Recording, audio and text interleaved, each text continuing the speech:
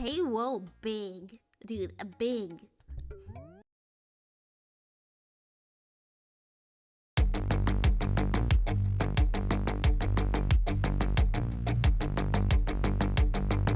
Twitch Prime.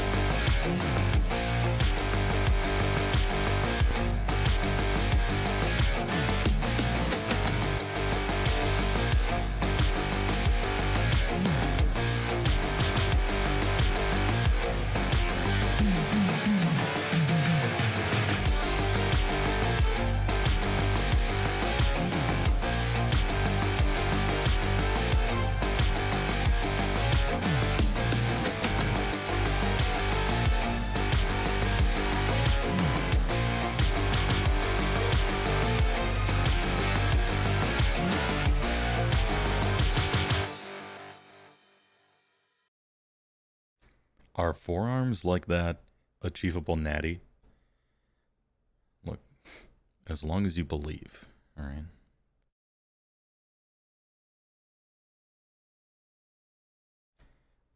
It's been a while. I think I might appreciate some verbalisman.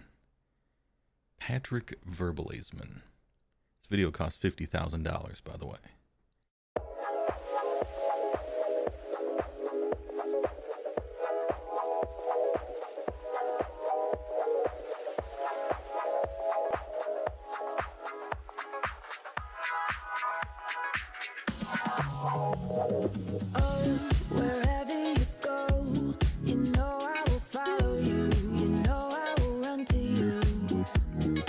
Oh, the sun and the moon, it don't matter what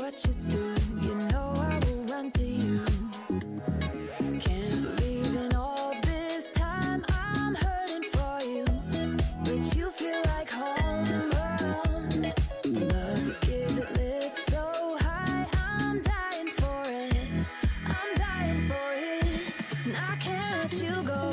Hide away from me. Hide away from me. Hide away from me.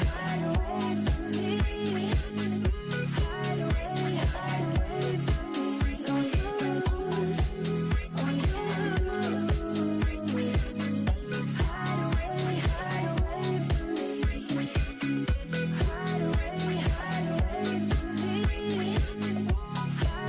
me. Hide away from me. Don't you lose, oh you. If you hide away, I'll hunt you down and follow you to the end of the earth. My heart beats with yours, my lungs breathe with yours. You're a piece of me, I can't hide away. Oh, I'm under your spell. I'm aching and I'm fading, and nobody can see I'm your heart. You're a part of me. Can't believe in all this time I'm hurting for you, but you feel like homegrown. Love you, give it lit so high. I'm dying for it. I'm dying for it, and I can't let you go. Hide away from me. Hide away from me. Hide away from me. Don't you lose, oh you. Hide away from me. Hide away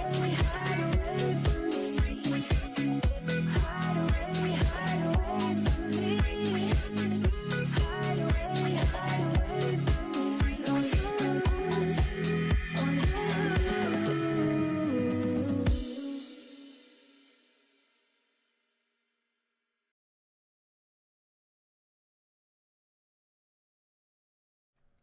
Damn, 50,000 well spent. Gotta say. That guy's doing this fine evening. I feel like a Wakakama Japan is right for today. Ahem. What do we got here? Thanks for joining me on Twitch and YouTube. Jocelyn van der Honken. Thanks for the big prime. Appreciate it. Ooh. Whiskey Lima. Thanks for the tier 1. Appreciate it. Subscribe for 38 months. Good work. A long day of yard work with a HeyWoah nightcap. I'm going to listen while working on Chameleon Skinks. Let's go. Let go. True. Hey bro from the UK. This is World of Weebcraft. Playing Tekken 8. Nice, dude. Game looks kind of cool. I've never played... Well, okay, I played like Tekken 1 and shit like that 1,000 years ago. But... I'm not like a Tekken player. I do enjoy watching some competition though, as a fan. Hyped to get out of Gur, says Faithful Thy Name. Alright. The man's sick of Gur.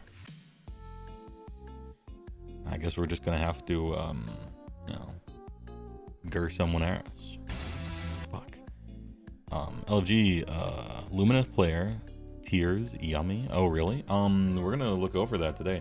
The content, the schedule, okay, is I'm gonna be paging through Giga, and we're essentially collating all the stuff of pictures people took at the Texas Open or whatever it is, right?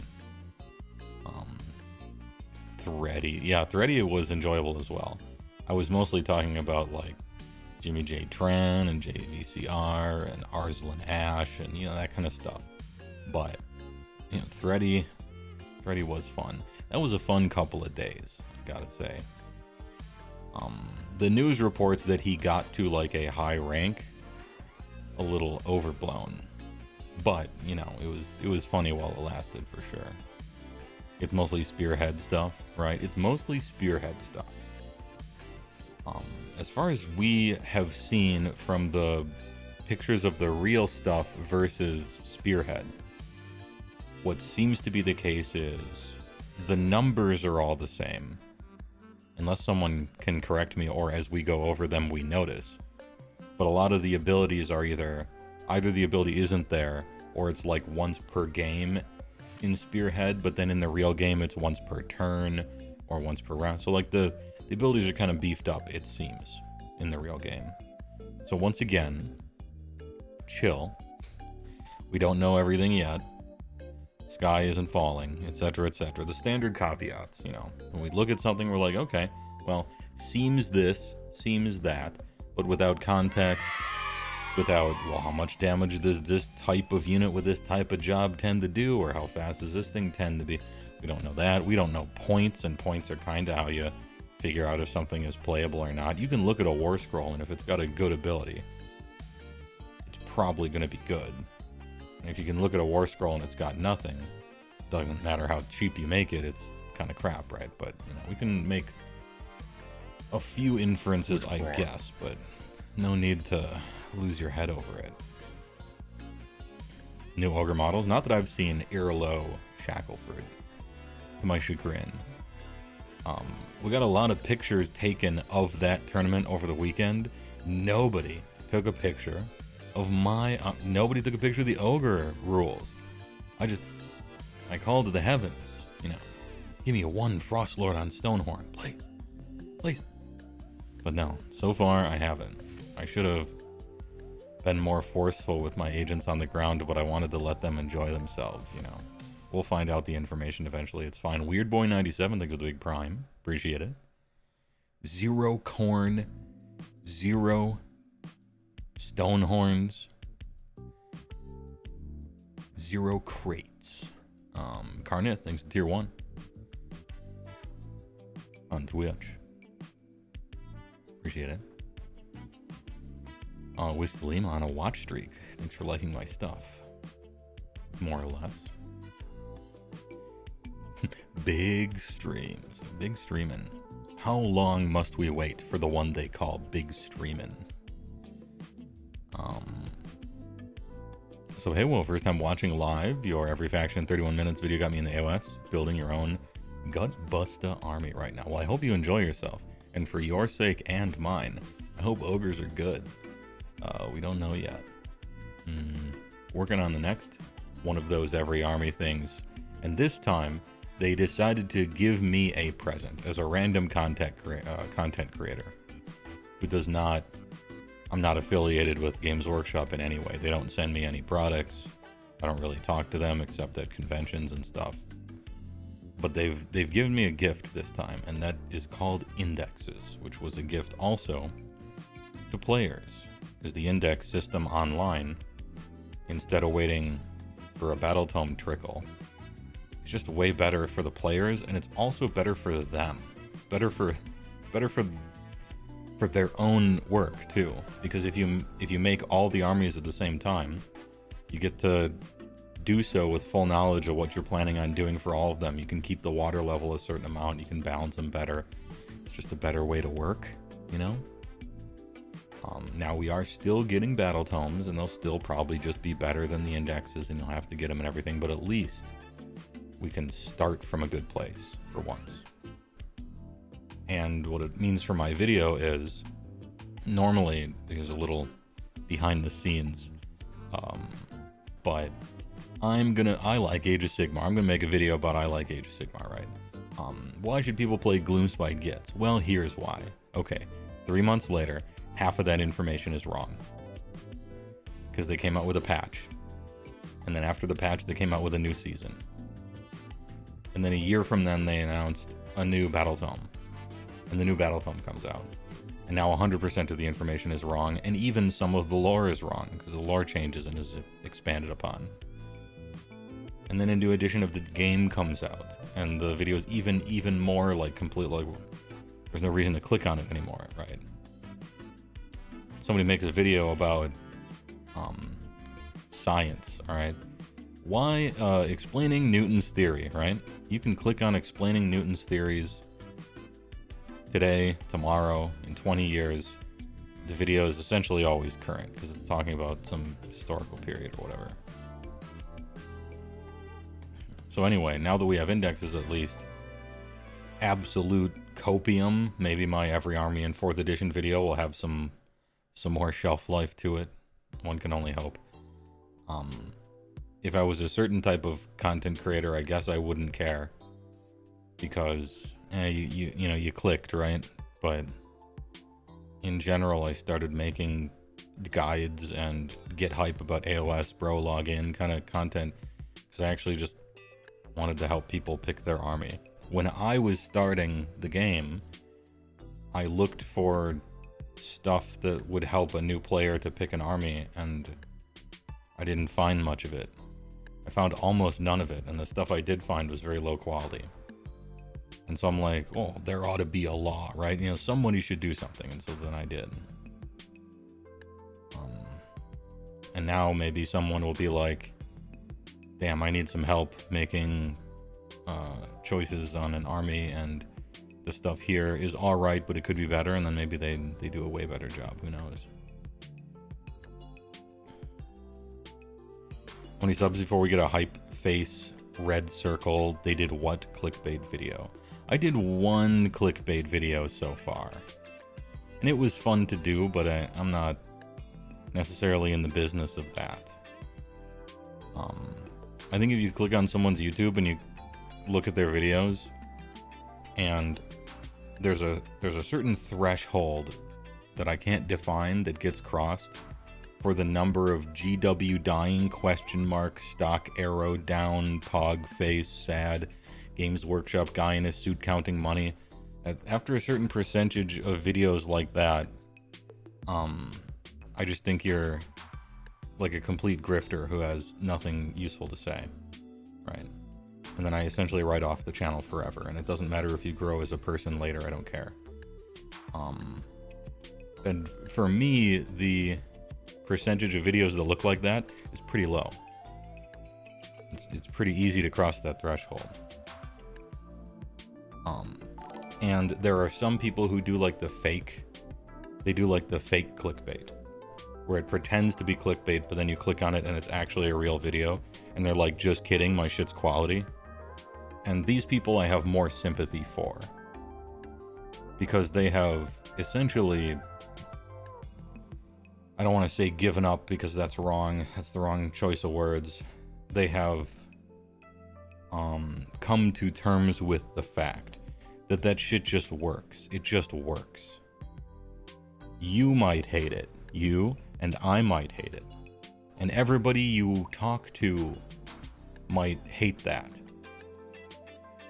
But you look at videos that do that, and they get millions more views than the ones who don't. And so it's just like, okay, there is either it's a giant conspiracy and it's just a bunch of bots clicking on stuff, or, you know, we're part of a tiny amount of people, right, with specific tastes. And that's probably the case. It's the same thing with movies, you know. Think about like the shittiest movie ever. You're like, damn, this thing looks so bad. You know, oh, another Marvel movie, jeez. And then just, you know, $1 billion, $500 million, millions of people see it, millions of people see it. Oh no. Sometimes it's a burden to have good taste, am I right? But keep in mind, this is propaganda. I'm telling you, you have good taste. To endear you to me. Remember. Never forget. Anyway. What was I talking about? Oh yeah, the it just works shit. Like, it just works. It's both. You believe no numbers. It can be a bunch of bots clicking on stuff without a conspiracy being involved. Yeah. You're thinking about the Custodes video? Yes, that is the clickbait that I made. I made a Custodes video that was mostly clickbait.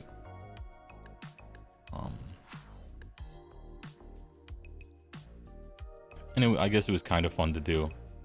It was fun to do because I didn't necessarily care. And so I could do it from a position of an outsider. I saw the people that were mad about it. And a huge percentage of them were grifters calling other people grifters, and a huge percentage of them were secondaries calling other people secondaries. and their reasoning was really stupid and just kind of sexist, but then there was a few of them that had like a reasonable argument or two. And I would mostly rather talk about them. I don't think the ones with the stupidest opinions are worth talking about even, because I don't even know if those people are serious or not, right? But what I saw even more of, I was almost drowning in it, was people dunking on the lowest hanging fruit, arguably possibly even troll posting, you know, chud stuff. And I felt that that was just kind of masturbatory, like it was, there was no point to it really, kind of hollow. And so I tired of that almost as fast, for the most part.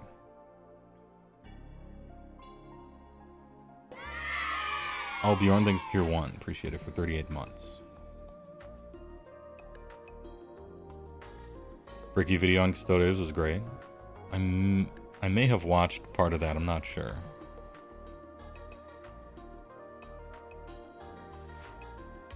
He's kind of busy though. He's busy being successful, so it's not really worth pretending to be upset about that kind of thing. Although I'm not familiar with his content normally. I know he's humongous. He has like 1 million subs or something. He's a giant content man. He's doing the rounds with VTubers and stuff, right? He's kind of making it, you know.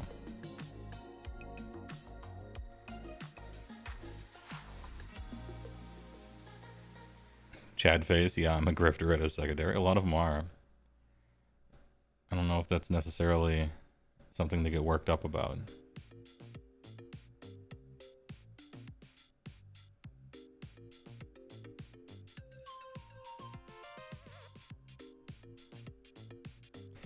Hey, don't sell yourself short. We got raided by Plibit. True, we got raided by Captain Plibit.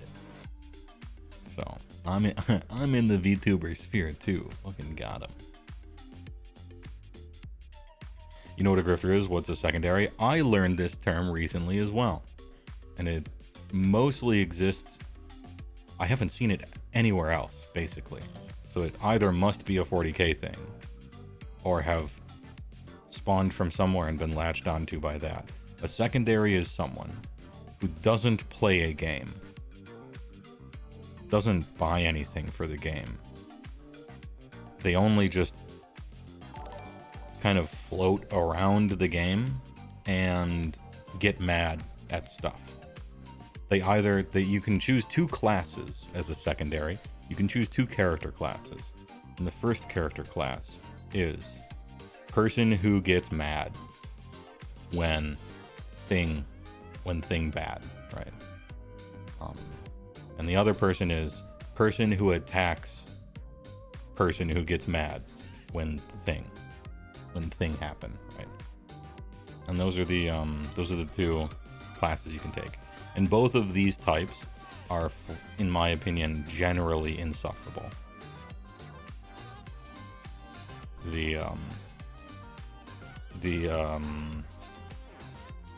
I'm going to post links to all the chud areas and call them sexist, and please click on my stuff. We have to fight against the chuds. That kind of stuff. And what it really does is it just spreads their enemies farther to a farther audience, for the most part.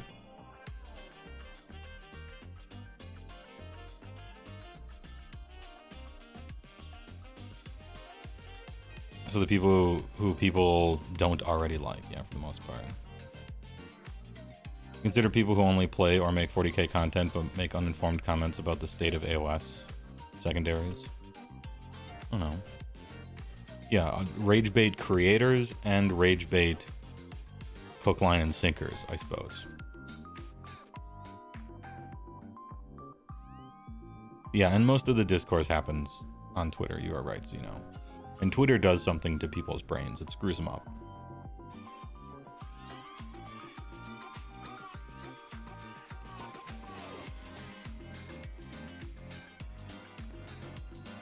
A secondary is what someone who doesn't play the game calls people that also don't play the game. Actually, pretty close to true. Frank on the rocks. That's a good one. That's a good summary, I think.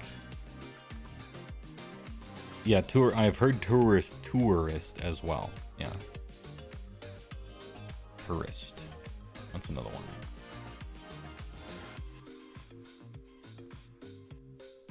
And I don't know, the place deep inside where those feelings comes from are legitimate, I think, and I can understand a lot of them. Right? But I'm not sure how to navigate it in a, like, good way. A secondary is a type of objective? True. Would you call them a poser?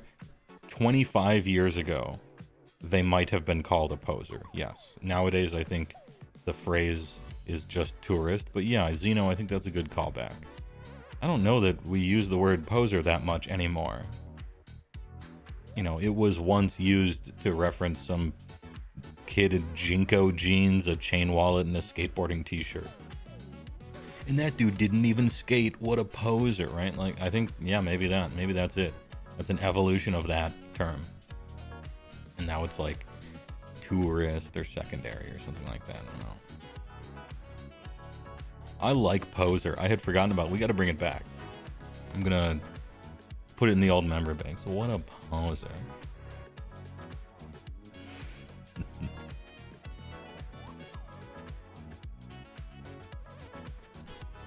Wargaming civilians, yeah.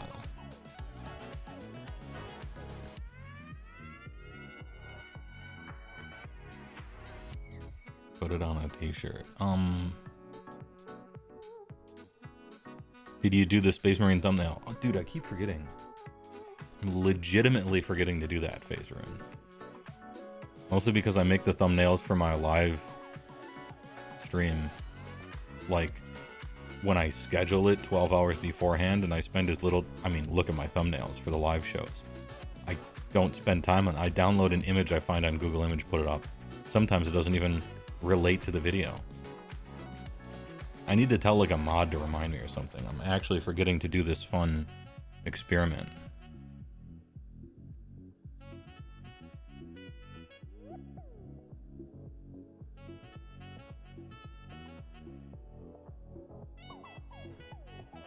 Bring back Pantomime, go full 1800s. Pantomime is a good one.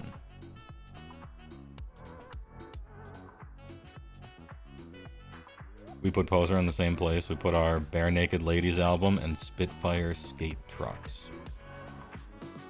I didn't think Spitfire had wheels, or trucks. I thought Spitfire was just wheels. Maybe they expanded into trucks. Mike Scarborough outed as a skate poser. Spitfire makes wheels, sir. For trucks, independent, although they're a little heavy. I preferred Tensor, but they're a little more expensive.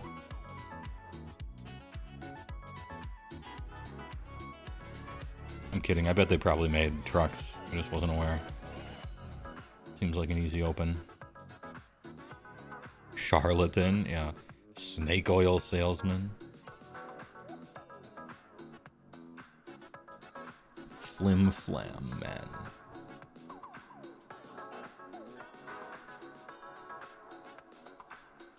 I've only heard Poser heard in the heavy metal community. Thanks, Man of War. Okay. Honestly, that may be right. It was a lifetime ago. It's fine. Look, the old memory banks are trying to do what they're trying to do. And they'll only last for so long. Old man reaction times aren't the only thing.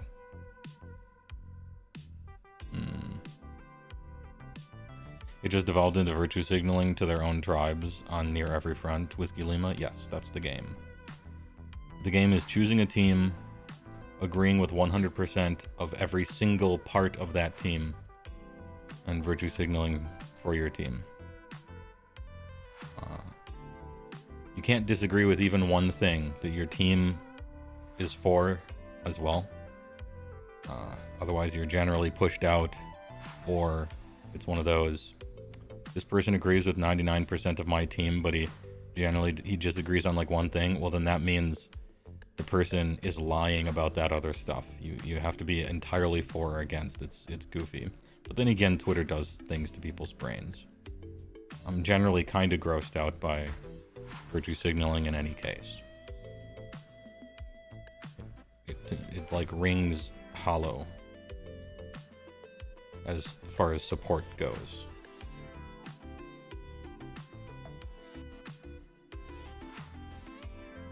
Self-publicist has a nice ring to it. Ooh, I should write that on my bio. You haven't heard someone say poser in the metal community for like 2 decades? Yeah, but I don't know that I've heard someone say poser in like 2 decades. Time marches on. The cunt changed the URL. It's X now. Let it die. Yeah. I mean, it's useful for self-promotion, which is why I use Twitter. But, we used to make fun of Reddit, like Reddit-brained people. And then they came out with Twitter, which is that only 100 times worse. It changes fundamentally how you think about some things in an incredibly destructive and subtly toxic manner. And, you know, I run my own, kinda, in the smallest of ways. I run my own social media-esque thing, if you will, which is called a Discord server. And I've had long talks and a bunch of mods, and we're, you know, basically what we do is figure out how can we curate a community so that it doesn't become Twitter, and it doesn't become Reddit, and it doesn't become the bad parts of what we don't want. And the easiest answers are the no tolerance stuff, you know. And looking to other communities and seeing what their rules are, right?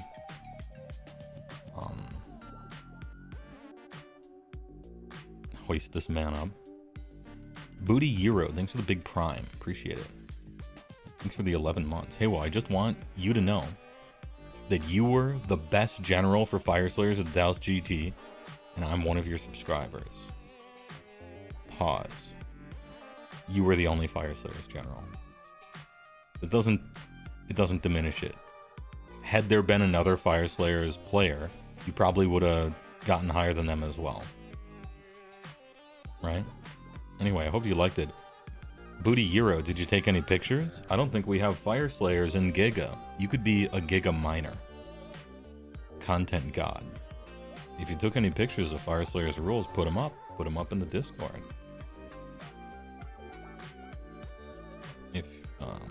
If you did. I'm not trying to put you on the spot or anything. How did you like them? One time I got, actually a few times I've gotten best Beast Claw. Once because I was the only Beast Claw player. But twice I wasn't the only one.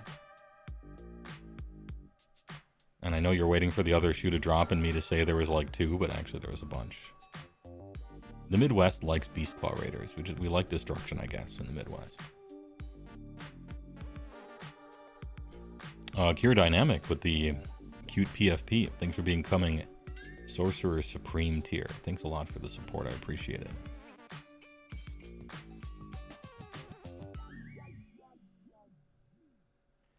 Listen, mankind invented a Lovecraftian entity with the internet, and you're poo-pooing it. No, it's just, you know, Helldivers, the funny meme, managed democracy, right? That's what you have to do unironically if you're trying to police a community and have it not go to shit.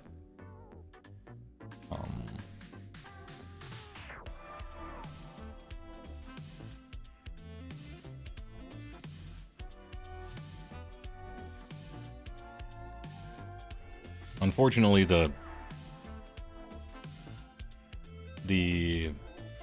it's really difficult to do that in ways that you might not think.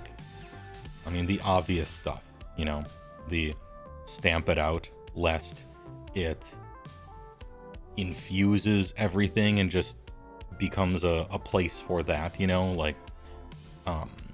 like posting Nazi stuff, like just straight banned, right? Post communist stuff, tell them not to, right? Other like horrible ideologies that tend to just capture an entire community and shit it all up. Like, that stuff is easy. but it's the subtle stuff that's more tricky. Interestingly enough, you might find this interesting. After all of our, you know, work modding and all this other stuff, and okay, how do we do this? And we should all have to agree, and we should all talk, and we should give people chances, and blah, blah, blah, right? I think the most effective means of keeping my Discord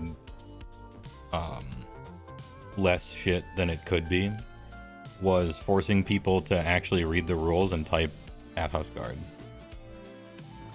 We put one hidden thing, it's not really hidden, in the rules, and it's essentially a test of can you read? Yes, no. Can you read? And that bottleneck has saved us from so much problems. Which is kind of simple, but also it kind of makes sense.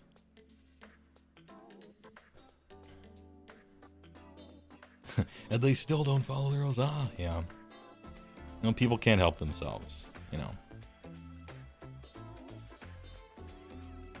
A never-ending hydra of shitposts, yeah. Which is mostly just like, I feel like we just tell people, hey, if you want to act like that, there are plenty other places to act like that. This is a place that we want a different decorum for. You can post like that on 4chan. You can post like that on Twitter. You can post like that in Reddit or some other Discord. But here there's a bit of a decorum.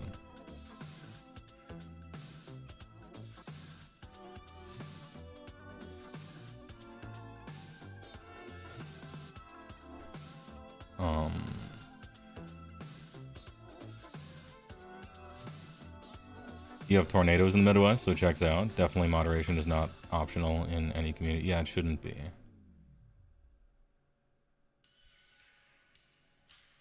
Something awful is $10 entrance fee, filtered a lot of trash, but also allowed for dedicated psychopaths to thrive. True.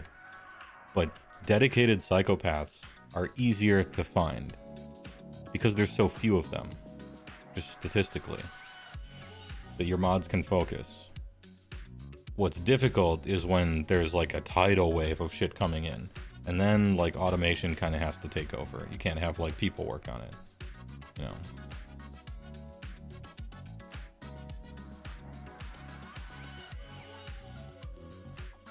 And you'd be surprised how instantly me and the mods detect from the very first message of someone.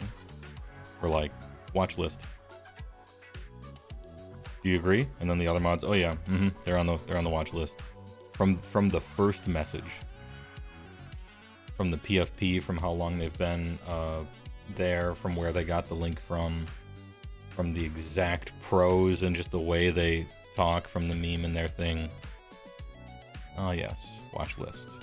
No big deal, just watch list.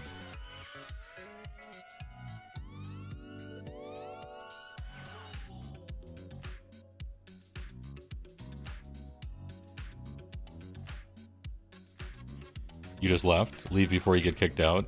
Hey, I mean, anything to avoid being pleasant, right?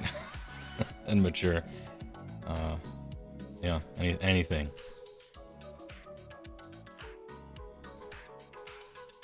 I think insta-banning for culture war is a good policy. Generally, we don't insta-ban for culture war stuff. But, we, what do you call it? We act upon it. Sometimes people just got to get it out of their system and then you let them. But some people cannot stop. They can't stop. They can't not have the last word. They can't make a mountain out of every single molehill. They can't turn every single thing into a I will die on this hill, you know? Okay. Be the main character, fighting your battles somewhere else.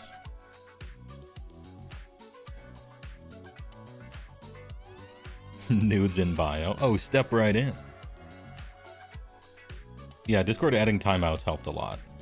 And so we'll just time out. Chill. Where does the culture war get brought up in wargaming? Oh, hey, welcome to the wargaming community. You must be new here.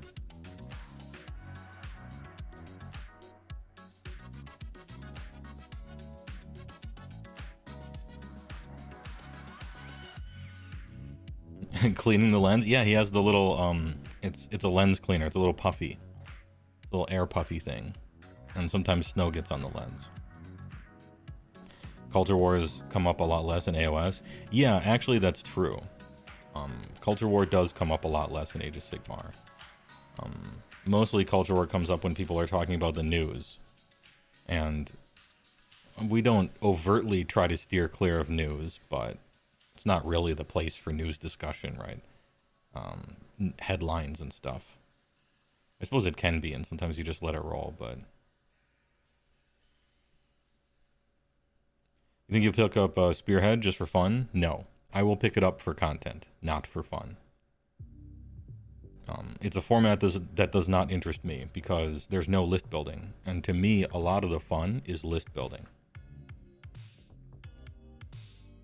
But it's very good that Spearhead exists. It's going to get a bunch of people excited about it. It's good for new players. It's good on-ramp. It's a way better on-ramp than Path to Glory or just playing at 1K, you know. Age of Sigmar really did need pre-constructed decks, in a sense.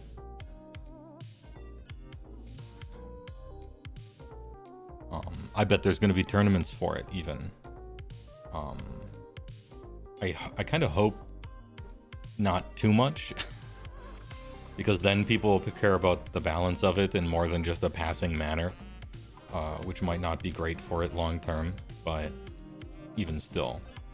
Yeah, I will definitely play Spearhead at least once or twice with whatever ogres they let me for content. But I tend to just, you know, I like 2K. I like 2K, I like picking my army, I like all that stuff. And I'm not necessarily trying to fit in an AoS game over a lunch break, as they keep saying. I'm self-employed as a contractor and a YouTube Twitch person, and I work from home. So my lunch breaks are non-existent. I just have like a fucking taco or like a sandwich or something, and I'm just working. I'm just working and eating. That's my lunch break, is I just keep working. Or maybe I play No Man's Sky for a half an hour. Or maybe I do a few bail runs in the old D2, you know, fire up the engine.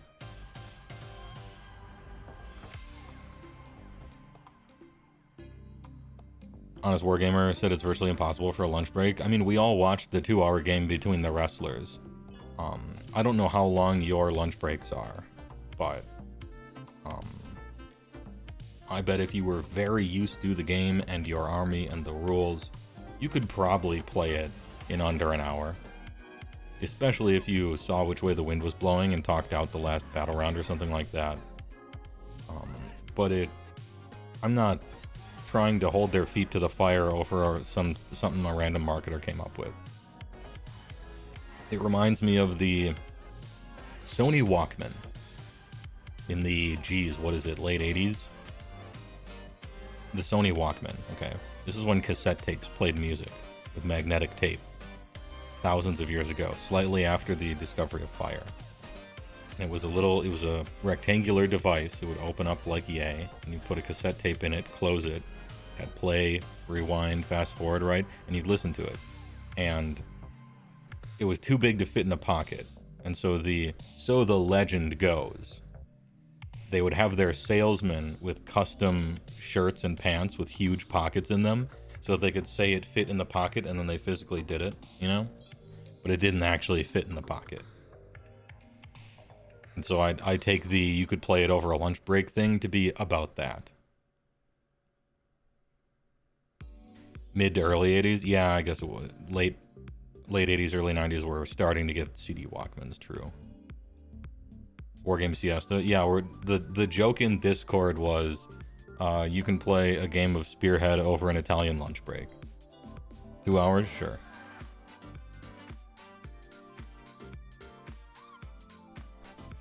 Ahem.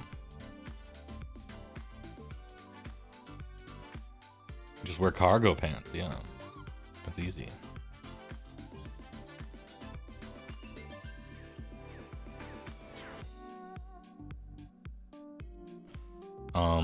Non-ogre Spearhead, I mean... Oh, a non-ogre Spearhead. No. No, I don't think so. Not in real life, anyway. On TTS, maybe. But not in real life.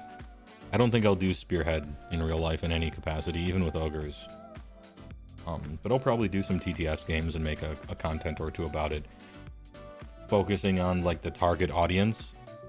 Because even though I'm not excited for it, it's kind of an exciting thing for a certain target audience. And so I'll just do a video from the perspective of one of those people, right?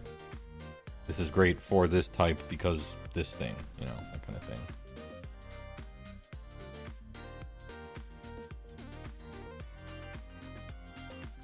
The SOB Spearhead is 3 man babies. Probably, yeah. I can't think of anything else that would make much sense.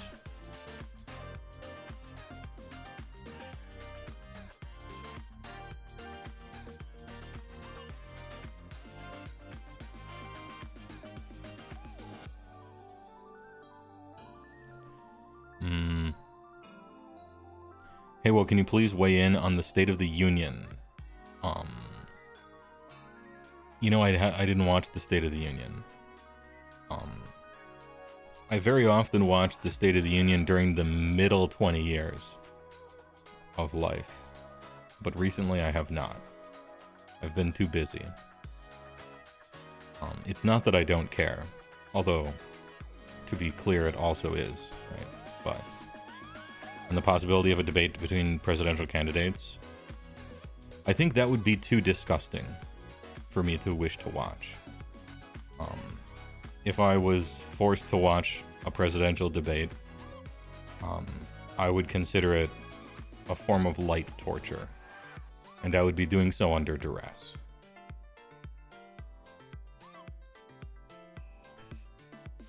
I don't want to get political or anything, but that's generally my thoughts.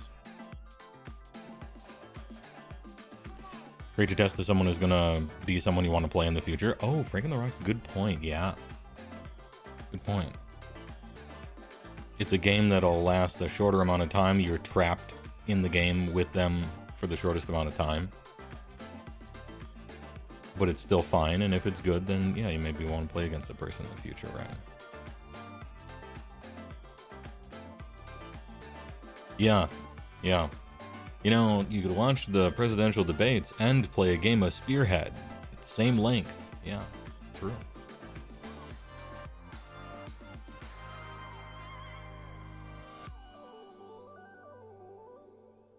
Maybe they'll buff the man baby Gargans up, or they're getting a buff perhaps. Hope so, yeah. I think they were a little on the weak side. Their power in the army came from the fact that you had a few guys that could go places. It was more positional. I wish they had new models. That's the real take. You don't know who the debates are for anymore? It's for the advertisers of the media companies. If there's such a thing as an undecided voter, I haven't seen one. It's just about motivating the people already on your team enough to get their asses out of the house. More than affecting an undecided person, really. At least that's how I see it. In general, people vote a lot more frequently the more upset they are. And rallying your base is something that a lot of candidates often struggle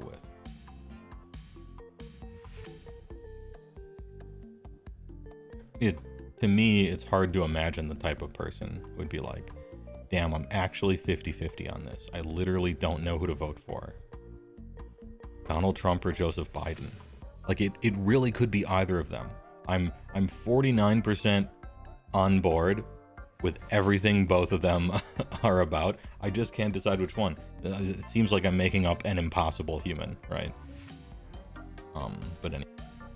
Are you looking at Skaven and Lumineth rules today? Yes, among other things. Going through the whole Giga News and Leaks channel.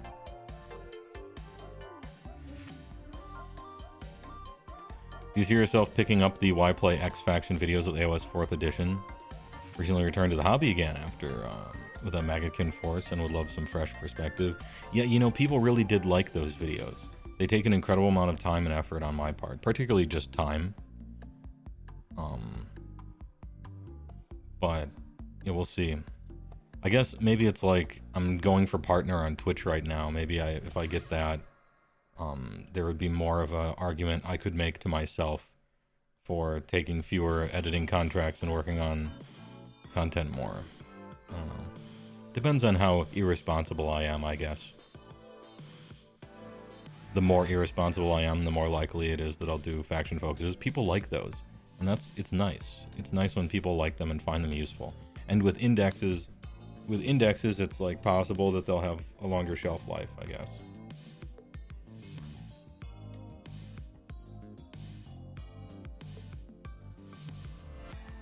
The candidates should be forced to play Spearhead. True.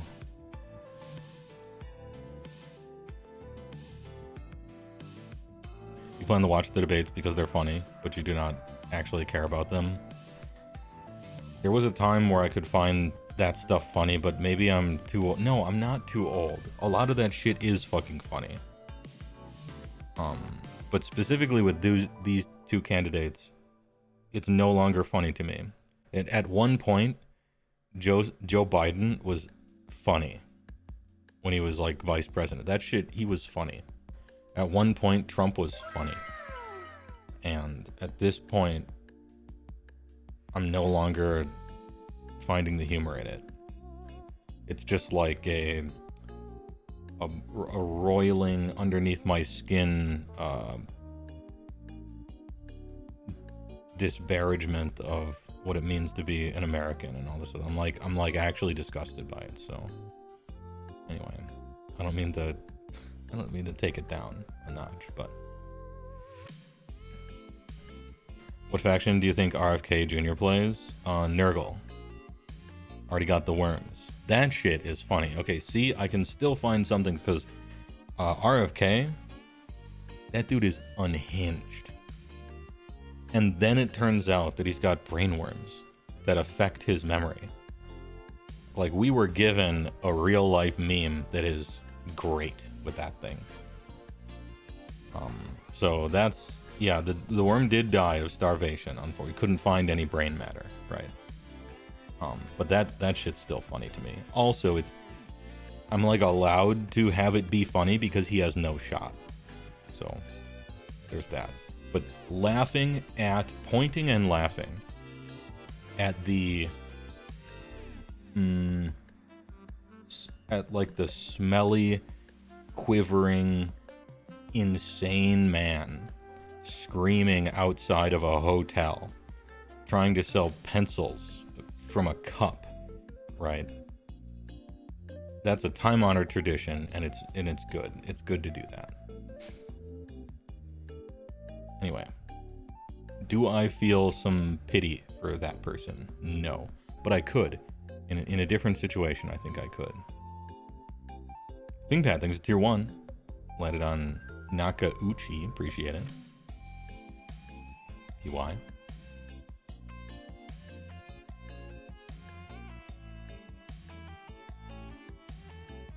No talking in Giga, yeah. Buff Salad, thanks for the first time chat.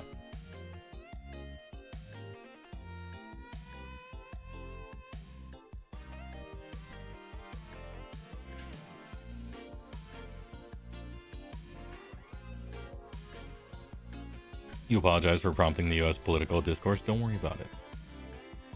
If I didn't want to talk about it, I would probably read it anyway, because I'm a little bit like Ron Burgundy. I have this problem where I just read stuff if I see it and I don't pre-read it in my head, and then I'd be like, I don't wish to talk about that, and then I would just ignore subsequent messages, right?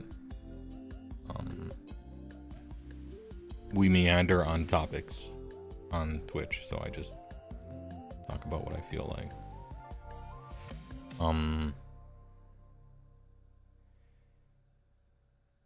He has a tiny voice from doing heroin wrong. That sentence is so fucking fun. See, it's funny.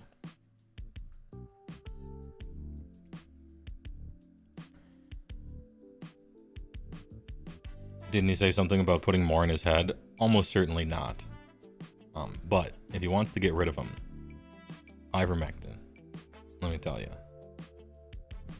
it's a good anti-worm agent. Imagine it's not irony, it's like poetic in a way, that I can link those two things. Brave man, HeyWoah, no politics is like the first rule of streaming. Yeah, everybody posts that in their comment thing. And I understand why they do it. It's for a bunch of really good reasons, right? Gets people mad, it starts pointless flame wars against each other, and virtue signaling back and forth, it turns communities against each other. You, as a content person, want to have the biggest audience possible, and the best way to do that is to be evergreen and not take a side and blah blah blah, right? But if I wanted the biggest audience possible, I would not chosen Age of Sigmar. I just happen to like the game, and so here we are.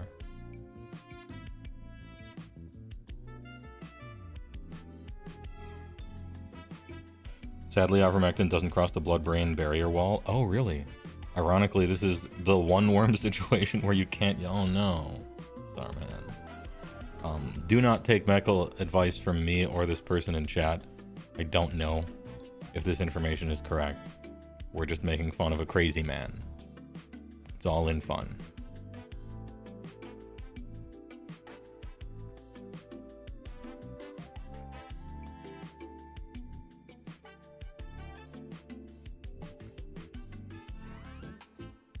Are you working on a new Y play right now? No, I'm working on every army in AoS 4th edition right now. After that, we'll see. I'm doing what I can do before we know everything from the indexes in the edition drop, which happens to be a lot. Takes forever to make my videos. Not necessarily because there's so much in them. It's mostly because I'm slow to make things. I'm not a fast editor. And I'm not a fast writer. And I'm not a fast recorder. I'm slow. But then also there's a bunch of stuff in them, so...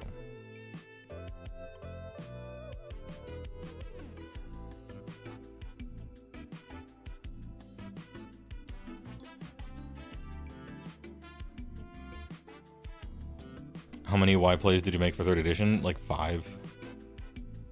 The first bunch had 2 parts to them, which was a mistake because it was even more huge, and the second part of them were obsolete after a month. I stopped doing that eventually.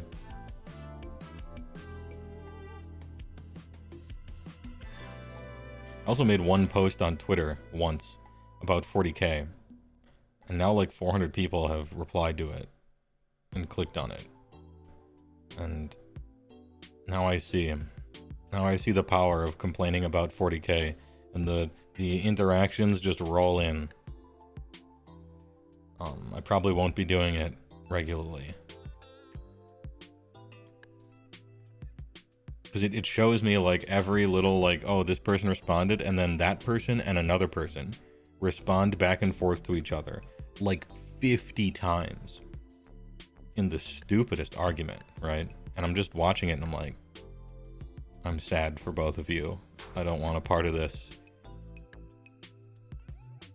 And there's like 6 or 7 of those little threads underneath my one AdMech should be in 40k post, right? Which I thought was fairly innocuous. Like, yeah, okay.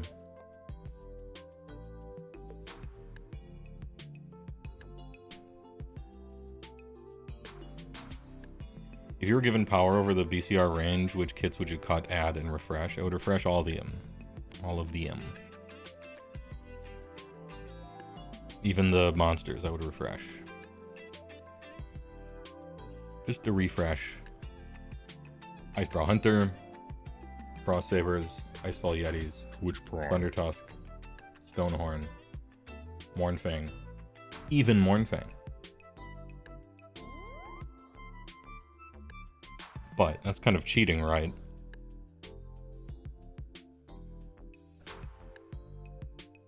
We'll say at least all of the Finecast, and I think those are like reasonable. Coming up with a new unit or two could be kind of fun. Moses SOR.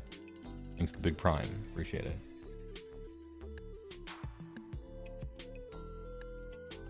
Thanks for the Prime.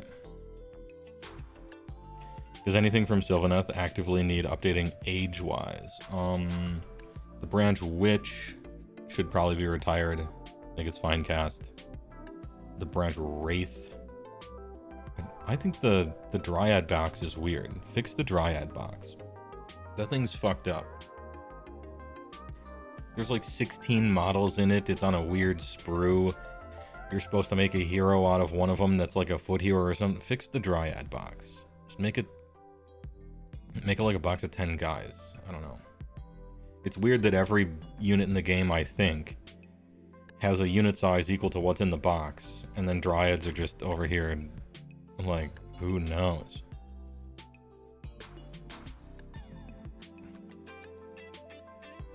Branch Witch was retired? Oh, hey, then we agree. It was on the most recent chopping block, you're right.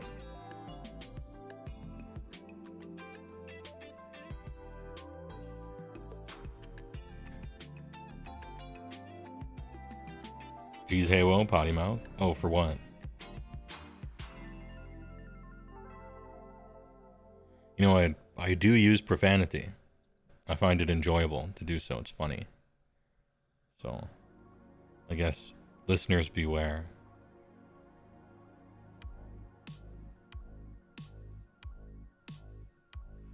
Just the F word? Yeah, I will use that from time to time. For emphasis, generally. Or if I'm searching for a word. I think it's fun.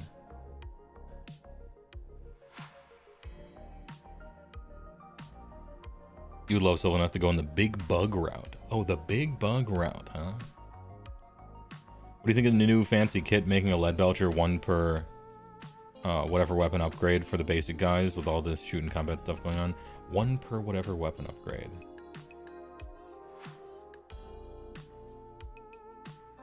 Orlock runner, do you mean like having like gluttons and 1 glutton can have a lead belcher? Is that what you mean? Like in a unit of 6 gluttons, 1 of them can have a lead belcher, like in now he's got a shoot? You mean a thing like that?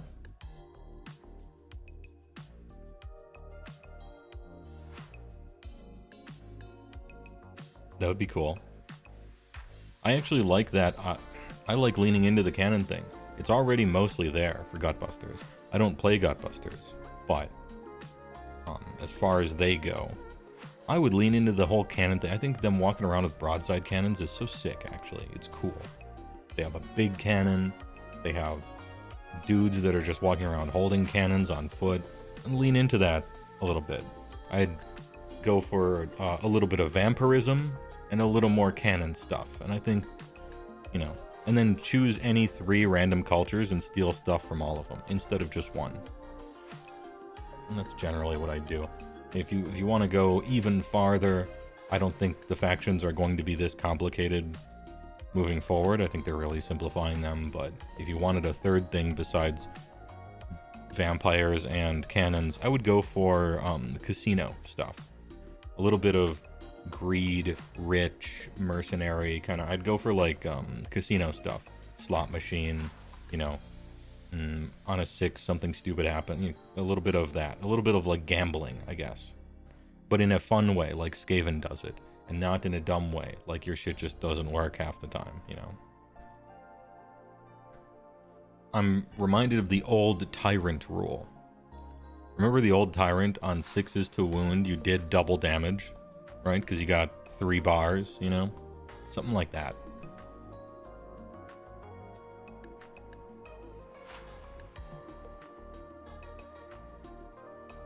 Ahem. Do you mean cannibalism? No, I don't think they do that. Wait. Beastclaw doesn't do cannibalism. Gutbusters may. I would need to check the rules again. Beastclaw don't do cannibalism for religious reasons, because they're big shaman. They're like, you know, they have divine magic and not spell magic. I'm not sure if Gutbusters do cannibalism or not. I can't remember. I would have to look it up. But I know BCR doesn't.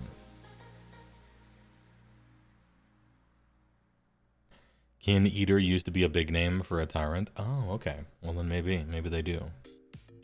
They do still do it, says Grey Grognard. Alright. You gotta eat the old chief to be the new chief? Alright, fair enough.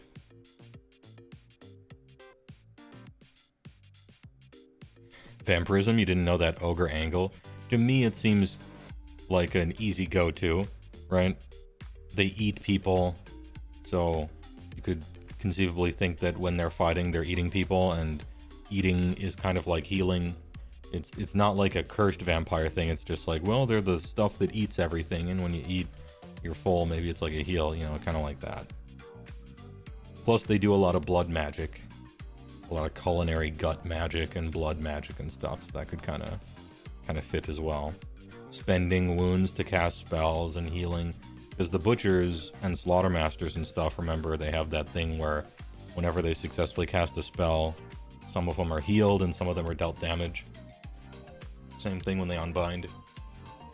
And so I think that's a way for the game, at least in the past, to represent a little bit of the blood magic.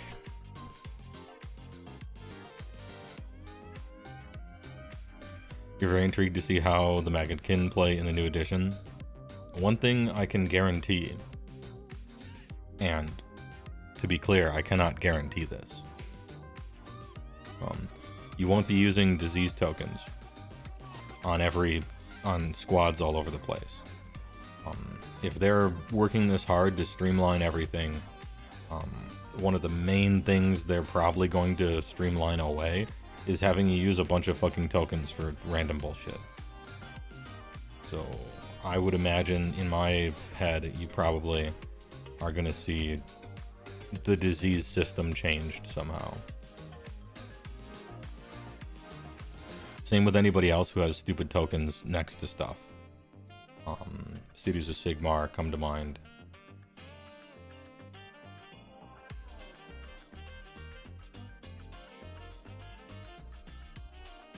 Do ogre chefs who eat the old chef get their memories or anything supernatural? I don't know. It's a fun idea, though. Why doesn't the vice president simply eat the president?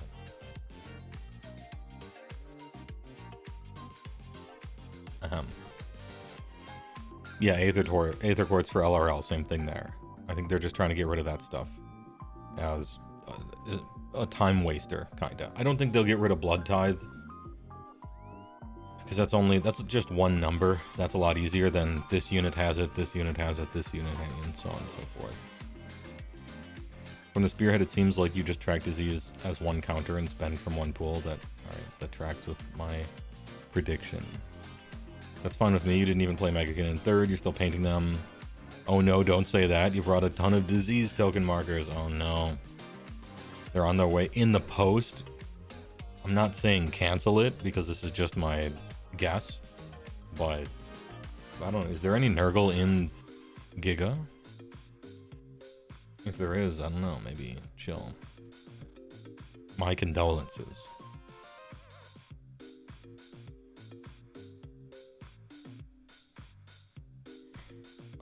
You bought the OBR Battle Tome shortly before AoS 4 was announced. Them's the break. Sometimes you get got. This is why you don't make any purchases on the cusp of a massive rule change. And every time anyone's ever asked me, hey, should I buy anything at all in the lead up to 4th? My answer has always been no. Because since anything and everything could change, just chill, right? See what the rules are, then make your purchases. You don't want to accidentally get got. You think they'll keep all the summoning point pools like Tzeentch, Slanesh, and Sheriff? I hope not. I hope not, and the general trend from 1st to 2nd to 3rd and now 4th has been a decline in the number and power of summoning mechanics. They've been constantly, kind of slowly but steadily, been phasing out all summoning, which has been a good direction to go in. It might be the case now that the only things that are kind of like summoning are like you get half of a troop that died back. Or a deep strike if you want to consider that summoning in a certain way. but my feeling answer is I hope so.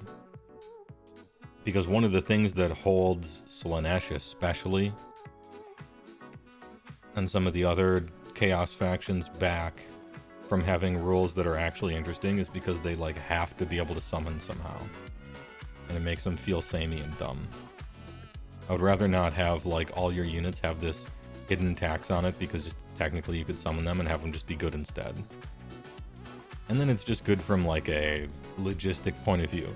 Your army is actually 2,000 points instead of you bring 400 points of summon targets on the plane or whatever, you know? It's just simpler not to have to do that.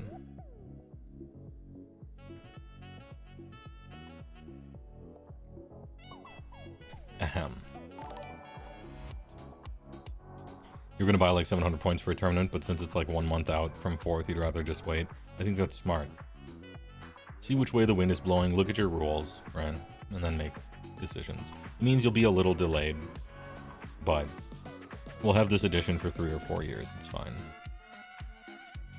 Paint some gray pile.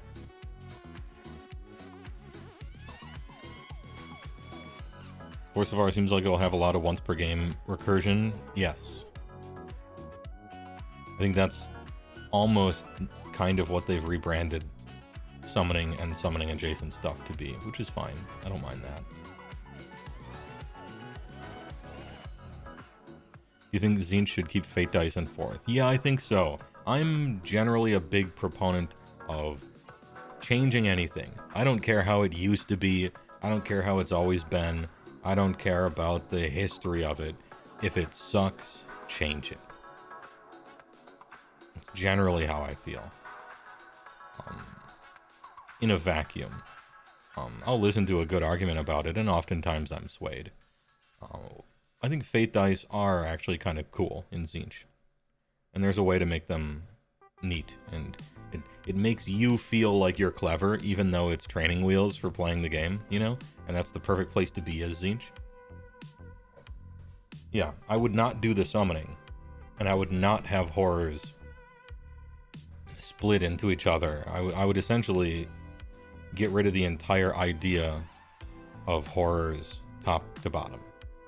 Artistically, aesthetically, mechanically, everything about horrors is just gone, and you come up with something else. Rip off Del Toro in another way for your battle line. I don't know. That's too drastic, obviously, but yeah. The Fate Dice are the one battle trait I would probably definitely keep in Tzeentch. I might consider scrapping the others and reimagining them. I don't know if they're going to do that amount of rebuilding, but also it's just like my opinion. I don't play the army, so. Horrors seem impossible to balance, basically. And even when they're balanced, everyone hates playing against them. Which, at a certain point, you have to ignore that, because people hate losing, and a lot of times, this is a negative play experience, is the same thing as I just lost, you know? Horrors are a Del Toro rip? No, but all the good models in Tzeentch are.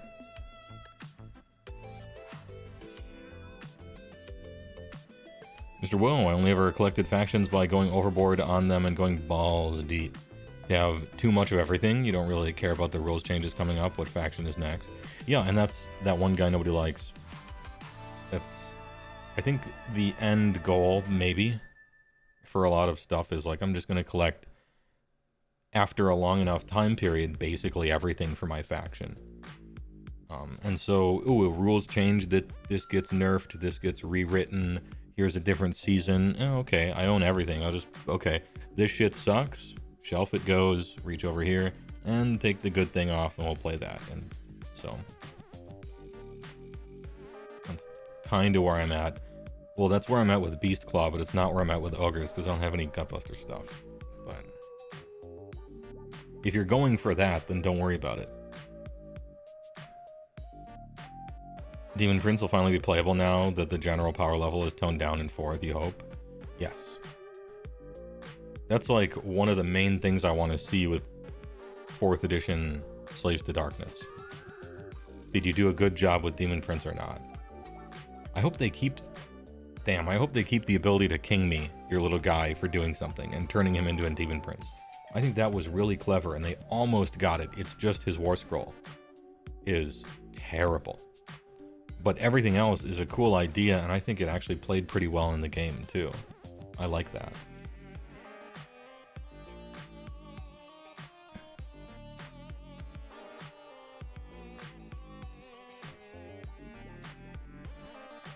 EOTG is confirmed. We don't know about the full game details, though. What's EOTG? End of the game? What does that stand for? Oh, Eye of the Gods. Okay, alright. Good, that's cool. I like the Eye of the Gods table. I think it's fun. Really, the only fly in the ointment is that the thing you aspire to get sucks, and it's better to just take rend every time. And there's a little... Some of the rules are kind of goofy. There's a lot of different, like, things you can roll on the table as... If you're a hero, it's 2d6. Sometimes it's 3d6 drop the lowest. If you're just a unit, it's a d6. If you have a thing, it's other... There's a few too many different modifiers for it, maybe. But then to contradict myself, I do like how you can build around it. You can make choices when you're building the army, and you could make a spin the wheel of value army that takes all the Eye of the Gods stuff, or you can build away from it if you want. And I always think it's good to give the players the option of building around some mechanic, but that's because I'm a Magic player.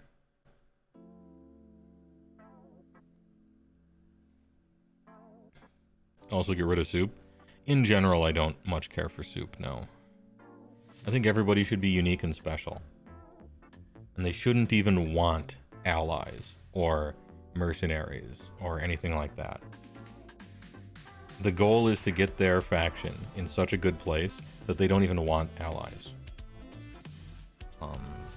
Some stuff has to kind of be like that because,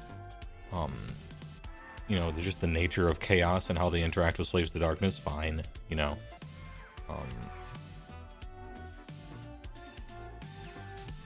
Maybe like Stormcast as an ally because it so narratively makes sense. That's what the whole world is built upon, is that they'll land from the sky and help anyone. Okay, fine, right? But not like a general rule.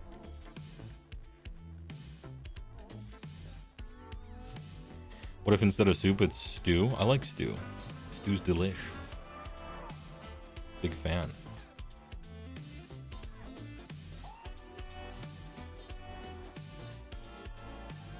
What do you put in there as a thickening agent?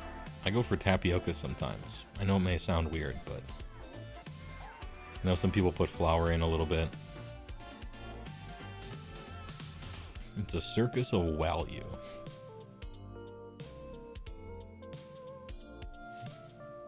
This is your vampire tribal deck, except that one dino.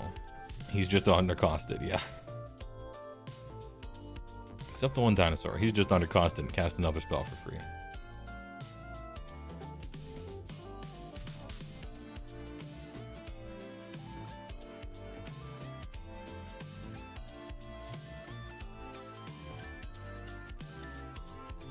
Cornstarch, always? Oh, yeah. I can't believe I didn't think of that first. Cornstarch is a classic. Potato starch is a good one.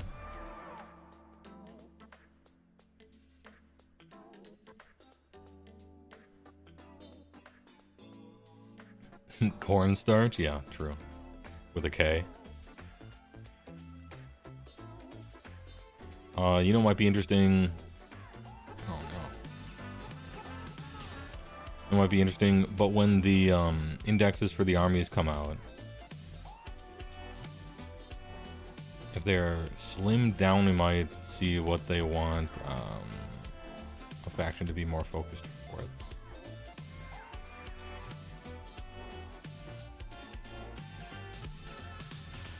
Yeah, I suppose so. It took me forever to read that. There's a bug with OBS, okay? And it's only for the Twitch chat of it, and I have to figure out why. If you scroll up to read something previously in the chat, and then someone types a new message, your scroll is automatically canceled and it goes down to the bottom. And sometimes it sticks and will not go back up. It's so fucking frustrating. So this isn't a meme like streamer can't read. I'm fighting against a little scroll bar and wheel.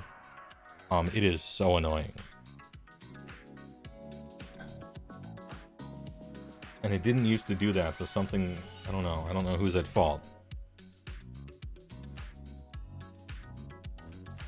Ahem. So I assure you, I can mostly read. I'm just I'm fighting a jihad against the scroll wheel in the back here. You have that issue with a work program. Yeah, I bet the Zinches are behind this.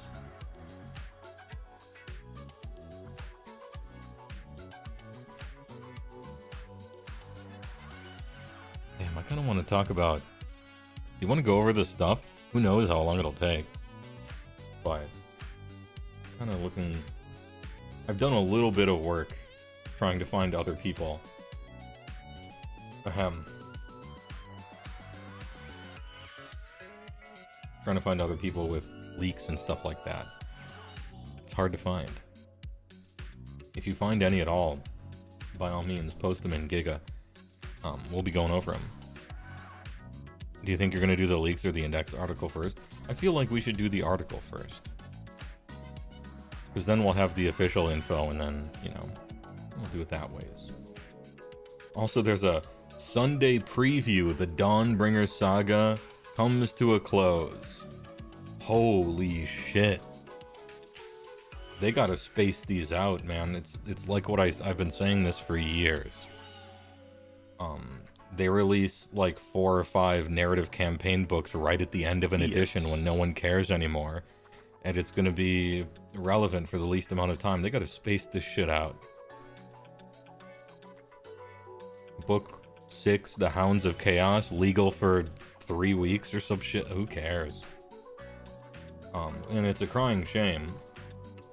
Because I'm sure people spent work on the book and, you know, it's probably got some cool lore in it and stuff like that. But, you know, I don't know. That's a rough one, kid. The Nexus Chaotico looks so sick. What a great model. The Dark Oath Marauders, boring. The Dark Oath Wilder Fiend looks alright. Kinda wacky. The guy on horseback, boring. Brand's Oathbound. You know, well, I might as well show this, right? We might as well show this. We'll show it. It's worth showing.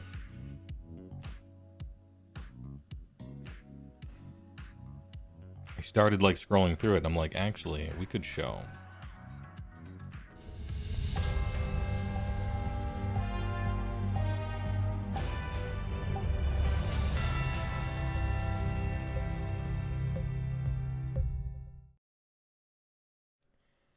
Our tale of the tape. Alright. Dawnbringers. Abraxia's Varan Spear. Alright, she comes with 3 Varan Guard. We've seen her before, but god damn. This is so sick. Isn't this awesome? She is wonderful, great pose. Nice strong spear placement. Excellent shield. Slaves to Darkness have 6 shields. Cape game is strong. There's a real blurry circle right here. I don't know if you can see how blurry it is. Little Photoshop error there. Her mount looks dope. Nice and hideous. Good weird mouth. Love the horns. The reticulating kind of...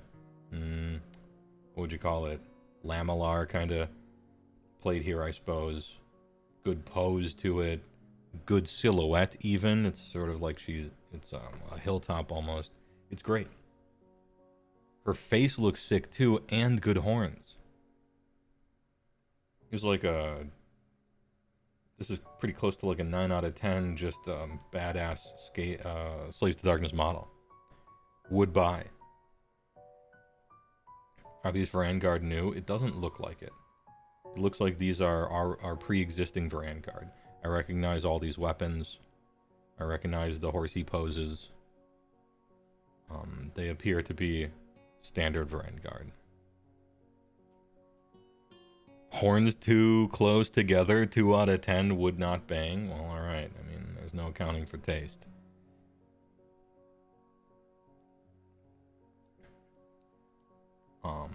So anyway, whenever she's gonna go on sale. Please. Also, look at these straps. Nice buckles, right? Little climbing gear. I like a touch of care about how something would actually fit every once in a while. Nice. You're waiting for 4th before you open your wallet for more Slaves to Darkness, as you should. Be a smart shopper. But this one's in the maybe pile. 8 out of 10. Too many scales. Okay. High scale image.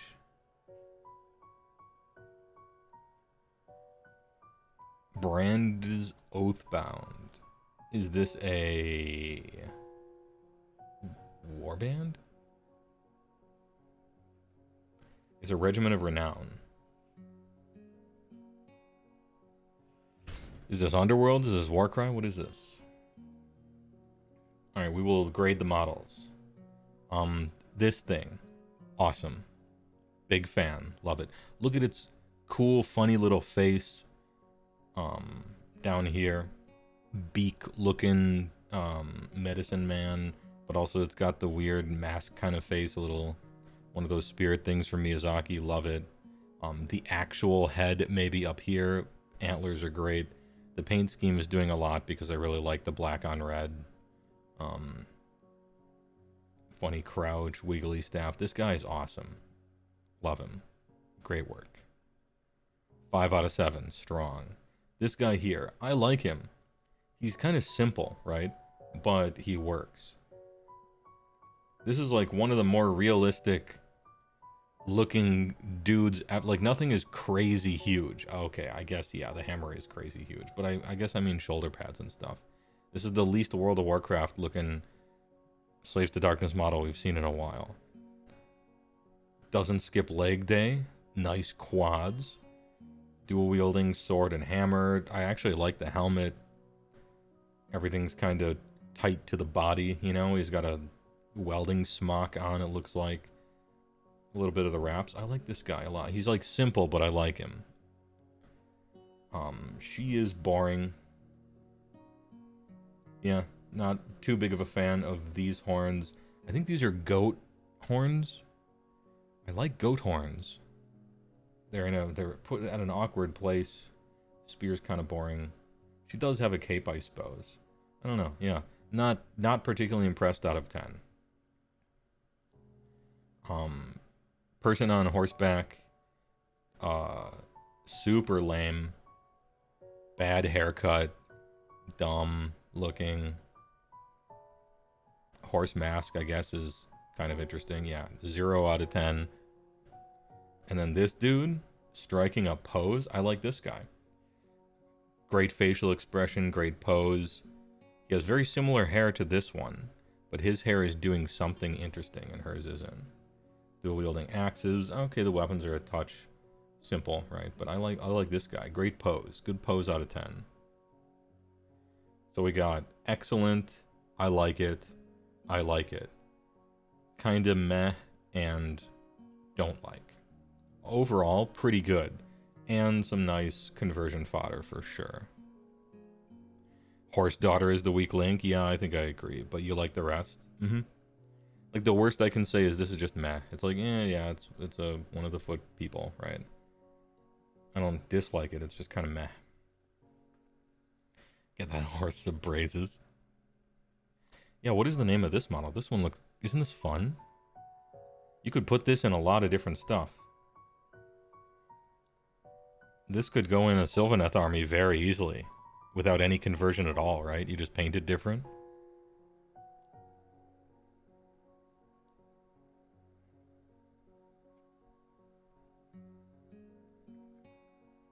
Nope, doesn't say their names. And then dude. Discover the events that thrust. Alright, the novel will be available. Cool. Another book. Dark Oak Chieftain on Warsteed. Don't like it. This guy here, I don't like him. His horse is 20 times as badass as he is. Look at this horse. Great body language, great pose. Actually emotive eye and face there. Sweet mask. Drooping hair. This guy's horse is more badass than he is. He's just kind of like some generic guy. I don't know. So I'm conflicted about this one. Maybe he has a good optional head or something. The Wilder Fiend, this is just like a crazy Spyco beast. Looks cool. Not usually a fan of the gum line. Watch out for gingivitis. Get yourself some scope, some Listerine.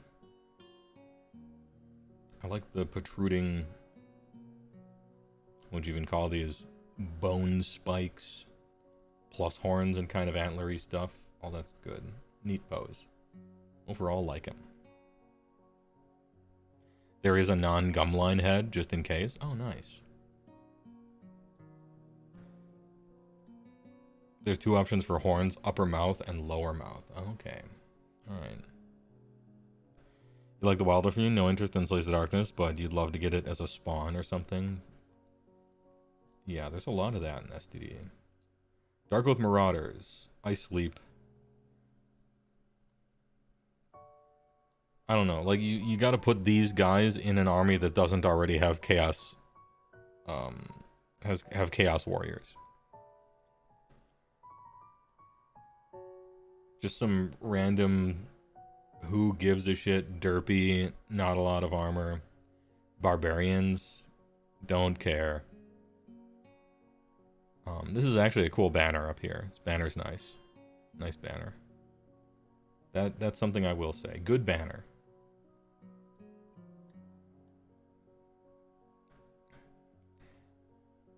Yes, the models that these replaced were way worse. Yes, you are right.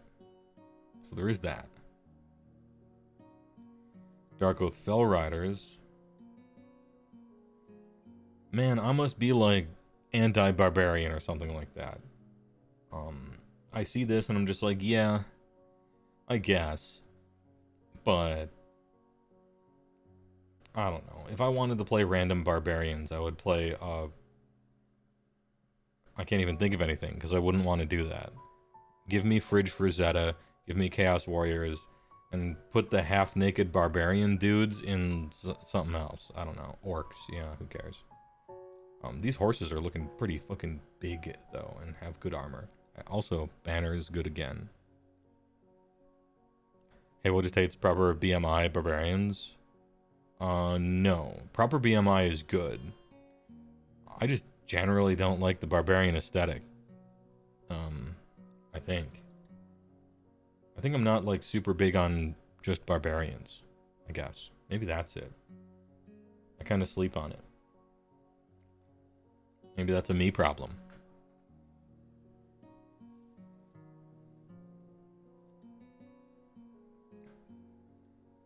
And next is Chaotica. This shit's dope. Look at how cool this is. I wonder what it does. Whatever it says it does in this book, it might do something different in 3 weeks or 2 months or whatever. But anyway, it looks great. Big fan. What even is that? It's the Nexus Chaotica, a new terrain feature. It's like an alternative terrain. It's a terrain feature for Slays to Darkness. It's not an endless spell as far as I know. I don't know what it does, but it looks fucking sick is what it does. Yeah, the skulls do look photoshopped in the middle. You are right, and that stood out to me as well. They do look like that. Should you hold off on buying the Ogre Mod Tribe's Vanguard box? It kind of depends, Weird Boy, in general.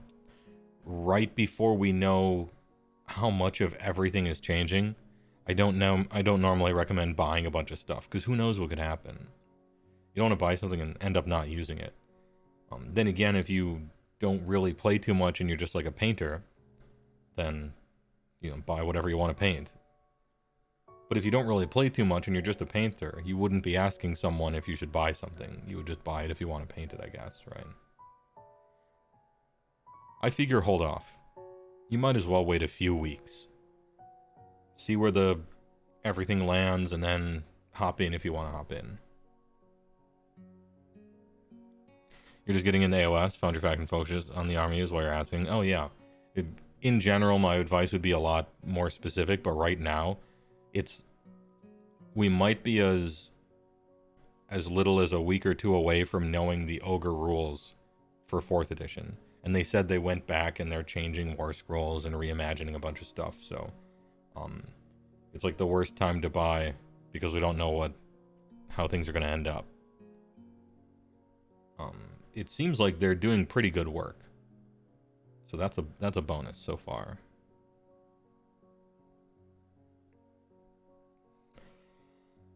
Sekar Fang of New Lamia. Don't like it. Weird face. Looks like a marionette kind of body with armor. Don't like it. Snake's alright. She's probably meant to look unsettling, and I am. But I don't like it. Crethusa the Footseer. It's a lot of bird stuff. Feet, yeah, truly a foot hero. Got him. Alright, and then we get some 40k terrain. Blood Bowl, Jesus. Damn. Blood Bowl, the models are so awful. To me. I guess I shouldn't use a quality thing. I guess I'm not saying the models are bad. I just almost universally hate every Blood Bowl model. To me, they look so bad. I'm not saying they're objectively bad. I'm saying I hate them. Oh, how I hate them. But, doesn't matter. I don't play the game, so they're not making the game for me. Not everything has to appeal to me. Hey, ogres, congratulations, we're not getting squatted. They're doing a masterclass on how to paint on how to paint skin with your paint so thick that you can see the brush textures and everything on it. Nice, good work.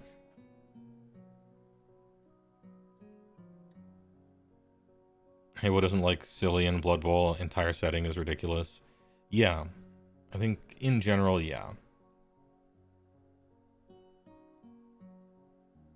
I like the type of silly where it's so over the top that it's silly and funny, but I don't like the we're trying to be overtly funny kind of silly. I don't know if I'm explaining myself well. Hold on. I have an example. Let me see if I can do this. Alright, briefly walk while I search on the Games Workshop website. And hold on. Wait, 40k? Games Workshop. There's a perfect example of this in my head, but I don't know what it's called. It's a corn tank. And it's so fucking stupid. Also, there's maybe a Space Marine. That would be a good example of it. I'm looking. Live looking. There's 224 Space Marines? Jeez. The clock's ticking. Please. Okay. Alright. Pause, champ. While I navigate Games Workshop's website. There's so many Space Marines, dude. Please. What's the Corn Army called in Space Marine land in 40k? What's the Corn Army called?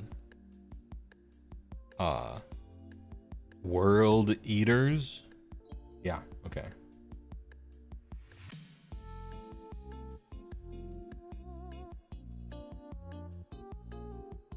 There it is. Okay.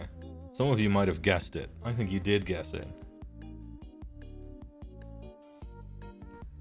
Ahem.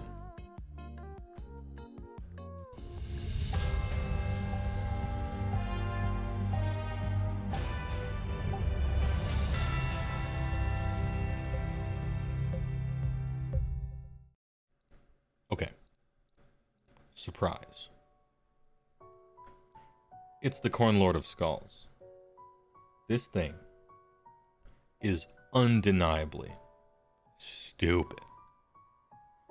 It's so fucking dumb. I admit this.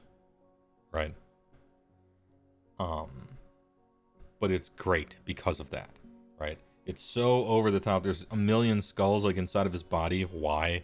You know, it's blood canisters over here. Here's another example. Centurion Devastators. Because, like, Stormcast, or not Stormcast, what is the Stormcast of 40k called? Space Marines. Space Marine suits are already, like, over the top, like, silly huge. And then they get into, like, exoskeletal armor that just makes them walking siloed tubes of metal meat. This shit is hilarious. It's so over the top that it is comical, and it is meant to be stupid. But, like, stupid awesome. It's great. So, like, this is the type of humor that I like in Games Workshop games, where it is taken, the over-the-topness is taken to the ridiculous, and that's what I like. The Blood Bowl, isn't it funny that this guy has Jordans, and everybody has the most exaggerated facial expressions possible, and they're playing football, and the announcer says, "I don't know, Jim," you know? That stuff misses me. And some of the more silly, maybe Gloomspite stuff, you know, things like that. Look at the Space Marine Desolation Squad if you want to see peak stupid. Alright, I'm in. I'm actually in for the dumb. The pleasantly dumb. Can I just Control F? What did you call it? Devastator Squad? Is that what you called it?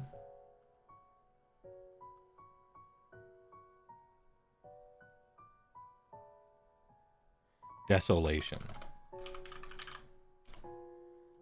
No desolation. None found. Oh, I probably have to click show more over and over. This website fucking sucks, dude. This website is trash. Alright, I'm going to click show more until it finally shows me the whole, like, all this stuff, and then I'm gonna Control F. There we go. I could use their search function on their website, but I've used that before. It hardly ever works. Desolation Squad. Okay, so they're carrying, essentially, fire and forget disposable missile launchers. Except in, like, shotgun format instead of over-the-shoulder format.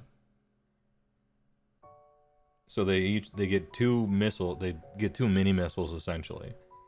And then underneath it, there's a belt-fed minigun. Of all types of guns to have as the underbarrel of a disposable two-shot missile launcher, you have a minigun. This shit is so good. This is so stupid. I love it. T-shirt cannons? Yeah, I guess T-shirt cannons, yeah. I mean, yeah, I suppose T-shirt cannons. Does that ruin it for me? No, it's still dope. It's so stupid. I love it. This is so sick. It's correctly, like, absolutely stupid in a great way, which is what 40k has always been built to be, is incredibly dumb. In like an awesome way. Check out Maugan Ra. Sure, I will. This shit is great. If they keep doing like this guy's sick too. Look at this. This dude is awesome. Looks like the one guy, Charles Dance. This guy's sick. Great work. He's not necessarily ridiculous. I mean, he is, right? Because this whole everything about him, but he's not like stupid, I guess. Okay, some 40k stuff, like motorcycles, it's too stupid for me. I guess some of the stuff, I find it dumb and fun, and then the other stuff, you know, you can't hit everything, right? Dumb, but not fun. Wait, who else was I supposed to look up? Okay, I hate these guys. These guys look like they're from Call of Duty. This ruins everything for me. I'm seeing people in the chat who don't like the stupid t-shirt cannon guys that I love. I feel that way about this Call of Duty bullshit. These guys, they look too human. Their armor is too small.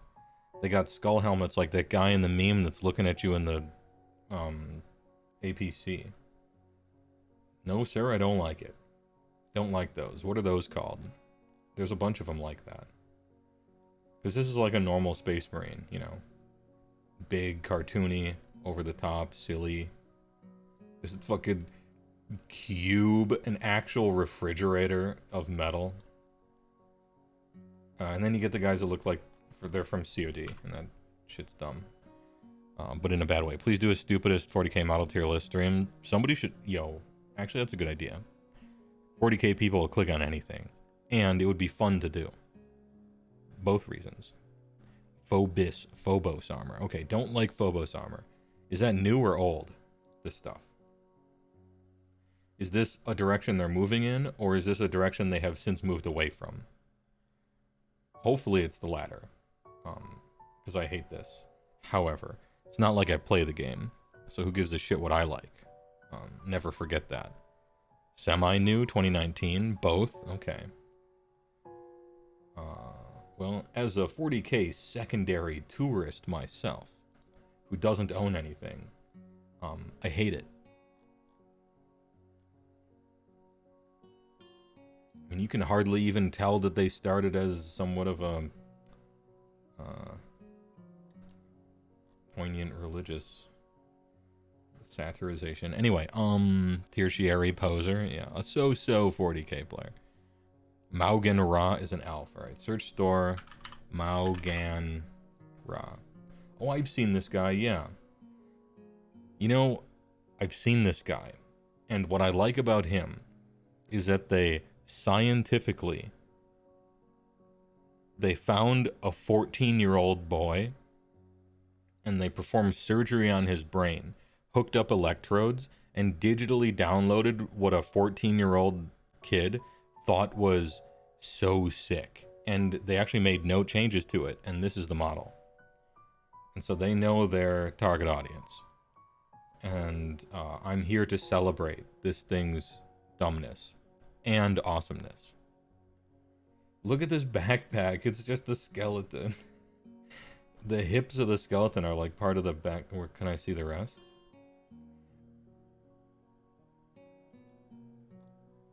Why is this fucking thing floating in the... Get off my screen.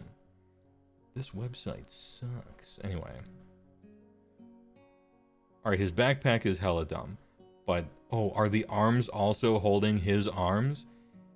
So he has, like, arm exoskeletons of bone arms. This is great. Great work. Absolute great work. You need him on a full base of fire. Could you imagine him in a realistic setting? He goes to the DMV wearing all that. Yeah. It was all the rage 20,000 years ago. Gosh, get some culture. Yeah, sorry. Have you seen the Orc Dragsta? Check out Keller Morph, my favorite 40k. Are we just looking up 40k stuff? Is that what the stream has become? I'll do it for 13 more minutes, because it's tempting. Because so far you're showing me hilarious shit.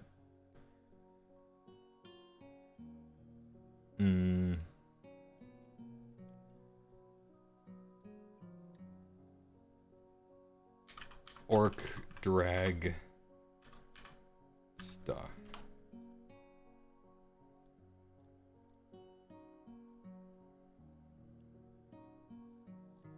Nope, either I spelled it wrong. It's either my fault or your fault. Or the website's fault. Xenos, orcs, and now we scroll. Dragsta? Scrapjet, Warstrike, Snaz Wagon. Here it is.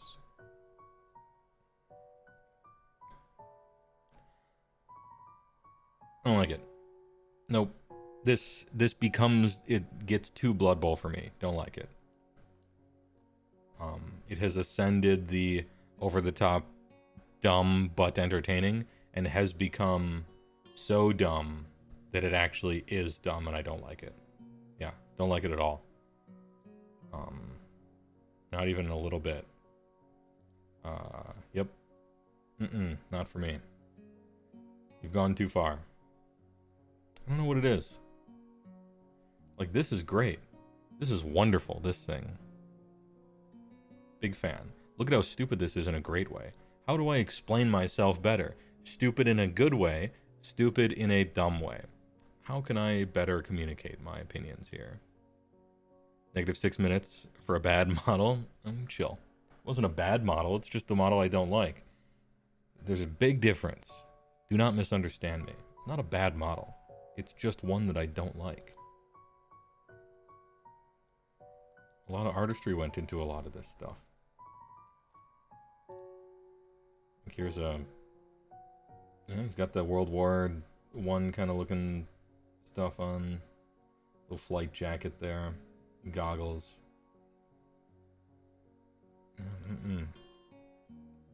No, I don't think I like orcs in 40k. Some of them are peak. This is like peak orc. Maybe is he the exception?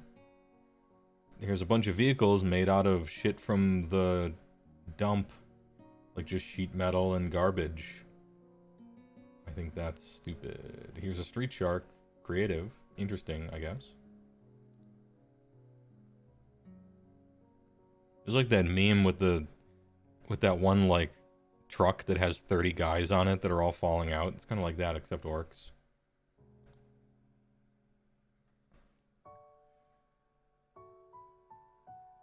It's not dumb, it's just neat.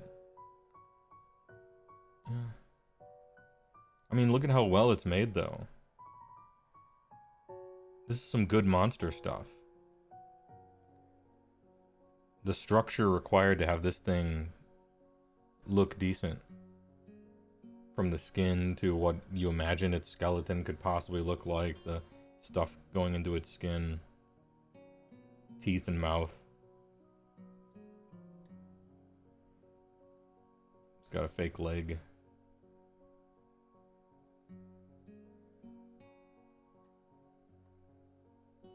Man, I don't know what Project Melody sees in this army.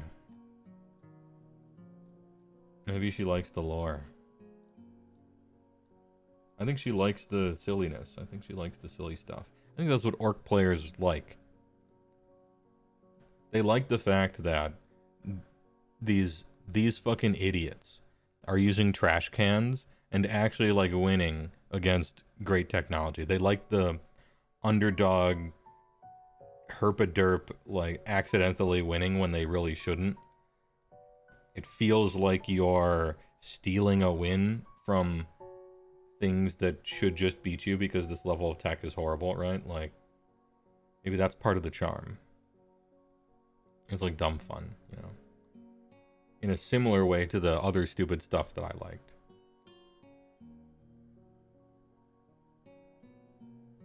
This is just something that someone kit bashed. This is like a kit bash project. It's like an official kit bash project.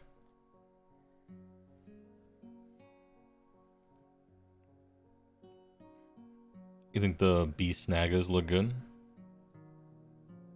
Rare Rob L. Shy from Adeptus Ridiculous has a weird orc army as well. She said she likes how dumb they are. I think that's got to be it. Like that is the charm here. Everyone has a certain level of dumb but cool that they're okay with, and it's just a spectrum. No big deal. Joe Caro.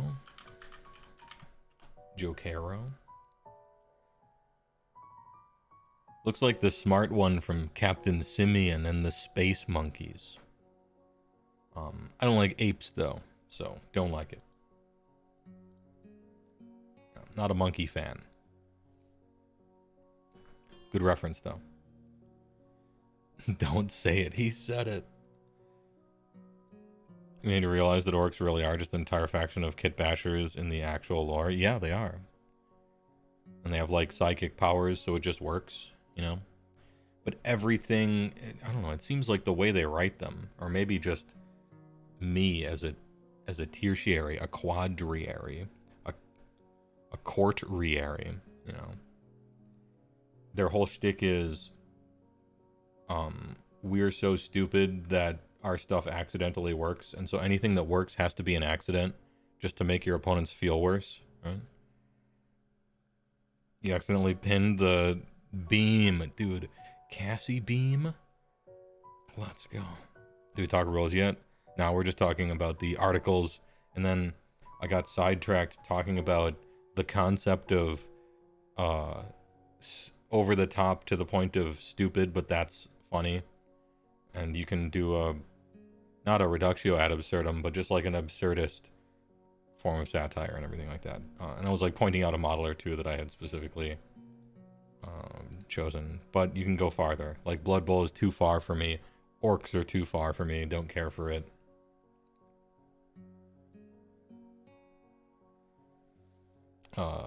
Sidonian Skatros is funny. You love him. Over the top funny. Junith Erushia. Oh, I've seen her, yeah. She's in the like platform thing, the hovercraft with guns. Yeah, this is very silly. It's very silly. Good work. Sidonian Scatros. Oh yeah, I've seen the Stiltman. This was in the meme somebody posted on Twitter, where he's like looking over a fence. And he wants to play with the other ad mech that they designed, but they made them for 30k only instead of making them for both games when they were planning them, you know, and releasing them for both games and planning to do so and giving them a real. Instead, they're like, well, we have the coolest ad mech models ever, but you can't play them in ad mech. You have to play it in the other game. And I said it was stupid. And then a whole bunch of people responded to the tweet. But yeah, this guy, I like him. I think this is cool. It reminds me of the dude from Mad Max Fury Road, who's on screen for like 2 seconds. The like bird cape guy on stilts who's walking around the swamps. Reminds me of that. I think that's cool. Kind of neat. I question the unbelievably long dong here that they've given him, but maybe it just looks like that from this angle. And if we rotate it, it's not.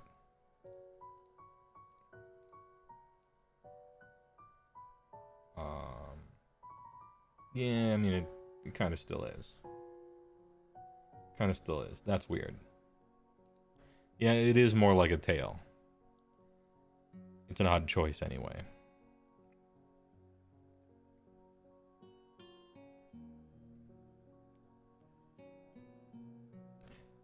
To you, 40k feels like a joke that the fans take seriously. Yeah, yes, that's it. You are correct. The weirdest thing about orcs in the lore is them being fungus things that spawn spores on death. Who even comes up with that? It feels completely out of left field. Yeah. I don't know. I haven't looked into a lot of it, but yeah, it seems like just a random, weird.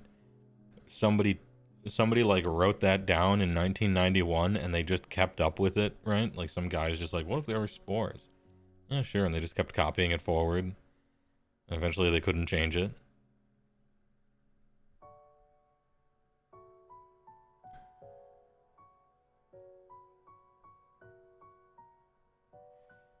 That was just so they reproduced by fighting. They had to come up with some reason to reproduce by fighting, maybe.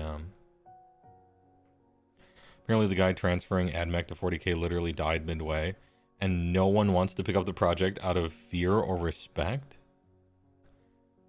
No. No one wants to pick up the project? Isn't it disrespectful to not continue his work and just let it languish? I don't know. That's strange. He must have had a lot of political power within the company to be sailing that ship, you know, and dragging everyone else along. Weird. I don't know. Kind of weird. Anyway, all that it really affects is my future tier list, where instead of being an S tier, AdMech is probably going to be in B- at best. Because they just lost out on what would have been 4 of the 5 coolest models in potentially their army. He spearheaded basically everything about 30k as a game. What army is getting squatted? I don't think any are. Well, then again, I don't know anything about 40k, so I can't even say that. I don't know. Do they squat things from 40k besides squats until they brought them back? Check out the Grey Knight Nemesis Dread Knight. I know about this thing. I know about this.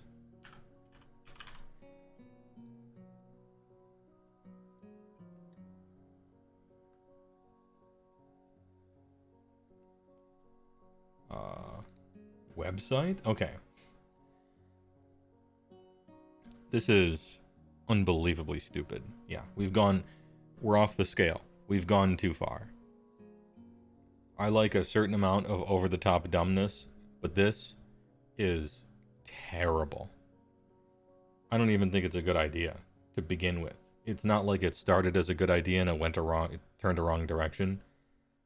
It was like, this is bad, and then it turned a worse direction than you thought. Thanks, I hate it. Yeah, I remember this thing. This was so famously stupid that me, someone who didn't really care about 40k, managed to know about this 5 years ago. It's a Lego set. It's a baby carrier. Yeah, it's a bib. You and every Grey Knight player agrees. Yeah, it's...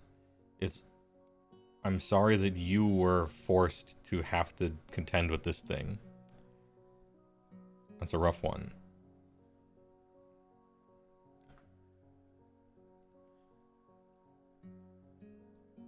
All thanks to ETS. I don't know ETS. I don't know ETDS. They should have a giant pinata head on top of it. Rumor is Death Watch is on the chopping block, but there are also a rumor that Drakari were on the hot seat several years ago. Death Watch. What's that?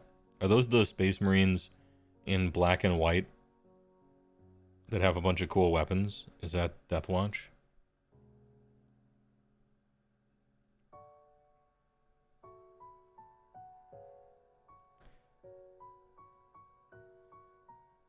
Oh, that's Black Templars. Okay. I don't quite know all the names yet. Emperor has a text-to-speech device. Oh, yeah, that thing. Okay. Man, I have a bad taste in my mouth about that thing on account of the guy lying at the end of his tenure running that thing. And so now I tend to look upon that unfavorably.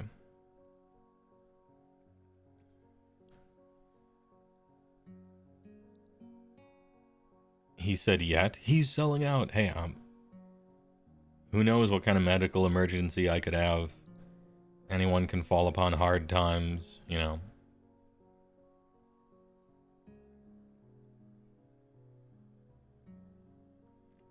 Ahem. However, 13 minutes are up. No more 40k. Back to the news. And by the news, I actually mean faction focuses begin tomorrow. I'm going to BRB. I got to blow my nose. Please enjoy a word from our sponsors. And we'll get to some news, right? We made it. We made it through.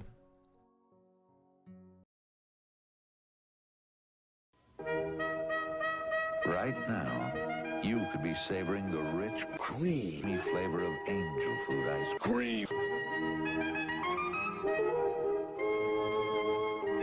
It's the extra cream in angel food that blends all of your favorite flavors so they're always smooth and creamy, never pointy. How about some rich and creamy angel food ice cream right now?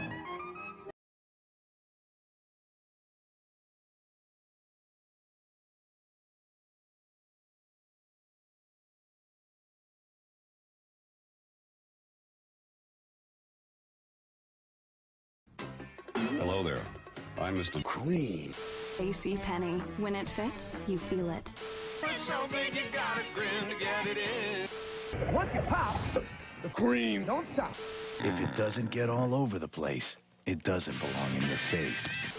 Deliciously hot, dangerously creamy. The juice is loose. She wanted to remember the love they shared for Cream. Sometimes you feel like a Stuffed 5 ways. So my family's looking for beef. Now, that's what I call Cream, yeah. Because I'm good enough, I'm smart enough, And I am the cream. Then why do we call it big? Because big things go into it. at the Men's Warehouse. You're gonna cream. I guarantee it.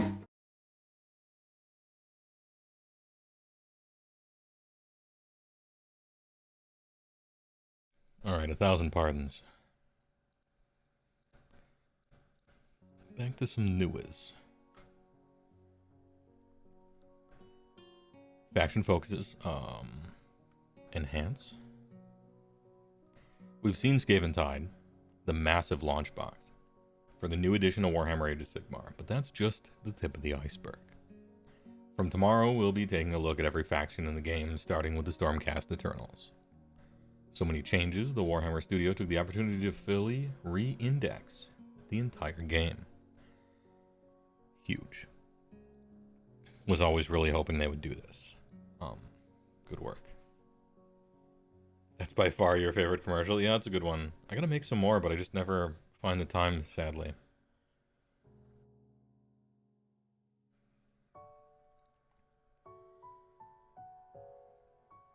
No old models detected. Alright, good work.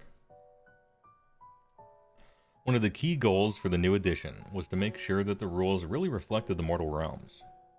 This meant ensuring that characteristics are consistently applied, reflecting the lore and the look of the miniature. Each type of creature was assigned a set of characteristics which would serve as a baseline across factions. A basic human hits on a 4-up, wounds on a 4-up. Elves are more accurate, but no stronger, so they hit on a 3 and wound on a 4, while orcs are no more accurate, but are stronger, so hit on a 4 and wound on a 3. I'm going to be perfectly honest. I thought they did this already. I thought this was just like something they would generally keep in mind as a default state. But man, Matt Rose had to come in and just be like, hey, can we do the most basic, fundamental shit ever now? And Games Workshop was like, I guess. I mean, we have been. Anyway, human hit on a 4, wound on a 4, sure. I'm gonna unenhance this so you can see it. Human hit and wound 4, okay, the average man. Elf, more accurate, but wounds the same. Orc, just, same accuracy as a human, but will wound on a 3 because they're stronger, makes sense. A grot generally just sucks at fighting because it's a tiny, wretched creature that's weak and inaccurate, so 4s and 5s makes sense.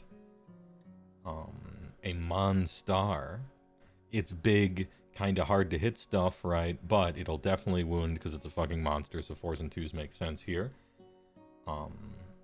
And a Horsey. Oh, Horsey sucks at hitting because it's a horse. But it wounds on a 3 because you get trampled, I guess. Alright. Fair enough. They got a Lumineth horsey right here. Word on the street is, and I saw this on Twitter, there was a previous version of this that had the incorrect hit and wound value for monsters, and then they fixed it.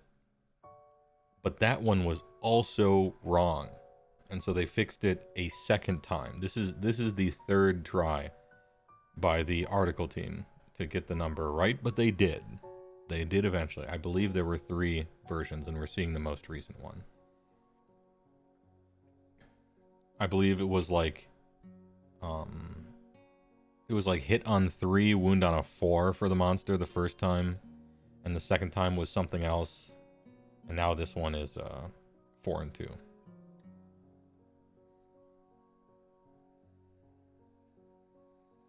Did they not fix this? Grot 5/5 monster should be 3/2. I don't know if that's wishful thinking, but good try. Anyway, all this makes sense. And we can infer that Stormcast Eternal are special supermen. They're just good at everything. They have magic weapons forged by a dwarven god out of the core of a planet.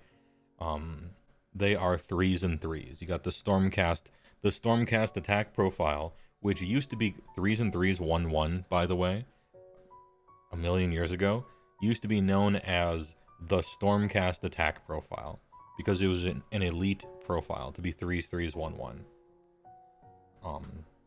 Eventually, everyone became 3/3s 1/1 because things kind of spiraled out of control, and now they're reining it back in. What about Chaos Warriors? I would put them at the same. Stormcast 3/3, Chaos Warrior same 3/3. I consider essentially Chaos Warriors to be the equivalent and opposite of Stormcast as far as skill and how much juice they're getting from their god and stuff like that. So I would consider them the same. And then mega elite super Chad versions of Stormcast are maybe 3s and 2s or 2s and 3s. And so the same thing with Chosen, like Annihilators versus Chosen, for instance, or something like that. What about Ogres? Yeah, that's a good question. I wonder what Ogres will do. I could see Ogres being 4s and 3s. I could also see Ogres being 4s and 2s. Because Ogres are noticeably stronger than Orcs, but they're certainly not more accurate. If I had to guess, I would say that... Well, not guess. I think Ogres should probably be 4s and 2s. They're essentially foot monsters, is what they are. They're certainly no more accurate than any of the other races. I don't think they're more inaccurate, though. And they probably wound on 2s, is my guess. Monstrous infantry, in other words, yeah. Now, I think... Here's the counterexample. Rat Ogres are 4s and 3s. And Rat Ogres are Ogres. Historically. They got the Ogre, wheel, where it was 4 wounds, 5 up saves, 6 move, or whatever it is.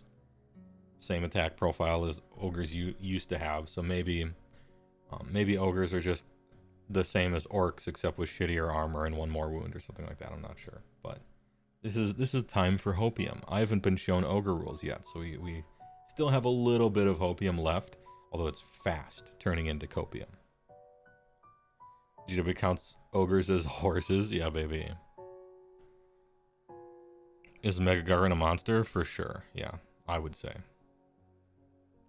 If a Mega Gargant isn't a monster, I don't know what is, right?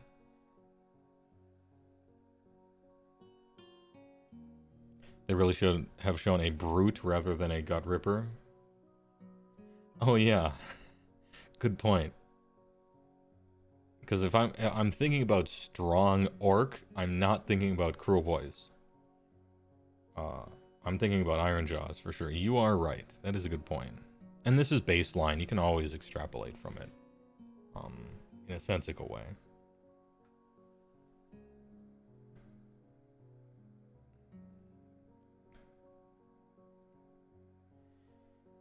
Elite warriors and brutes. Ooh, extra space. Or ill-trained fighters and weaklings can modify these baselines, but the archetypes provide archetypes. can provide a strong and consistent core. A similar approach was taken amongst heroes, helping to differentiate a combat hero from a priest or wizard. Okay, makes sense. Iron Jaws could be 3s for the brute models and 4-3s for the odd boys. That makes sense. You can do that. You wonder what they'll do with your beloved Ideneth?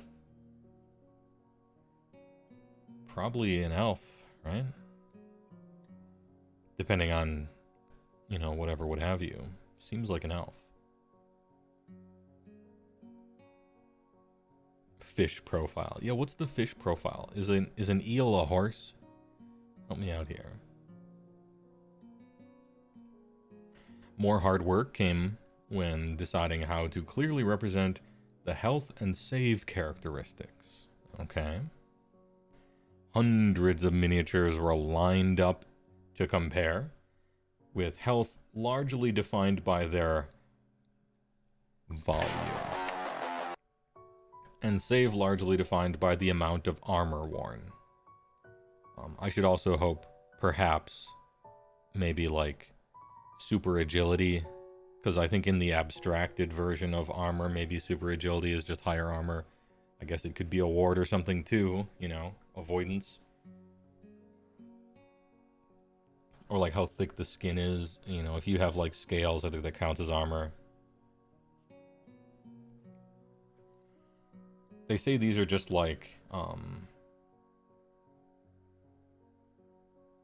these were grouped together to help decide where brackets for each characteristic would start and end. Okay, we're just setting a scene. You're right, in which case Chaos Warriors should have a 2-up save. And various things like that, you know. Some of the most full plate in the game, plus shields. With runes on them, yeah, who knows.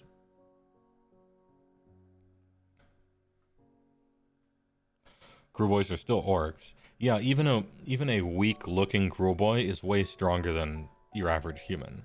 Let's not forget. Yeah, or a -1 to hit penalty if you have super agility, something like that. -1 to hit. If you're like a Nurgle guy, -1 to wound. If you're like a elf dancer, then -1 to hit. You could. There's a bunch of different ways that you can represent that, I think.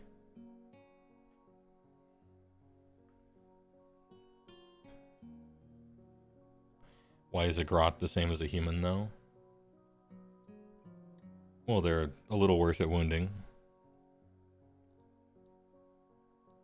Or did you mean something else? They put beans on the pictures of all the models to determine their size. Beans. Imagine it's like the difference between a chimp and a human, where the chimp is just way stronger. Yeah. Oh, in the original picture, the grot was the same as a human. I see, okay. Yeah, people were saying the horse was different too before.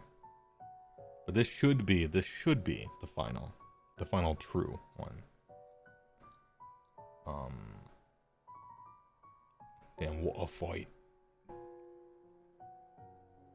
I was about to make fun of the Doomfire Warlocks back here, but they said they looked at every war scroll and they built them from the ground up again.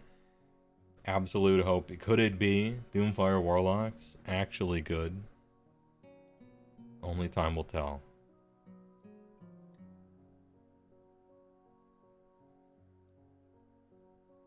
After these base characteristics had been determined, the aim was to ensure that every unit had its own role to play on the battlefield.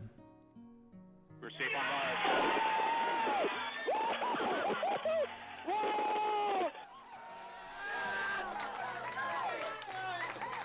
Yes.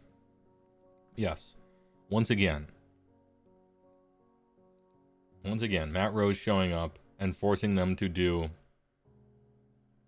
what they absolutely should have been doing the whole time, and I can't believe that this is like newsworthy that they're now thinking about this. I don't mean to put Matt Rose on such a pedestal. He's made changes to the game that I don't like.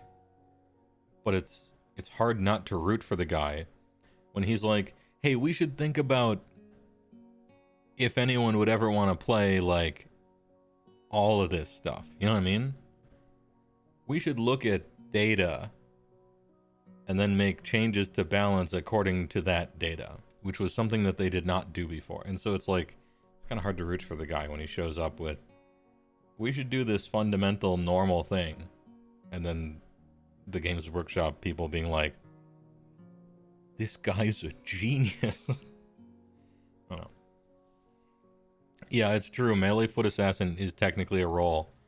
So these would be realized by abilities that helped to define their strengths and unique traits. Okay. What if we made it good? Yeah, the classic player, the armchair game developer pretending it's easy, who just plays the game and thinks like a player. Why don't they simply make it fun?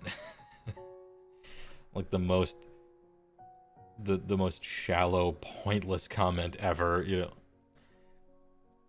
Why don't you guys just decide to make the game fun instead? Like, actual game designers are vibrating in their chairs from fury. And each faction in Warhammer Age of Sigmar has its own specialties and preferred tactics, but internal balance is also important. True. Holy true.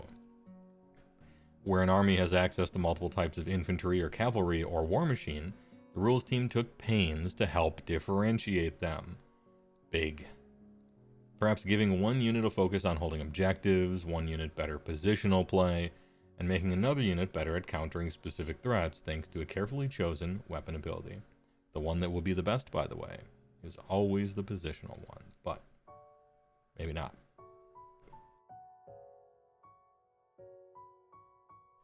Ahem. Weapon abilities. Some weapons have one or more of the passive weapon abilities below.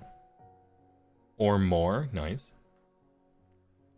If a weapon has multiple weapon abilities that apply on a critical hit before the attack sequence starts, before the attack sequence starts. Okay, before you have rolled. The commander of the attack model must pick one of those abilities to use. That apply on a crit. Okay, so we're still in 3rd edition land with this one. And I don't think, man, it feels like we're never going back to 1st and 2nd. Where combos were regular and fun was allowed. And there was something for Johnny to do. I guess those times are just gone. Which is sad. Because I liked them. Or at least that part of them. I liked rolling a 6 and getting just both of the things. You paid for both of those abilities, you get both of those abilities on the thing. They don't like it, they should shoot my hero in the head, you know? No. But, yeah, fair enough, it's easier to balance if you have to choose one.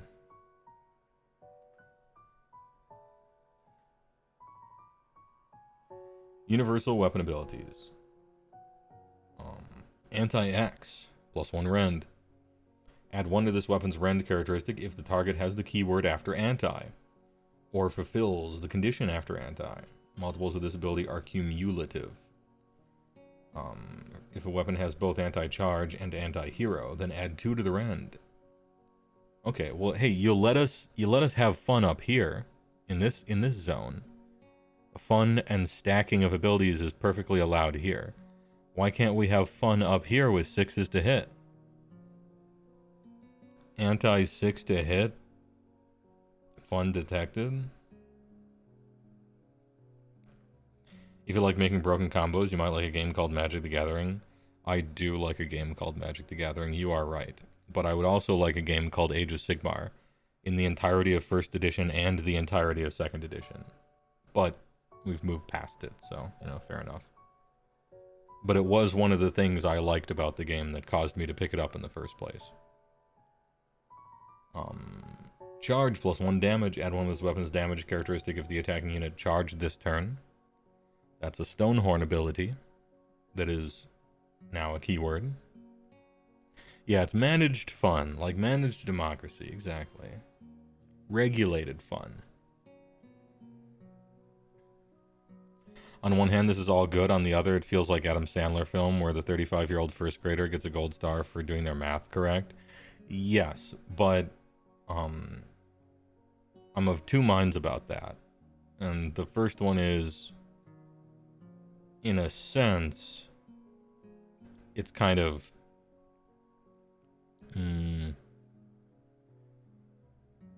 I'm trying to think of an example for this that isn't really... Hold on. I need to think of a stream-safe example for this.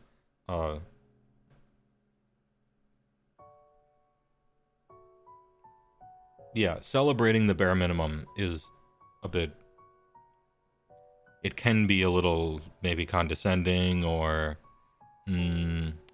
patronizing or something like that, right?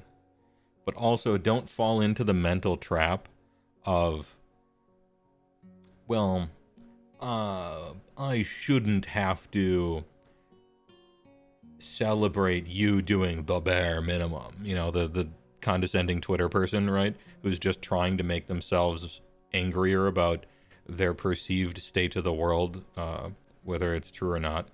So don't fall into that mental trap, I guess. They did good thing. Good.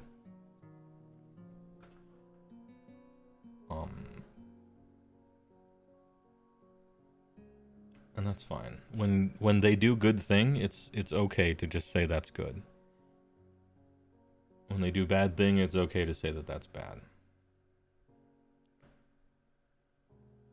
Companion. This weapon is not affected by abilities used by a friendly unit that affect the attack's characteristic or the attack sequence. Okay, so no +1s to hit, no +1s to wound.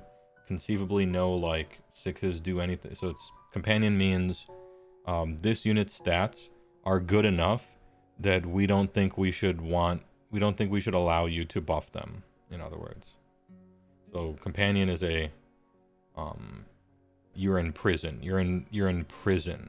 Federal anti-fun penitentiary on Companion. Yeah, it's mount stuff. Yeah, exactly.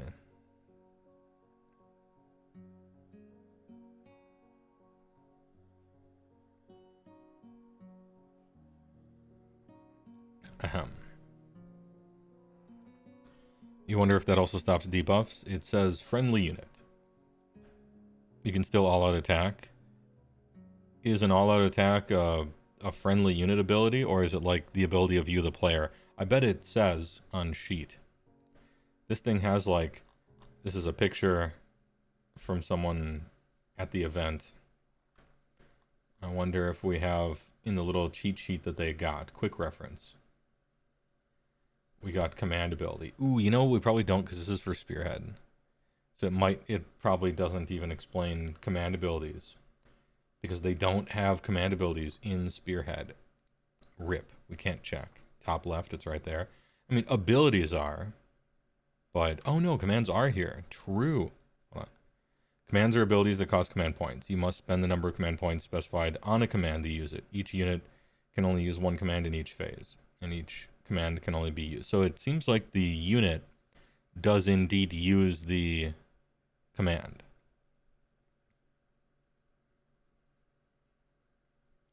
Each unit can only use one command in each phase. A command is an ability. So this weapon is not affected by abilities used by a friendly unit. Well, yeah, that seems like you can't attack of opportunity, or not attack of opportunity, all-out attack.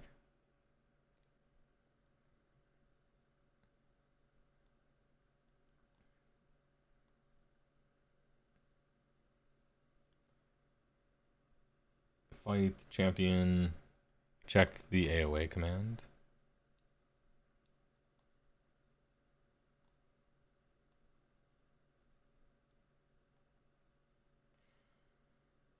Alright.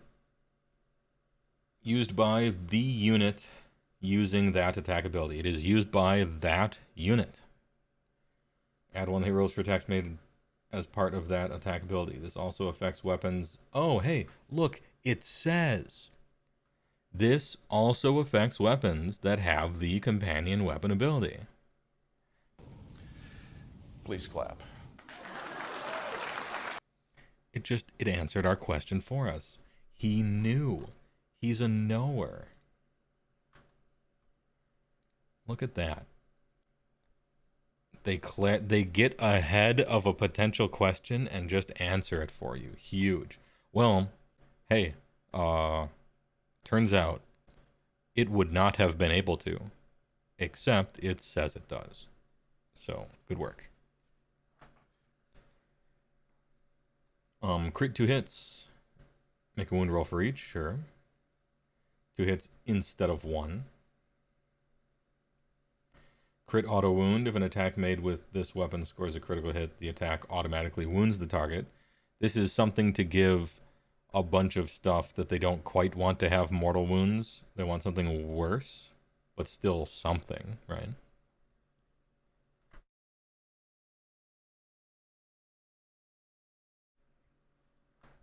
And then crit mortal.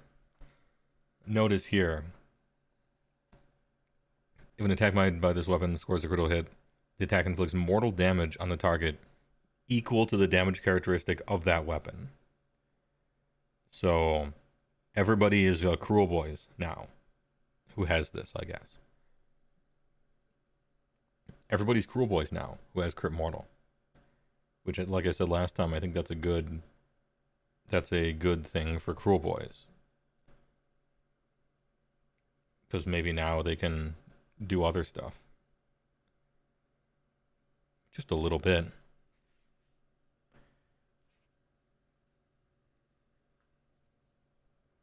Its sequence ends and not in addition. Yes, it's not in addition. But it's equal to the number of the damage of that weapon, which is cool, instead of just 1.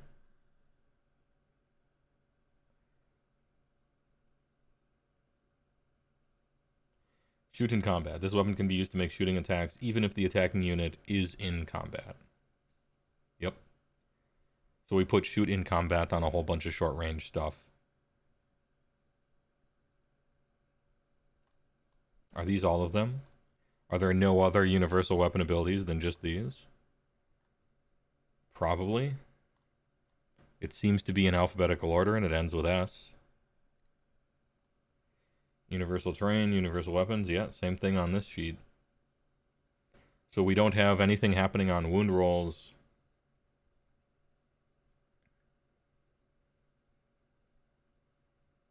No, like, in addition is gone, it seems.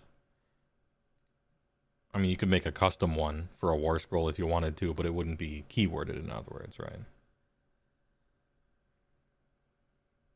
Having every crit be only on hits makes bookkeeping way easier. Yeah, for rolling. Because you roll initially, and you just take out all the 6s. And I think that's essentially why it's instead of and not in addition. Because you just pull out all the 6s, and then they're over here. And it's that much. And then you just roll the rest of the dice. And then for the wound rolls, you pull out all the wounds, and then that's what you show them to be able to do the saves. And so it's better if the wounds don't do anything else. I think a lot of this is just kind of minor to speed things up a little bit.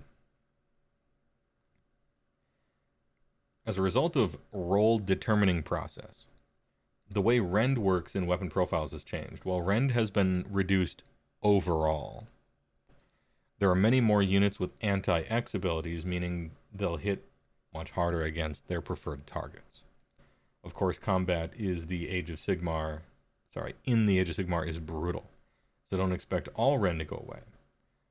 Rolling loads of dice only to inflict no wounds. Isn't that fun or exciting? True. And we've seen this on some of the war scrolls so far, right?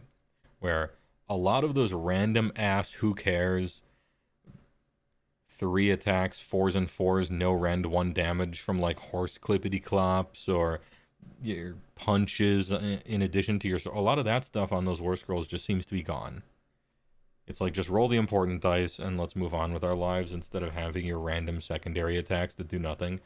I think on Beastclaw Raiders, my guess is that we're losing punches and kicks, because that's exactly what they are. 6 attacks, 4s and 4s, no rend 1. It's like, eh. Roll a bunch of dice, nothing ever happens. Instead of 6 real shit attacks, just have +1 good attack and it probably evens out. Yeah, they did keep horses at 5 and 3 though. You're You're not wrong. That is curious. Curious. Also, it seems like rend is being reduced overall. Interesting. I don't think that's good or bad. It kind of depends. While they're at it, they can change the average of anything. It seems like they changed armor values, or at least refocused all the armor values. They refocused all the wound values. They refocused the rend values, and they refocused hit and wound. So, what can we infer from this? Oh, my guys suck now because their rend is lower? No, like everything could have changed. Who knows? We have no frame of reference anymore. So we just must wait to see. Like, save stacking, besides all-out defense, save stacking is supposedly mostly gone. And if rend is also down overall, but then instead you have special anti-X rend, maybe you end up in the same place, maybe it's more damaging, maybe it's less, we'll see.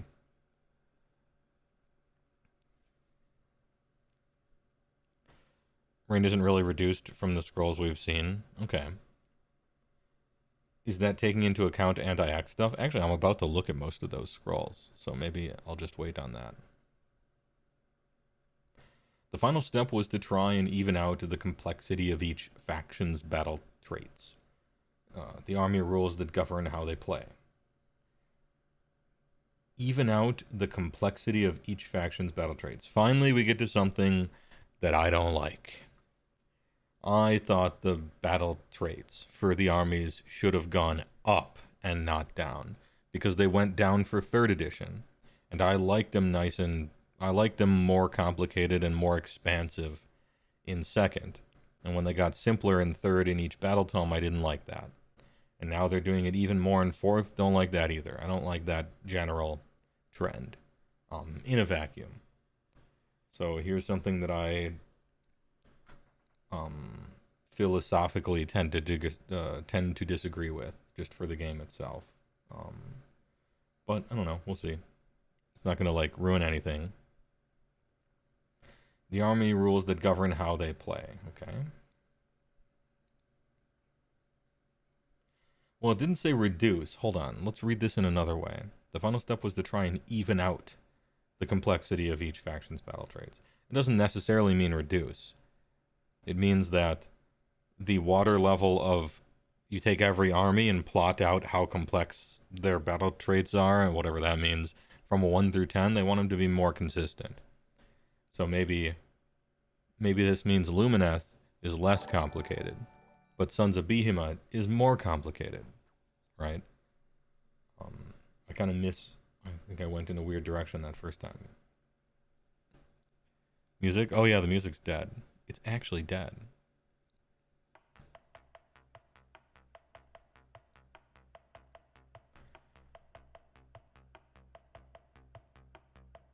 LRL is less complicated from what we've seen? Yes. This has resulted in bigger changes for some factions than others, and a reduction in the need for tokens on making factions like Lumineth Realmlords and cities. Okay. They're reducing the token thing like I thought. Which makes sense. As we start to reveal snippets of each of the 24 factions, do we have any, like... Hold on, just a touchdown for the music. Any mathematicians? What does this mean? Does this mean that the orcs really are separate or together or whatever? I think... let's see. We still have to count Bone Splitters because they're technically in the game still. Same with BOC. I know in a lot of players' heads they're gone already, but they're a year away from maybe going away. Right. I guess we're still not sure. There's one spare book, okay.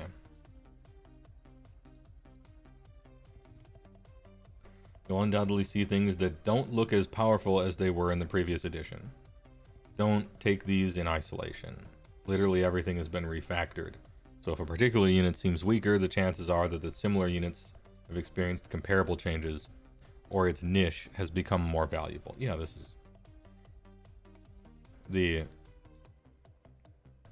I know that they think that they have to write this, but also they do. Hey, fucking chill.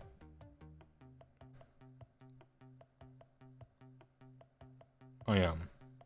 And I generally try to message in that way in general. Because it's a bad look to be like, the sky is falling every other day. It gets tiresome to listen to that. The dooming. And the being like hysterically upset over every single thing. It just gets so tiresome. Yeah, I think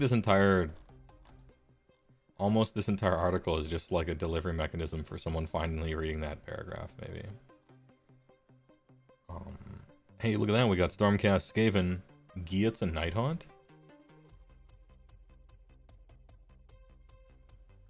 Hey, alright. It's not exactly a roadmap, but we can, you know. These are in the first box. Look, Destruction represent, and then Nighthaunt. So, this might not be the order of releases. Maybe this is the order of when we'll get the faction focuses moving forward, you know, on the news article page. Maybe it's both. What if it was both? That'd be kind of reasonable, you know?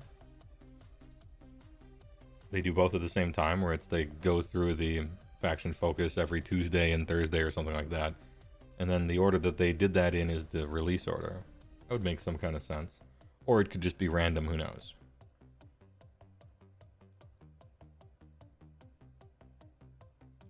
The full faction pack contained battle traits, blah, blah, blah, blah, blah. Don't care.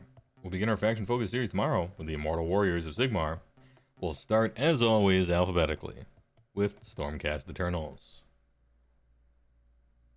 They will be available to download as free FAQs on or around launch.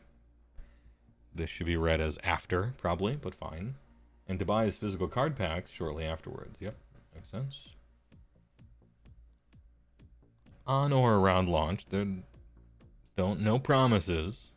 No promises. Chill. Just so you know, there are currently 24 factions. There's nothing floating at all. Okay. RIP Orc War Clans, Freedom Enjoyers. Turns out the Hopium didn't work out. Oh well. It would have been a good idea, I think. Maximum Hopium for Ogre Split engaged. I think there's no floating factions, right? Because they said 24. According to the guy nobody likes. I didn't do the math, but they might have. Yndrasta is presumably completely reworked. Yeah, because they would have had to design her war scroll thinking about what her job could be. And so she'll have a job. Besides fighting monsters but not killing them.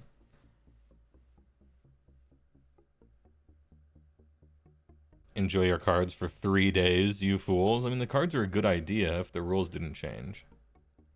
Which is why they're loath to change war scrolls, because it invalidates their physical products. She'll have anti-monster on her spear, and that's it.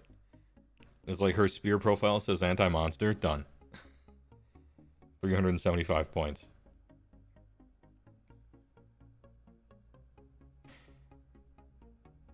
Is that count of 24 factions not including POC and Bone Splitters? Usually doubt they're getting faction focuses. I think, well, I would say it's unclear. They said they're getting indexes. So does that count? Are they gone in a year, but they're still technically here?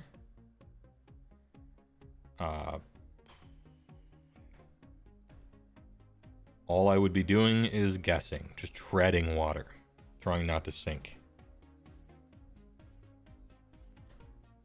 I kind of don't think they should make a big deal about advertising a thing they have already announced the end of life services for.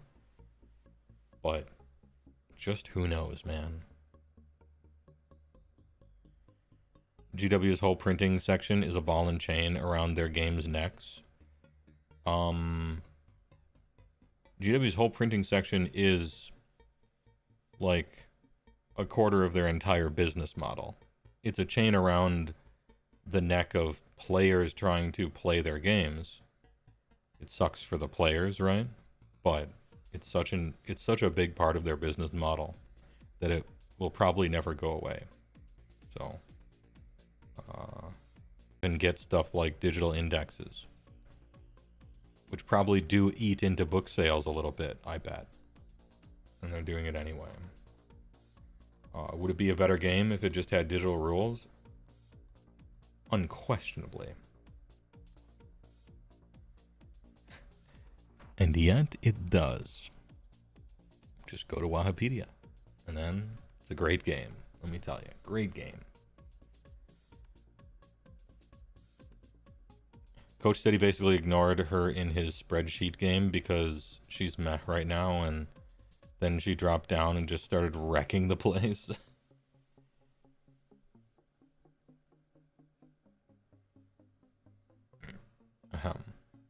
You play Orcs and Goblins with all the shit you have, you just don't want to rebase again. Possible they get index articles separate like the Legacy Factions and Boneswooders. You just hope all the factions have fun. True, stop fighting. I just want all the factions to have fun.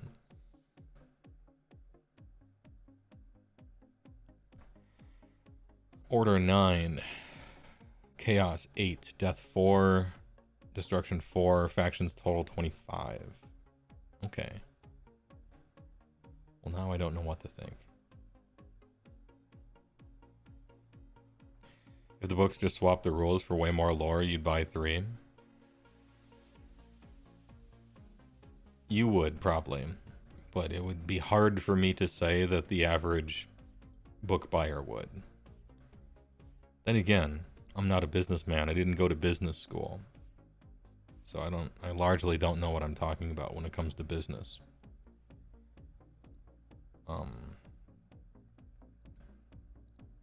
We want everyone but Stormcast to have fun. They just got one of their chambers entirely squatted. Because Games Workshop couldn't help themselves 2 years ago. So I have a sympathy for them.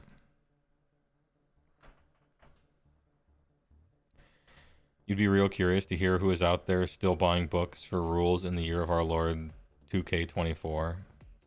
Not sure. People who don't know and didn't bother to investigate whatsoever. Probably. And, you know, be a smart shopper, right? So we saw this. We went over this already. Did we? Did we go over this? Hold on. We went over the deployment stuff, regiments, sweats nervously. Start of the battle round, determining the active player. Hey, we have active player, non-active player. We're stealing magic rules. I tuned in for about 20 minutes to a Rob stream while I was eating lunch. And he hates magic. He hates magic so much that it has clouded his mind. And it has caused him to hate things that have only upsides and no downsides. But I understand. I've done the same thing about things that I hate, right? You can't let hate cloud your vision. Which prime? Bad games. Into the big prime. Copium for BOC reimagined under more Gahur. K&B, I think it's a big prime as well for 26. Yeah. He doesn't like Magic so much that he doesn't want Age of Sigmar to steal some of Magic's rules. Like the stack or determining active player using keywords. But, you know, we say it's stealing Magic rules as a bit, we're having a bit of fun with it, but it's not really stealing Magic's rules. It's properly defining something in a real sensical way. It's just that Magic was like one of the first ones to develop those kind of rules languages. That's all. So I say this not to We're sharing a brain cell, Waffle House. Using intelligent design to steal magic. I mean, it's called active player. They don't call it the stack, I guess. Right. But for any, what I mean is, if any of my viewers hate magic, don't take me saying they're stealing magic's rules as quite so literal. I'm kind of having fun with it.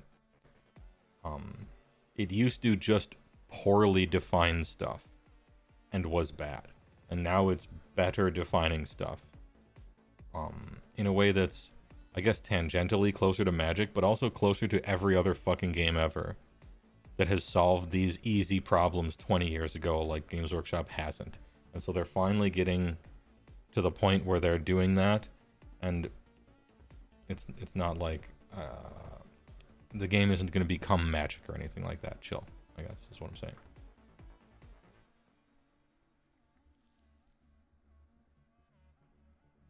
When you said he hates Magic, he thought you meant spells in the hero phase until just like now. Oh, I don't know. He may or may not. I'm not sure. Usually he's streaming, like, he streams in EU time, so I never get to watch his stuff. I'm sure it's similar.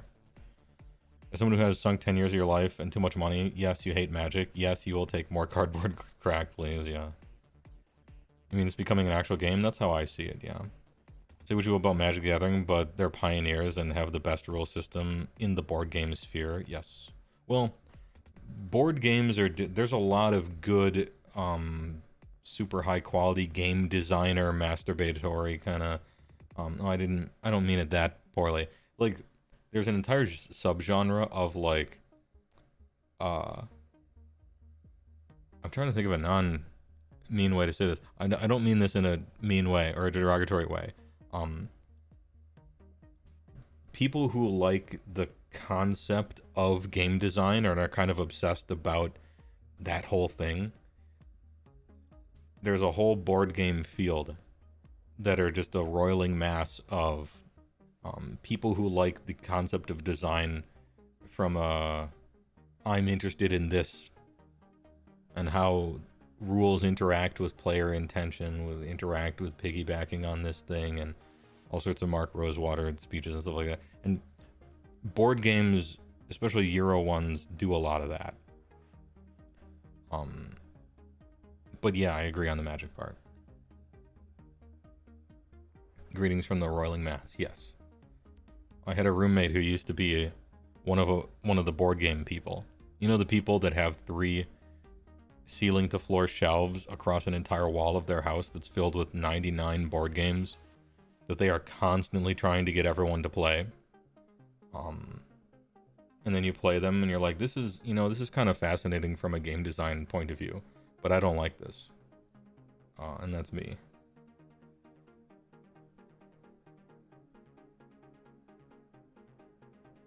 More like board games, am I right? Damn. But also true. I don't care for board games too much. In general. Hello, yes, I'm the problem. It's me. It's not a problem. I just like that. I think it's a type. Fourth Ed D&D got the same criticism, even though in actual play it was a better game. What it lost is verisimilitude. Yes. And so I find myself in a different dimension. If we're talking about Dungeons and Dragons, I'm on Rob's side. I just agree. Yeah. I actually don't want better, more streamlined, tighter rules for my tabletop RPG that plays more like a video game or an MMO or a party-based thing like that.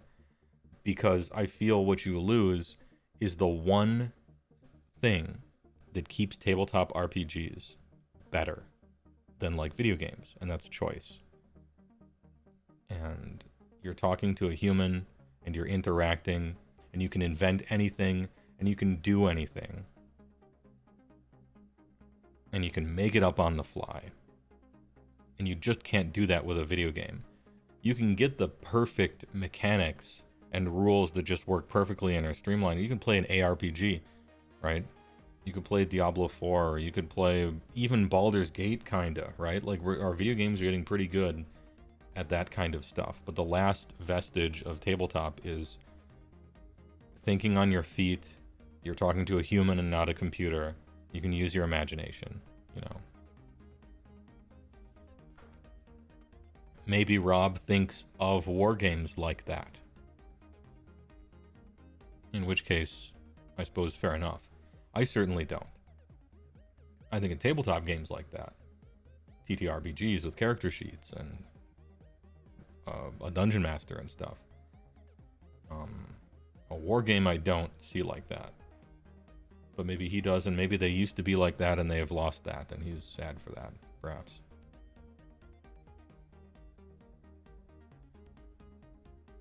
Mark Rosewater, Matt Rose, MR, coincidence? Damn.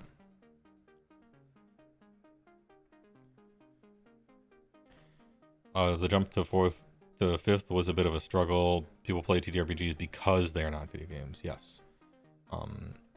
There were a lot of people who used to play TTRPGs that now don't anymore, or maybe not those exact people, but that demographic of people that keeps, you know, getting born. The type of people who would play D&D back in the day, and it really would just be every adventure is pure combat, and you're just rolling, and you're just doing stats. And then video games came out that could do that, and they just do that now, you know. And so the TTRPG space has had to, I think, circle the wagons a little bit and figure out, okay, what can't video games do? This, this, and this? That's what I think maybe we should specialize in, or at least push a little more to the forefront.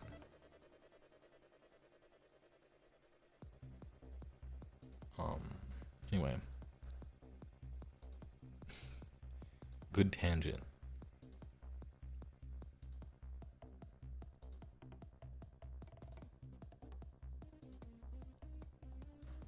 Ahem. But you can always do the easiest possible comment, which is just make everything up anyway. You might as well start with a tighter rule set if you're just going to make up whatever, right? Which is a bit of a dismissal, I think, but it can work.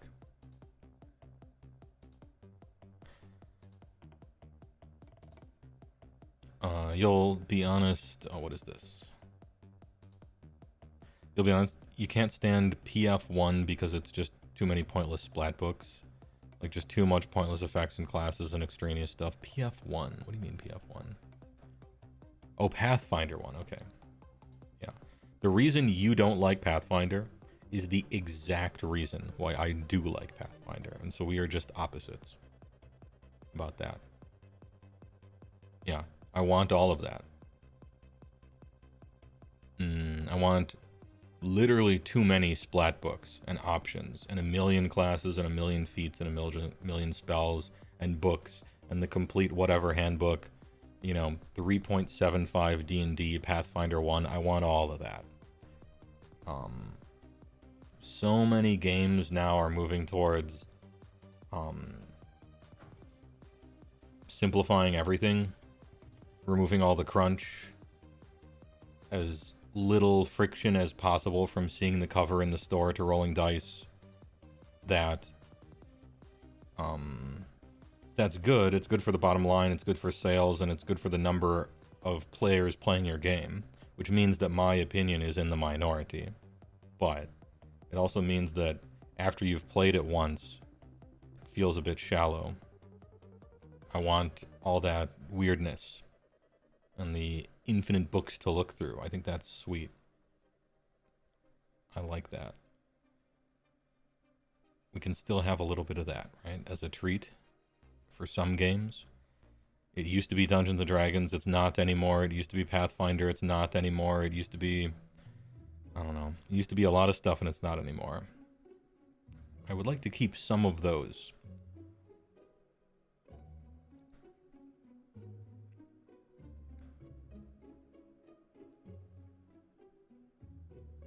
I don't mind complexity, but just stop wasting my time with 5 water wizard subclasses or whatever. Water wizards. You only need 1 water wizard, and you can refluff it. Same with 10 generic melee fighters and heavy armor. Classless systems are great, where you can just build whatever you want. Stuff like Savage Worlds. Builds up to talking about riffs again. No.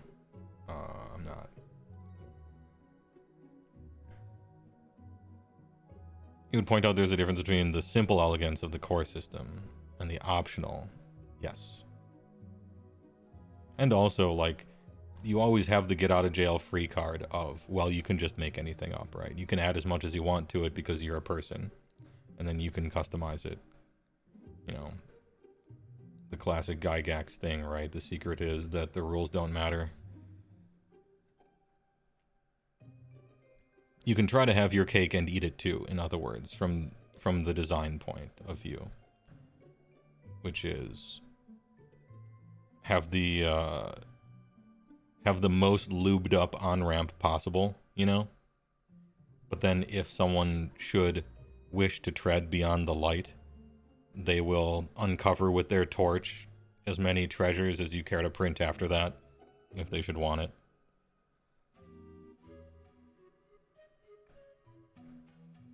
Rifts has a terrible core system, which we tolerate because the optional ephemera is amazing and voluminous. Almost stiflingly, almost oppressively expansive. But in a very endearing way. Much like when you're reading their rules writing, and they put actual explanation points in there, and you're like, oh, that's precious. It's like a dog that's just excited to see you.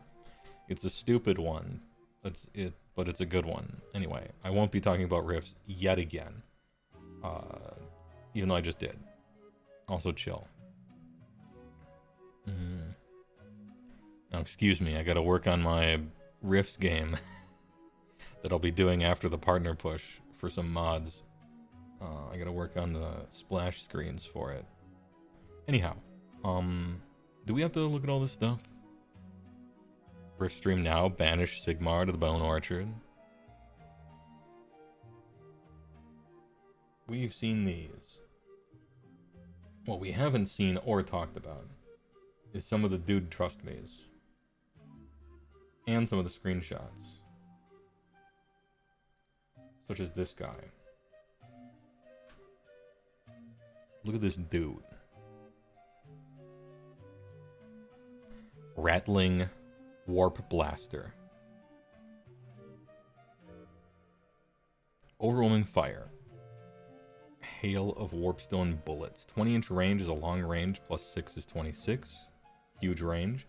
36 plus 3. Minimum 6. If stuff must be random, I always appreciate a little bonus, right? A little baseline.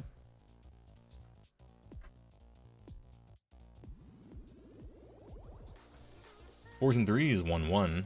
Crit auto wound. Mostly negligible melee attacks. Looks cool, by the way. This model cries out for a hat. Alright. I will say no more, but the man needs a hat. Overwhelming Fire. In fact, add 1 to hit rolls for this unit's shooting attacks if the target an enemy unit that has 10 or more models. Okay, we're anti-big units. More Warpstone Bullets. If this... See, we skipped to an effect. I noticed this before. There's no declare on this thing, in this paragraph. No declare, just an effect. So you might think that it's like a passive, but it's not a passive. Once per turn army, your shooting phase. If this unit is within the combat range of a friendly scryer hero, this unit's Hail of Warpstone Bullets has an attack characteristic of 6d6 plus 3, instead of lesser. However, for each unmodified hit roll of 1 for an attack made with this unit's Hail of Warpstone Bullets, inflict 1 mortal damage on this unit after the shoot ability has been resolved. I want to point out some really important things here that make this great. The first of all is, if a scryer hero is within combat range, you essentially have to use this ability. It's not a may. This becomes it. It's a may because you can choose where your units are, so in that way you can kind of control it, but once the requirements are met, you must do this. And it makes perfect sense. The hero is like, we're charged up. Charge it up to full. Max shots, right? But sir, it would, the machine, it might kill a Skaven hero correctly. Gives no fucks. The The casualty report that the Skaven hero is holding on his clipboard already has the gunner marked as a casualty, just so he doesn't have to do it later. It's like he's dead in his future vision, and that makes perfect sense. The other thing is 6d6 plus 3 shots instead. It doubles it except for the minimum. That's like a big enough increase that it feels worth it. I'm talking like feeling, I guess, not necessarily math. And yeah, you do some mortal damage, but here's the big thing. Inflict 1 mortal damage on this unit after the shoot ability has been resolved. This was like a make or break moment for, I think, the philosophy of the Skaven random explode design stuff. The important part is, it's relatively unlikely that you blow yourself up. You always get to do the fun thing. The fun thing always happens. It's not a chance of the fun thing. The fun thing simply happens. And you get the effect of the fun thing. You're rolling the dice, you're doing the damage, and then only afterwards you might blow up, right? This could have been a lot less fun and a lot less, or maybe even more of a decision to make, but not like a fun decision, if you blew up first, and if you died, then you don't get to shoot. Or if you roll a dice to see if it even works in the first place or something. I think they hit this one just right. It hits the flavor of Skaven. They don't care about the lives of their men, such that you can't even choose not to do it. They do explode, they do die. Sometimes this thing will actually die from it, but you always get the candy. You always get your candy out of this. And that's proper, and that's good. I really like this. This is mostly how Skaven used to work with their optional stuff as well. When you could overcharge it, you always got the effect. It's just you might die after, and that's good. Anyway. How good is this in the game? I don't fucking know. I don't know what its points are. It seems to be once per turn army, so you're not supposed to spam it. It's good against units that have 10 models or more. Is that going to be common? I don't know. What are the buffs for this? Not sure. We'll figure out that stuff later. All I care about at this moment is the mechanics seem to be fun. Like, it seems to be fun, and it seems like 6d6 plus 3 chunked down to 4s and 3s 1-1 with auto wound crits. Sometimes 3s and 3s for some reason. Yeah, seems good. Nice long range, 6-inch move. It reads as fun and possibly even useful to me, and I like both of those things. Your math is wrong, ignore the above. I will, thank you. I didn't actually read the above. 7 wounds on a 4-up save seems pretty tanky too. Well, it does, but it's not really 7 wounds on a 4-up. Because, I mean, I don't know about you, but if I was a Skaven player, and this guy had 1 life left, I'm pressing the overcharge button like it's morphine in the hospital and I just broke my back. Like, we're gonna be like, that's the sound of the hero like pressing the, oh, we're overcharging. Yeah, I'm gonna blow. So you're gonna do something like 2 or 3 damage to yourself probably over the course of a game before this thing gets killed or blows up from enemies, or maybe even not from enemies or whatever. That's fine. It's not only fine, that's proper. It's the way it should be. Anyway, 5 out of 7, good work, I like that. Next up is Rat Ogres. Here's these Rat Ogres are essentially they're essentially like anti-copium for ogres. It's anti-copium fuel. It's realitium. All the ogre players that are like, oh, ogres are gonna have 5 wounds, trust me. Ogres gonna have 4-up saves, trust me. You know, ogres aren't gonna be on 4s and 3s. They're gonna be on 3s and 2s, or they're gonna blah blah blah. Yeah, this is a rat ogre. It is an ogre, except with like warpstone in it. this is probably what an Ogre is going to end up looking like for the most part. 4 health, 5 up save, 4s and 3s, 1, 2. That's probably what an Ogre is going to look like, largely speaking. I mean, you can still hold on to some Copium, maybe Iron Guts will be better, maybe Mournfang will be bow, whatever. It's got a Warp Fire gun that you can shoot in combat, that's kind of nice. 2s and 4s, weird profile. There's also a weird profile for Warp Fire. I always imagined Warp Fire as this magical flame. And to me, like, magical flame seems like it wounds on better than a 4-up, but maybe I just need to look into what it is more. I guess it hits on a 2 because they're in close combat or something, or it's part of their arm, so they're good at aiming it.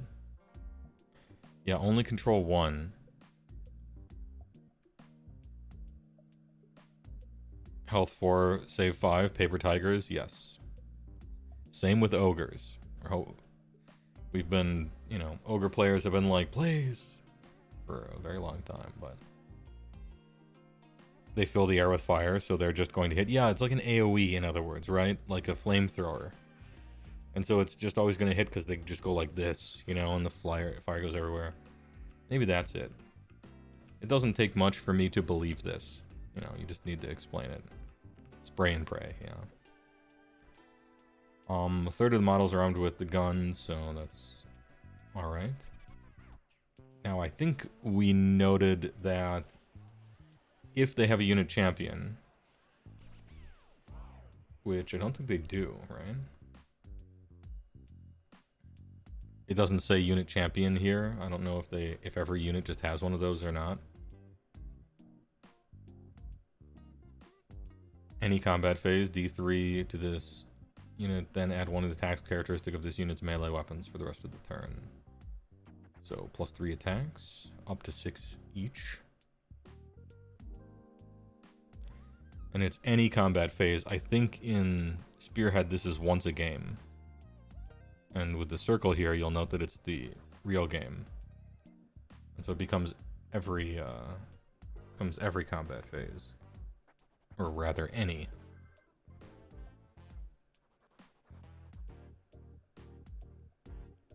Flamers in 40k don't roll to hit, you just need to wound, but wounding is different in 40k, so not one, yeah, true. Kind of makes some sense though. That's not ridiculous.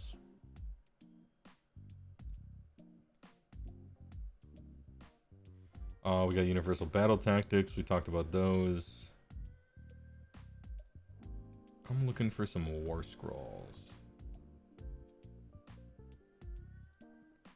And these are the circle ones. 1 attack per seems like not much. Depends on the size of the unit, I guess. It's 3 attacks for a normal one and 6 for a huge one. But D3 mortal damage is a lot, I guess. Grey Seer. Oh, hey, remember when the classic Wizard Bonk was 4s and 3s, 1 D3? It's up to 4s and 4s. Wizards are not good at fighting. Hey, they have the old model in the picture. Is that weird?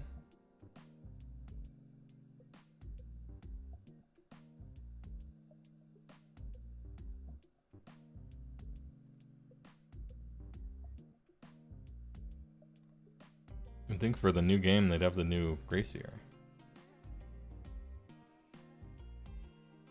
Greyseer has more wounds than a literal ogre. I mean, it's a hero. Their stats are inflated, right?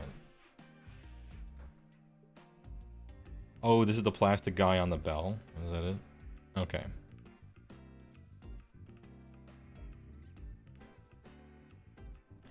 Warpstone Shards, your hero phase. Next time you make a casting roll for this unit, roll 3d6 instead of 2d6. This roll cannot be re-rolled or modified. Nice. And we also, I guess, differentiate between modifying and re-rolling. Is a re-roll a modify? No. Otherwise, they wouldn't list both, right? They would say, or otherwise modified or something to denote that.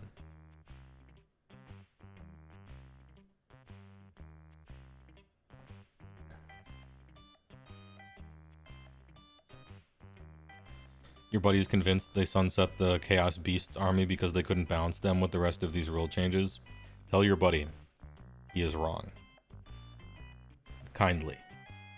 Like, gently. No offense or anything. But he is wrong.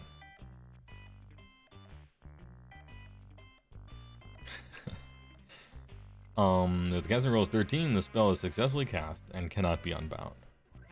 After the effect of that spell has been resolved, D3 mortal damage. If the casting roll is not 13, remove 1 die of your choice and use the remaining 2d6 as a casting roll. Yep, that's great. That is pretty much the same, I think literally the same as what it currently does. It's a great ability. It's very strong. It means you can cast spells good, right? Don't you want to do that? Sometimes you blow up, but that's Skaven.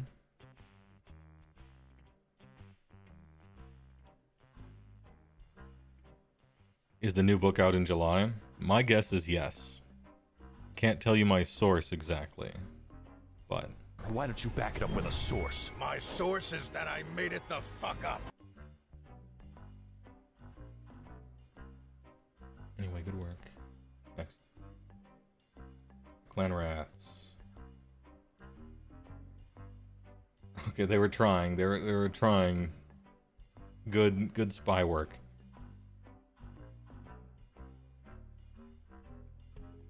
We got a little bit of Warlock Engineer over here.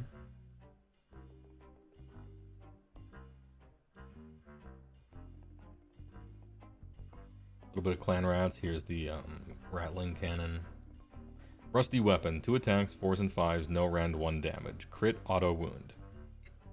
Remember that rules paragraph they said, and I said they were so cool for typing it because I agreed with it so much?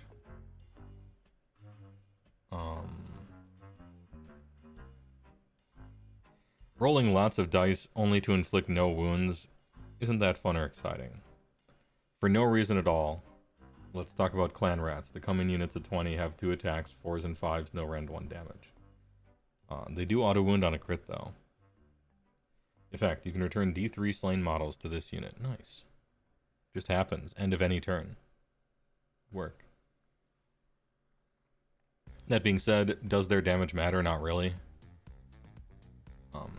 Being good chaff that comes in a unit of 20 for potentially a good price is its own reward. Very useful. Anything else they do is icing on the cake.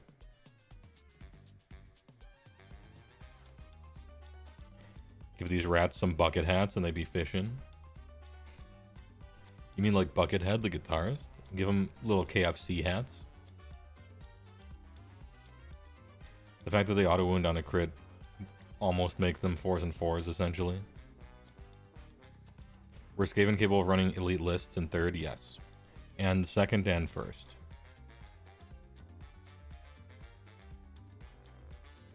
I mean, how people played Skaven over the years has changed drastically and constantly, all the time. But, in general, people like Storm Fiends, and they'll try to play Storm Fiends if they can. Because they're cool. Masterclass game was Skaven versus Lumineth, and Lumineth won. Okay. We saw Jezzail's. I don't need to click on that. Here is a Claw Lord. Yeah, having lots of bodies for objective control used to be really important. In 3rd, it was less important, I felt. Maybe in 4th, it'll be more important again. 9-inch move on the Claw Lord, on Gnaw Beast, specifically the Gnaw Beast one. 7 health to control 4 save, Rattling Pistol. D6 attacks, you hate to see it. So now we roll a dice for every single one of these. Crit auto wound, shoot in combat, Warp Forged Halberd, and the Beast Fangs, which are companions, so they don't get the fun stuff. 5 attacks, 3s and 4s, 1, 2. Okay. Cornered Rat. While this unit is damaged, add 3 to attack characteristic of its Warp Forged Halberd. Wow, 5 attacks, huh? Okay.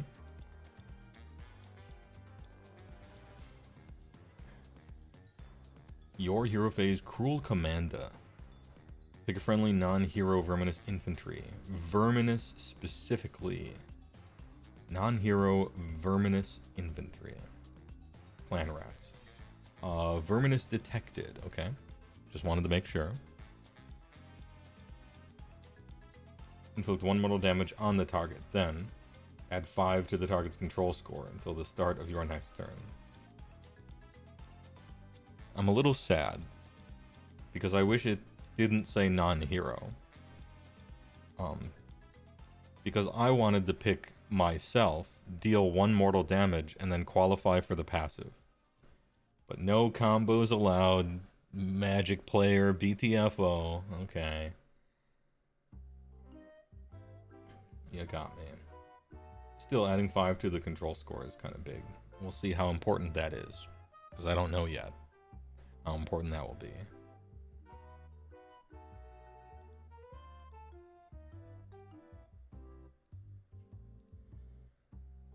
Hey, anyone want to read the Skaven battle traits for the army itself, supposedly? Once per turn army. Enemy hero phase. So enemy hero phase only. Always 3 claw steps ahead. Declare. Pick a friendly non-monster Skaven unit that is not in combat and was not set up this turn. Non-monster. Non-combatant. Non-setup. That unit can use normal move as if it were your movement phase. So on the enemy hero phase, you get to move somebody, which is a really, even though, like I just said, a bunch of can't be this, can't be this, can't be this, a free move in your opponent's hero phase is awesome. Like, that's good. Anywhere on the battlefield, just anything. Not anything, but yeah, I like this. This is a good ability. It has a lot of little limitations, I suppose, but this is good. People pointed out both Skaven and Perils don't technically have a uniting word anymore, like Perils lost Warclans keyword. You think they're being broken up into smaller armies? What's Perils? Perils of the Warp?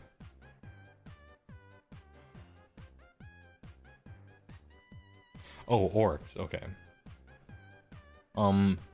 Orc players, it seems, well, okay, a bunch of people are hoping that it's no longer Orc Warclan soup book anymore because it doesn't have to be because there's no bone splitters.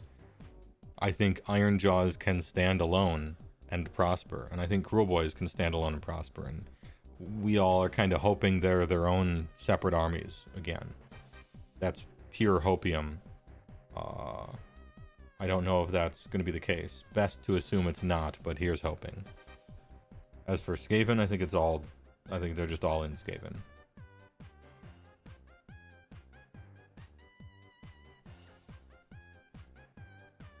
Anyway, this battle trait is great. Heroic traits. Passive. Skilled Manipulator. Well, this unit is within the combat range of a friendly non-hero Skaven infantry. This unit has a ward of 4 up. Each time you make a successful ward roll for this unit, allocate 1 damage to a friendly non-hero Skaven infantry unit that is... okay. Nice. We have a bodyguard, essentially. It's just spelled out.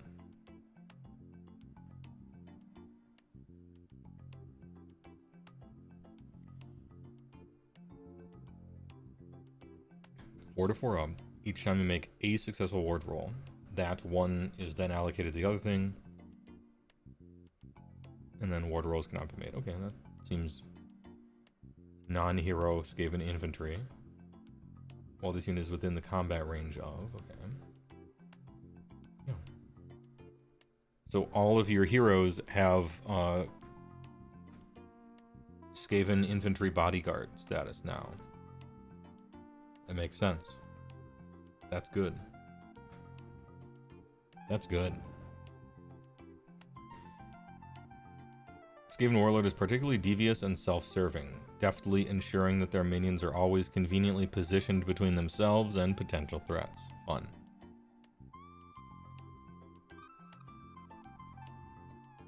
So heroic traits. Oh, this is what command traits are called. now, right? This isn't just like a heading that's kind of cool. This is basically a command trait. You believe it's a spearhead and only for Jenny? Okay. And then battle formations, they chose Warp Cog for this one. Once per turn army. Declare, pick up to 3 friendly Scry units to be the targets. Either it blows up, or you add 1 to wound rolls mostly, or it crits and you add wound rolls and rend, okay? Once per turn army, your shooting phase. It works on shooting attacks. Okay. That's a spell lore down here, which is not in Spearhead. Oh, it's a pre-constructed army. I see. You're not familiar with orcs? Is soup not what you want? No, not at all. Or does it just not work but you have to? So some people probably do, I think. Yeah, I felt that they were separate armies and they got put into the same book and let you play it as a giant blob. It was kind of a big band-aid thing, yeah. I could go on a tangent about it, but artifacts power fall hard. Heal D3 at the end of at the end of each turn you heal D3. Okay. You don't think the books are getting split up, unfortunately? Yeah, I don't think so either because of the 24 thing. But we'll see. You know, it's just people hoping for stuff, and we'll figure it out.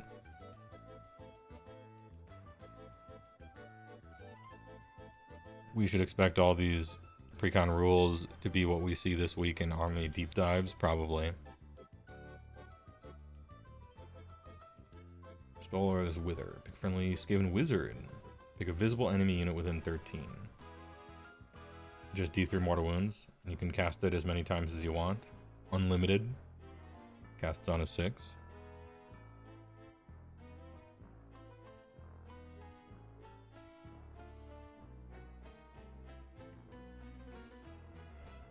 As far as heroic traits is concerned, bodyguarding your guy up, that's good. If you want defense, that's a fine choice. Foulhide seems not great. But maybe the game is so different now that who knows, but it doesn't seem great. Actually, it depends on what kind of unit you put it on, I guess. You know, D3 healing every single turn on like some monster or something might be okay, but... And then Warp Cog, Convocation, gives you a once per turn army or shooting phase. Probably a buff to shooting, right? Probably +1 to wound rolls. And then 3 friendly Scry units. No ranges or anything, it just happens. I kind of like that kind of stuff. Reduces some measuring.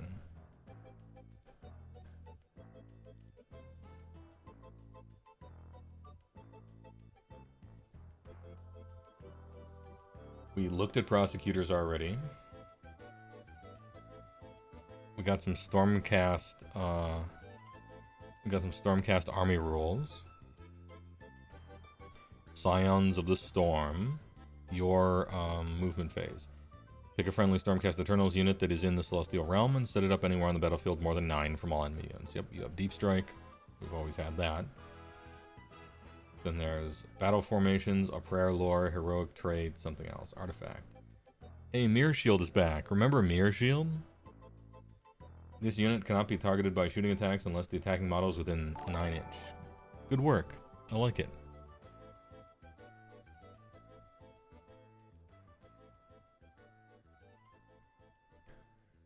Mirror Shield is back. It's back, baby. For all your anti-shooting needs. Sentinels of the Bleak Citadels. So this is a battle formation. Once per turn. Army. Any hero phase. Ancient Aura. Pick a friendly Ruination Chamber unit. The unit has Ward 5 up for the rest of the turn. Damn. Ruination Chamber, 5-up ward, huh? Once per turn army, any hero phase.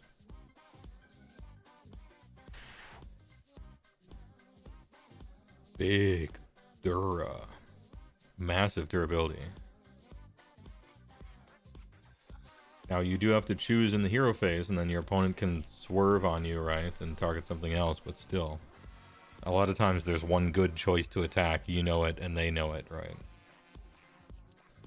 Damn. Plus they have best day ever too. Stormcast are going to be iron fortresses. Just big. It's about time they got something impressive. Because it's like sort of what they're billed as being, right? Perlor, blast weapons, the oldie but goodie. Does it do crits on 6s again?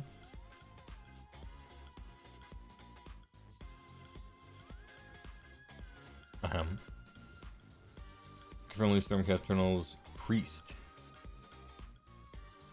And big visible friendly Stormcast Eternals. Oh, so must be infantry. Okay.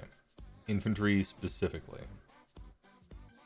Add 1 tax characteristic of the target's melee weapons until the starting next turn. If it was 12 up, this ability affects all visible friendly Stormcast Eternals, wholly within 12. Alright. +1 attack characteristic is a great buff. Infantry's going to have several guys in it. That'll be great. If this is the one that you are charging up the whole time, then it pulses to hit everybody within that range, which is probably just you and the unit. Maybe a third, but still nice. Interesting. Yeah, it's way better than crits on 6s. It's +1 attacks. That's considerably better. Huge. Dude, Stormcast looking nice. Stormcast looking kind of nice.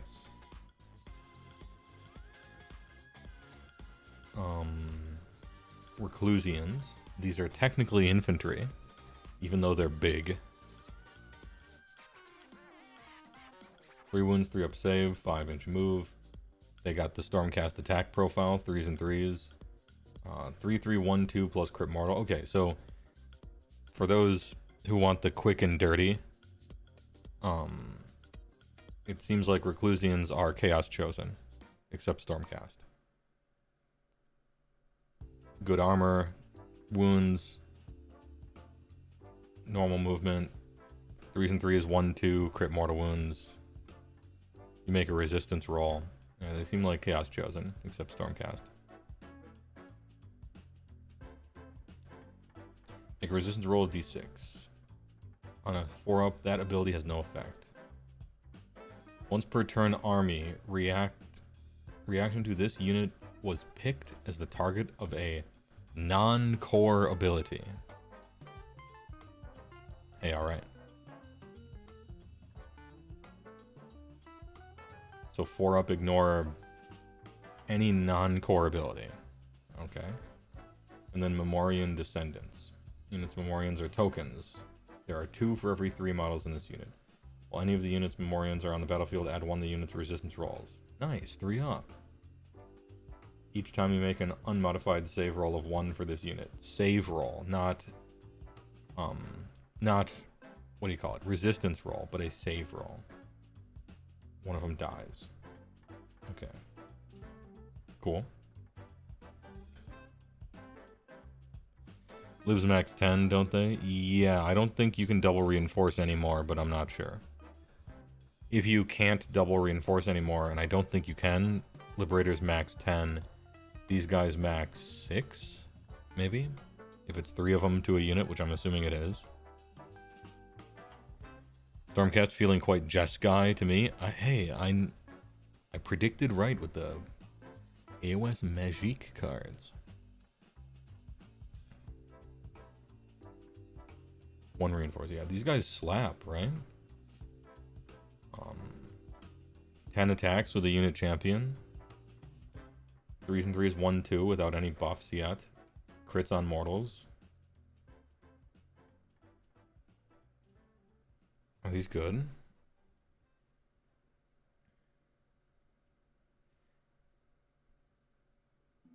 Three up resisto. I guess it depends on what they cost, right?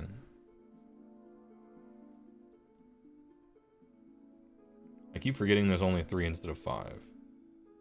With the typical Stormcast buffs, they're going to be kind of nice. Let's see.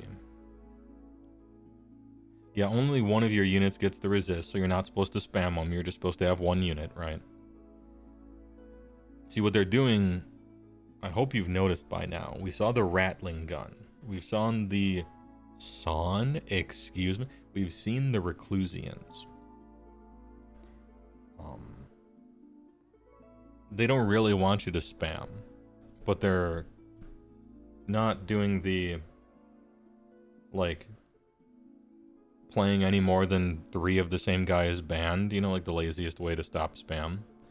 They're being like, you can spam if you want, if you're a weirdo who just likes Stonehorn, right? But, you know, we're going to use the rules to oblige you to pay a cost for spamming. And that is, like, all these random once per turn army things where you can play 2 rattling cannons if you want, but, you know, you're going to get a little less use out of them than normal. I think that's a lot better way to do it than just banning it.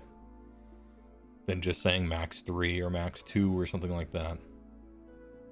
Because you do want to let the weirdos have their fun. If they're just you got me.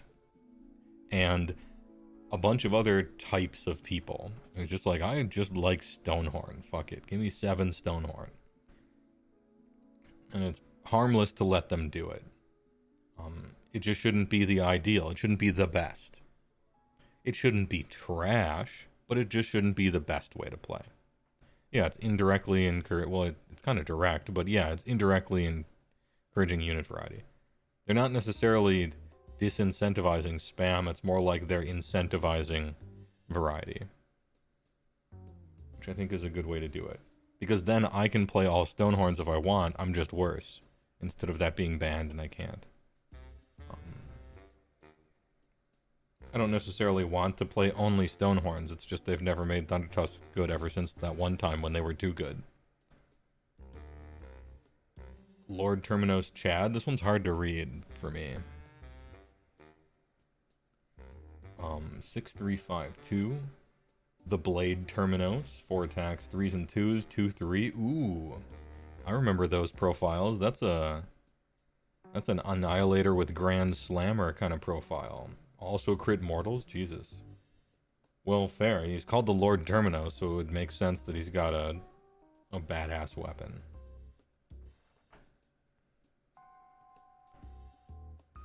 Once per turn army reaction. Oh, he has the, yeah, he counts as one of those guys, so he has the 4-up thing and the Reclusian thing over here. No, this isn't the Reclusian thing. This is the Reclusian thing. Earn an honorable death.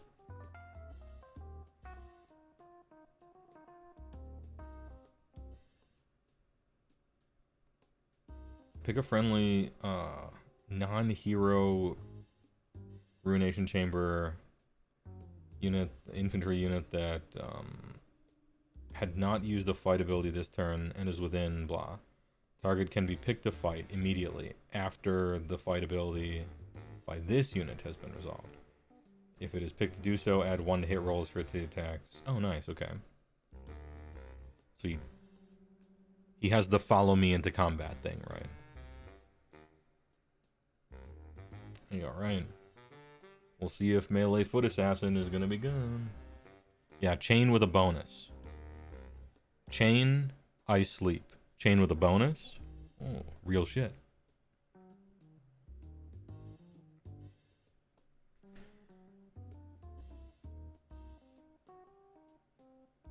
Indirectly, but with crits, directly. Weird.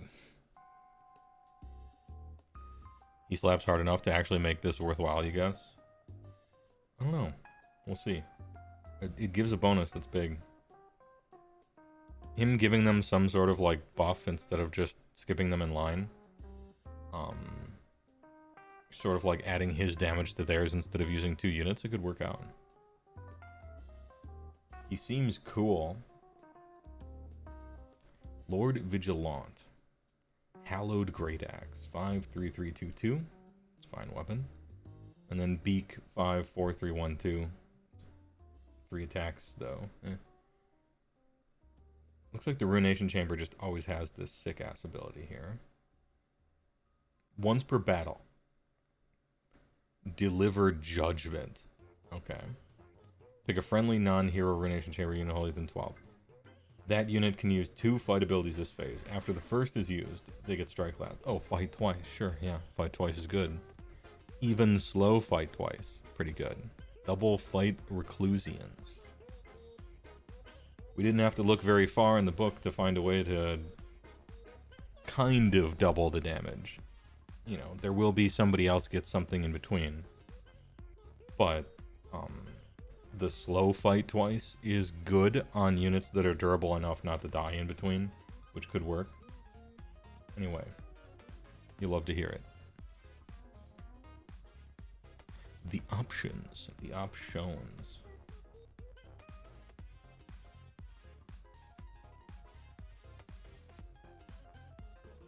Oh no, I lost my place. We're back. Sylvaneth is next.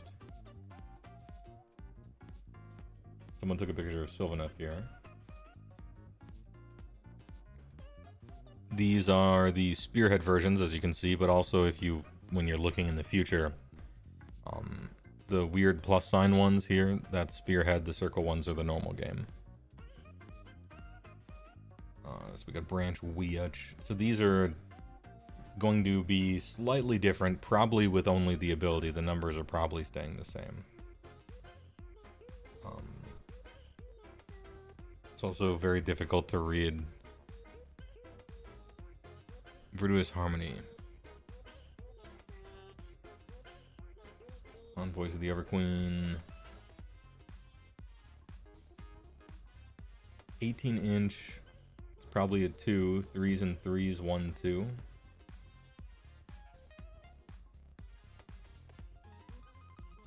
want to make dinner? What factions have we seen so far? We've seen Skaven. We've seen Lumineth last time. Saw Stormcast Eternals, and here's some Sylvaneth. Where did you get these leaks? I have people in my Discord who physically went to the Texas thing in real life and played in it, and they took pictures. Unfortunately, none of them took pictures of ogres. But, you know, what are you going to do? They were trying to enjoy themselves too. I didn't want to bother them too much. So there's a little bit of that in here. And from elsewhere. There are other people that got other stuff as well. I haven't found corn. I haven't found ogres. I haven't found a lot of stuff yet. But we're going to, you know... We'll know everything as the news stuff comes out and somebody finds out they had a picture or something, right?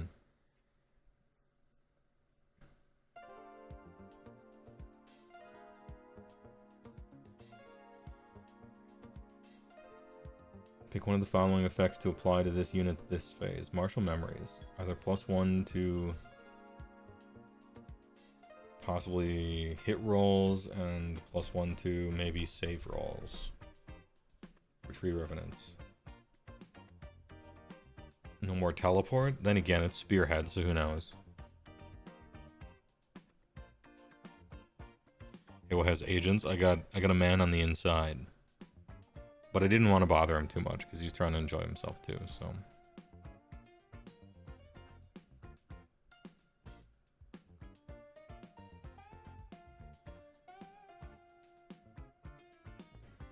Tree Lord, Sweeping Talons, okay. 4s and 2s, yeah, so monster stuff, 4s and 2s, 1, 2, 4s and 2s, 2, 3. Massive Impaling Talons just got a lot more massive and a lot more impaling. Ground Shaker 4-up, target strike last, they still have a strike last, nice. Passive is battle damage. Once you've taken X amount of damage, you're weaker by this thing, cool. That was one of the main things I was hoping would go away because it's so stupid.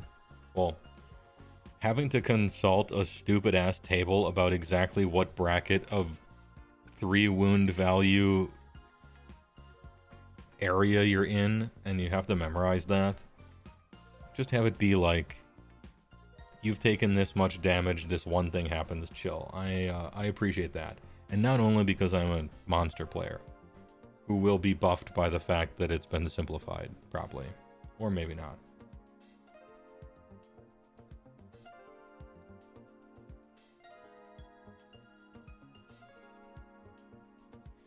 They only had the full 4th game of Skaven vs. Stormcast Launchbox, then 3 other Spearheads on the tables. Also, only gave out the 6 Spearheads they had out during the Spearhead event. Oh, they were tight-lipped about it, huh? No Ogres. Praying the IDK get more minis this edition. Pinkertons have been dispatched to my location. Don't worry, I'm safe. I didn't buy thousands and thousands of dollars of unreleased product illegally and knowingly, so I'm safe. But also, don't forget, big company bad.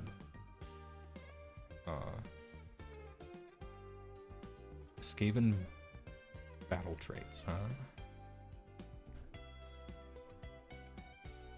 Pick a friendly Skaven unit that has not been deployed.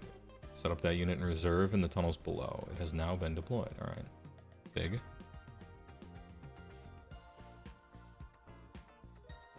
You can use this ability if there are fewer than 3 friendly gnaw holes on the battlefield. In fact, set up another one. Oh, but it doesn't have to be near a board edge. Big. Cool. So you can deep strike a gnaw hole, and you're not chained to the board edge with that one, perhaps.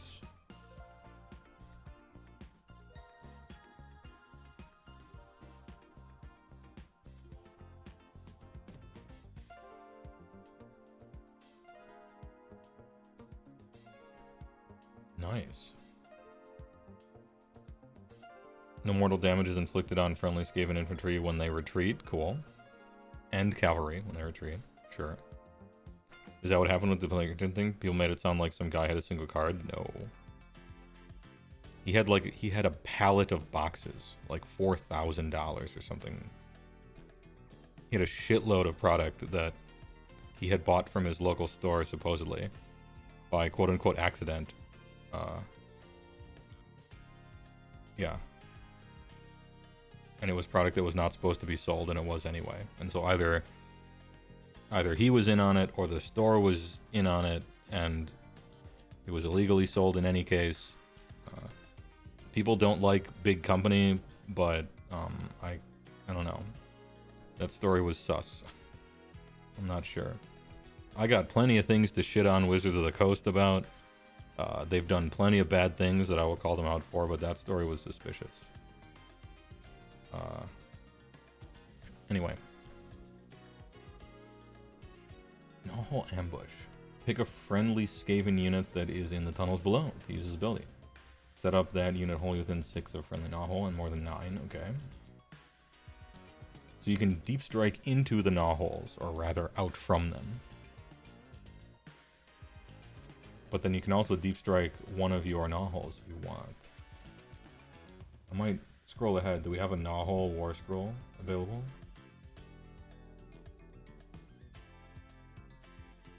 I think I saw a gnaw hole war scroll. Yeah, we do. Okay, what does this do then? 6 health, 4 save. Gnaw hole. Volatile ground. Models can pass through this terrain feature but cannot be set up on it or end moves on any part of it. Each time an enemy unit ends a move to pass through or across this terrain feature, roll a d3 on a 2-up, inflict an amount of mortal damage on that unit. Okay. So each time an enemy moves across it or on it, they take mortals, but you're safe. You can use it to put it in a lane or something. Once per turn army. They can attack it though. You can always attack these things. Once per turn army, end of your turn for 1 command point. The Endless Vermintide. Pick a friendly non-hero Skaven infantry that died. Set up with half the number. Wholly than 6 and more than 3 from all. That's pretty close to enemy units. More than 3 from all enemy units? Dude. You can't set them up in combat. That's pretty close to them. Usually it's like 9, right? Yeah, infantry technically includes big guys too.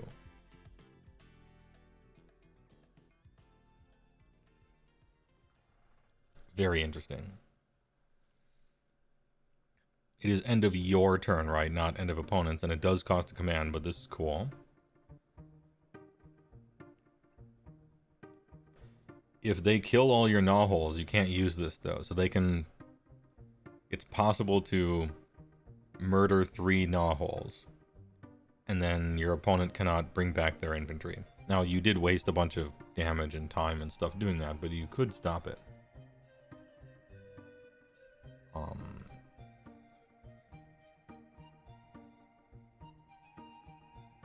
Oh, I thought maybe once per battle round army, start of the battle round. Okay. I thought when they were all gone, maybe you couldn't, but actually you can still create one, so I guess we're good. Start of the battle round. I was just about to cross-reference and see in what way that could be stopped. Your movement phase. Tunnel through reality. Oh, you still can teleport. It's not just ambush, deep strike, and reanimate. You still keep the teleport. Nice. Pick friendly Skaven unit that is not in combat. Hold it within 6. Remove it. Set it up friendly. More than 9. Alright.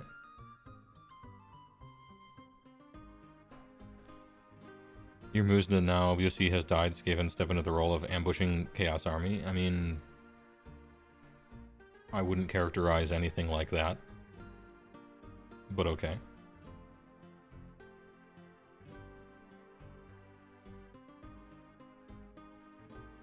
Lost Arcane.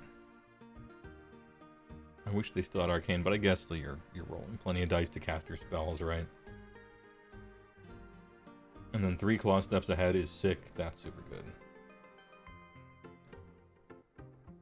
I don't know how much this passive is going to matter.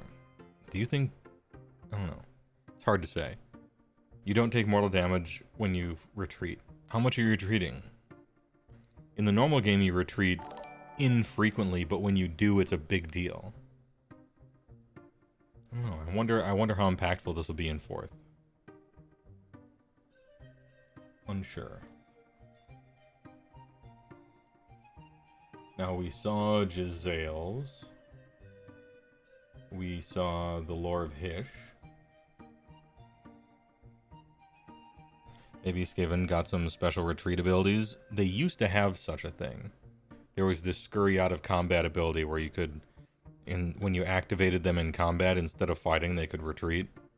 Like during the activation thing. So perhaps there's something like that hidden in here.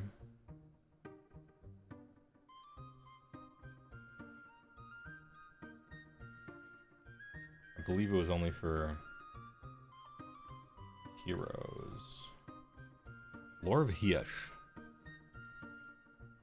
Cast on a 5. Pick a friendly Lumineth Realmlord's Wizard to cast a spell. Pick a visible friendly Lumineth Realmlord's unit wholly within 18 to be the target. Add 4 to the move characteristic until the start of your next turn. Unlimited. You can cast this as many times as you want. This is, alright. Hey. Good spell. Easy to cast. Unlimited uses. Alright. That shit's good. Pretty good. Well, Lore of Hish is good. What about our other choices? Overwhelming Heat. Cost 7. Pick a visible enemy with an 18. Halve the target's move characteristic until the start of your next turn, then roll a die. Big debuff. Strong debuff. The roll equals or exceeds the target's save characteristic, inflict D3 mortal. Okay, so sometimes randomly you'll do a D3 mortals. But then also having move characteristic is massive, and it's until the start of your next turn. Okay. Spend a command point to cast this on enemy turn, have their movement. Kind of sick. Kind of nice. And then your hero phase. Oh, wait, it says your hero phase. I can't remember what the command probably overrides that. I can't remember. Because I think so far they're doing an your hero phase for all these. Maybe not.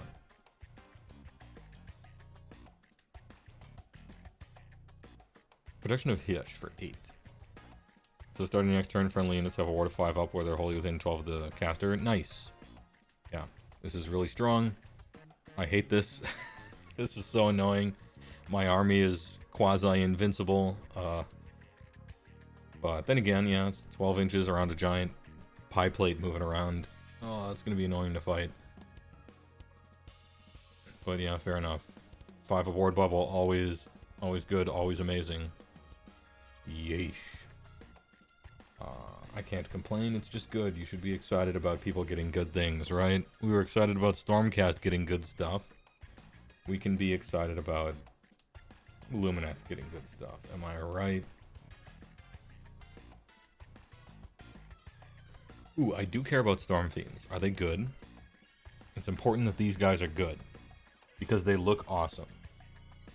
And everything that looks awesome should be good, obviously. 4 save, 6 health, 6 move, Storm Fiends. Range is way down. Infantry, Chaos Skavens. Ooh, Scryer and Mulder, double keywords. Grinder Fist have the Tunneler thing, you don't have to roll, it just happens. Big. Full Deep Strike, no rolling. Shock Gauntlets. Each time an attack made with this unit Shock Gauntlet scores a critical hit. D6 hits instead of 1. Okay, it's got the Blightling thing. Make a wound roll for each. Alright, so super explodey hits with Shock Gauntlets. Which are 4 attacks, 4s and 2s, 1, 2. Okay. Not the worst. Not the worst weapon. Warfire projectors are 10 now. Wind launcher is way less. That's fine. Hey, we can Deep Strike 9 and then Warp Fire 10. Let go. Let go. Monster stat line 4s and 2s. Let's see, Rattling Cannons are 36, 4s and 3s, 1, 1. Wind launchers are 15, 3, 4s and 3s, 2D. Ooh, 2D3, okay.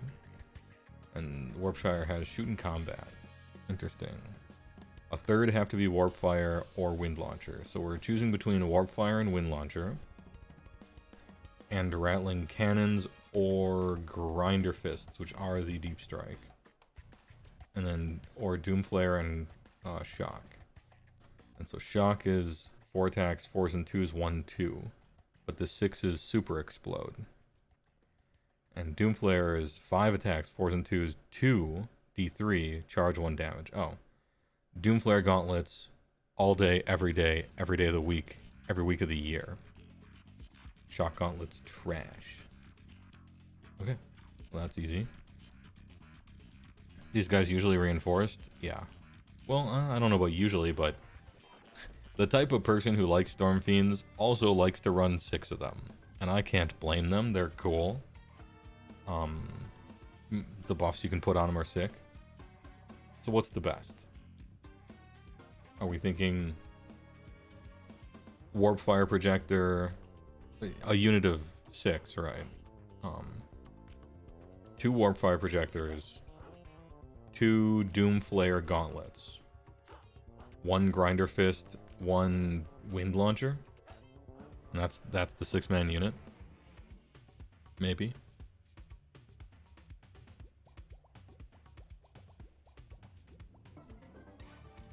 So it's got almost everything in it, except Rattling Cannon. Or no, it's got 1. Because it's got 1 Grinder Fist, 1 Rattling, 2 Warp Fire, 1, and then 2 Doomflare. I don't know, you could mix it up. There's a bunch of options. I don't know what they cost. I don't know what's good. All I can say is it feels cool. This feels good. I like shooting combat plus charge plus 1 damage, but maybe I'm just ogre pilled.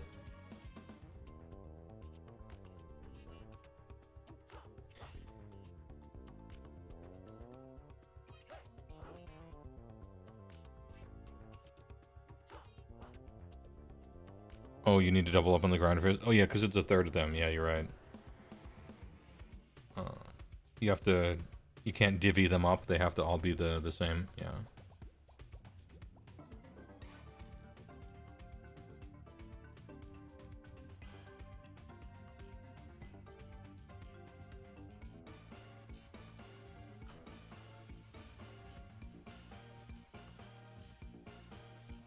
Reinforced with rattling and warp fire, using covering fire for 20d6 shots per battle round. Let's go. This is a fun unit.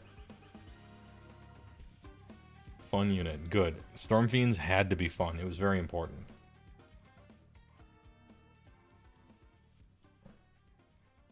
Ooh, a manifestation lore. What's this?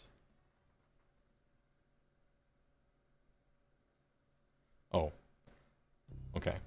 You summon endless spells from it, but we don't have the war scroll for those. So, hey, they cost. This is your target numbers. That's all we know. We've seen Severith. We've seen a Hell Pit Abomination. Master Molder. Vermin Lord Warpseer.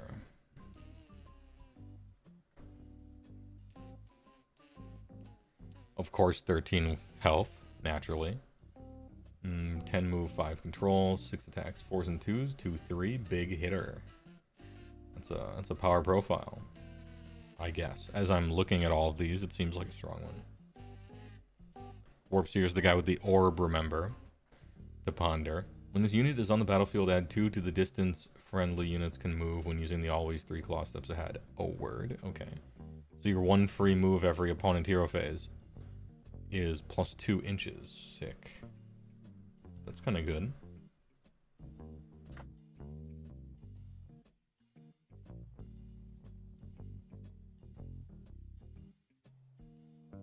Ahem. We don't know if we still have the max +1 to hit, do we? I don't know. I hope we don't. Because it's a fiddly-ass rule that was used as a band-aid because they didn't want to change everything else. But they just had the opportunity to change everything else. So they don't need the goofy-ass over top of everything band-aid anymore, right? They can just control what each army's access to bonuses to hit and wound are. Perhaps. I don't know. This is copium. I'm sure it's still max +1. It's just kind of a goofy way to calculate it and think about it, I think. Once per battle, any combat phase, hurl the Scry Orb. Okay. 2 up amount of mortal damage. Okay, so a d6 mortal wounds. But you can no longer use Divine in the future. That's kind of how, like, he always had the orb and it was cool. And then if he threw it, he would do some damage, but he couldn't use the other thing. That's like always how this guy's kind of worked. The Arc Manipulator. Once per turn army, any combat phase. Pick an enemy unit in combat with this. Roll die. On a 4-up, the target has strike last. Keywords Rampage. Rampage. Okay. 4-up, strike last. And then he actually will kind of cut him up. Like, strike last on a big monster is maybe good, maybe bad. It depends on what it allows you to do, and if it allows you to have some potentially big hits, then alright. Tectonic Splintering, target number 7. Pick a visible enemy unit within 18. Until the start of your next turn, subtract 1 from the number of dice rolled when making charge rolls for the target to a minimum of 1. Jesus.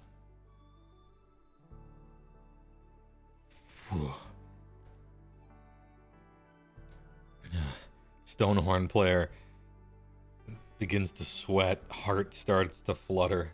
Ugh. You can spend a command point and use that on my turn. Oh no. Please. Oh, that's a concern.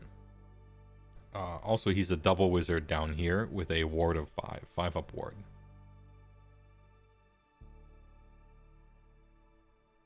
Okay, yeah, guy seems good. Seems kind of good, man. Oh, what about the big beef? A Valinor, the Stoneheart King. 16 health, 3-up save, 6-inch move. Geomantic Blast, 12-inch range, only 1 attack. Weird. 3s and 2s, 2d6. This will miss like half the time, and you'll be mad because you'll think it's good, but yeah, it's annoying. What's this skull? Hold up. Cool. So they put a skull next to it up here to let you know that there's like a passive effect that's affecting it. How nice. That's a nice little reference there. Cool. 6 attacks, 3s and 2s, 2-4. Big damn. Battle damaged. Well, this unit has 10 or more damage points. The attack's characteristic is 4 instead of 6. Oh, never mind. It's not an ability. It's a downside. It's like, okay, this shit sucks if you get hurt. Cloven Hoofs. Okay. The battle damaged ability has no effect on this unit while it is wholly within 12 of a friendly mom. Nice. If Alarith Stone Mage is around. Don't talk to me or my huge son ever again. Your combat phase 1 command ability. Ooh, 1 command point. That's expensive nowadays, isn't it? Unshakable Faith of the Mountains. Pick up to 3 different friendly Alarith Elf units. Wholly within 12 of this unit. Add 1 attack characteristic of all of them. Okay, that's actually kind of a big bonus. So sure, that's a command point. Sure. He has like the Babe Ruth swing for the fences, Idnet Deepkin Volturnose ability, kinda. Unbreakable Bulwark, any combat phase, once per turn any. If this unit did not charge, pick an enemy unit in combat with it. Roll a die on the 2-up, subtract 1 from all rend. The target's melee weapons for the rest of the turn. And add 1 to the attack characteristic of this. Oh shit, double. -1 rend from you, +1 attacks for me, as long as I didn't charge. This guy is huge. Cool. War 6-up ward as well. Warmaster, unique hero monster, ward 6.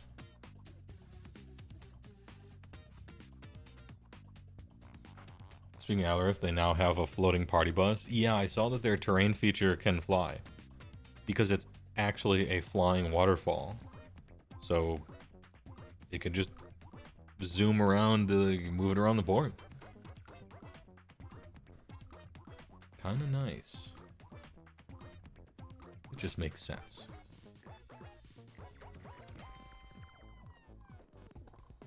Battle traits for Lumineth Realm Lords. Lightning reactions. When players are alternating picking units to use the fight ability, when it is your turn to pick a unit, you can pick 2 instead of 1. Resolve the second fight ability immediately after the first. Yep. Super good. This is a great ability. Start the battle round. Shining Company. You can only use this ability if you have not used any Facet of War abilities this battle round. Facet of War, Facet of War, Facet of War, Facet of War, comma, move. Facet of War? Okay, and then you just have a shitload of Facets of War. So you have lightning reactions, and then your choice of 1 of 5 Facet of Wars per turn. Because I'm seeing that they all say you can only use this if you have not used another one. Start of the battle round, -1 from hit rolls for attacks at target friendly Venari units. Okay. Oh, here. So we're keyword bingoing all these up, right? Sinari, Venari, Hurricane, Alarith. All right.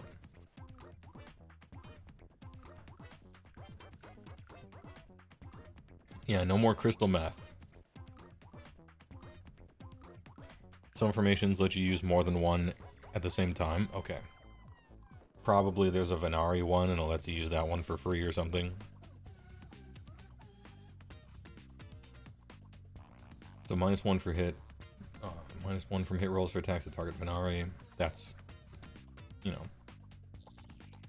for the rest of the battle round, that's just great. That's so good. -1 to hit all your Venari guys for the whole battle round just happens. That's super good. Move like the wind. Use ability, blah blah. Pick up to 3 friendly Hurricane units that are not in combat. Each target can move a distance up to its move characteristic. It cannot move into combat during it. And it cannot shoot for the rest of the turn. I went and looked this one. I saw this one already. I went and looked it up. And in the combat phase, everyone uses their abilities before fight. But in the shooting phase, they use their abilities whenever, it seems. So you can shoot and then move.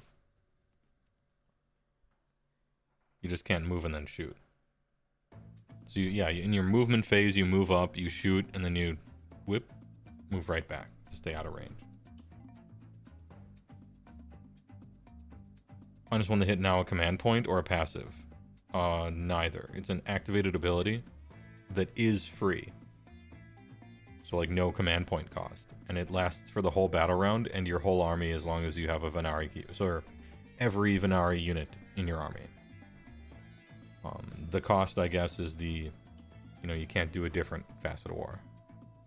Unless you can. Power of Hiesh. Pick a friendly Venari. Target's attacks, score critical hits on an unmodified 5 for the rest of the battle round. Awesome. Great. Deep Thinkers. I love Deep Thinkers. It's such a funny name for an ability. I preferred Villeneuve's earlier works, such as Enemy. Lumineth Deep Thinker. You can add 1 to casting rolls for the rest of the battle round. Okay. Yeah, sure. It's like a boring ability. It's not the don't do something in the next turn auto cast kind of goofy. Sure, I suppose if you have to simplify it, +1 to casting rolls is fine. And Deep Thinkers is a funny name.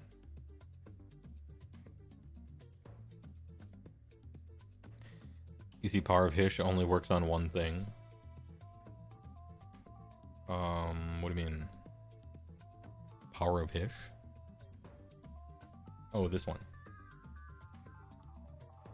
Pick a friendly Venari. Yeah.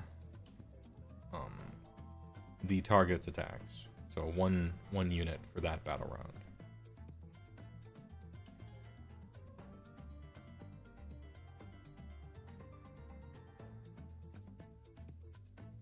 Yo, think deep.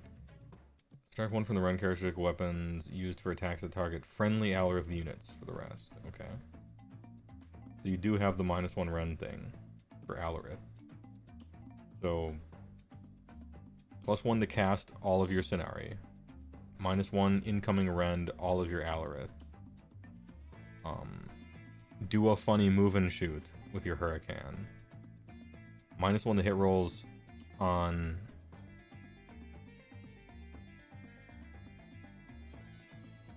that target friendly Venari units. Okay, just every Venari. This is the only thing that's 1, it seems, right? Or is this? This is pick up to 3. This is everybody. This is everybody. This is everyone, and this is 1 person. So this is the only one that's 1 person.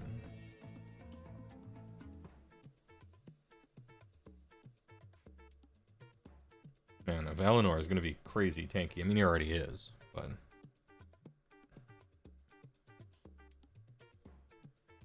Doesn't Valinor also have his own rend reduction that would stack? Yes. Yeah, he's... and he has a 6-up ward on top of all that.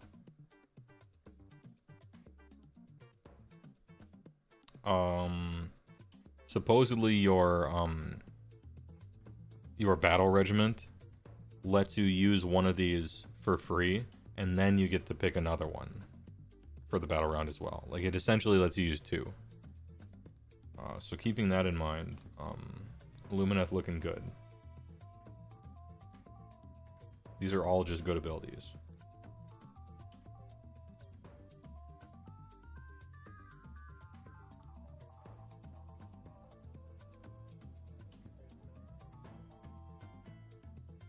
Yeah, here's a... For instance... Alorith Temple. Passive.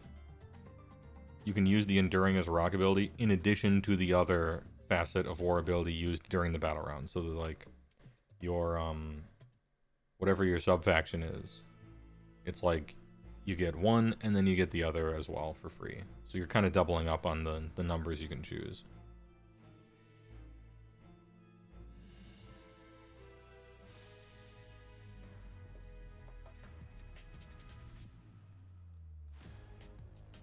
We have some Dude Trust Me's. Shall I do the Dude Trust? Yeah, sure. Yeah, sure.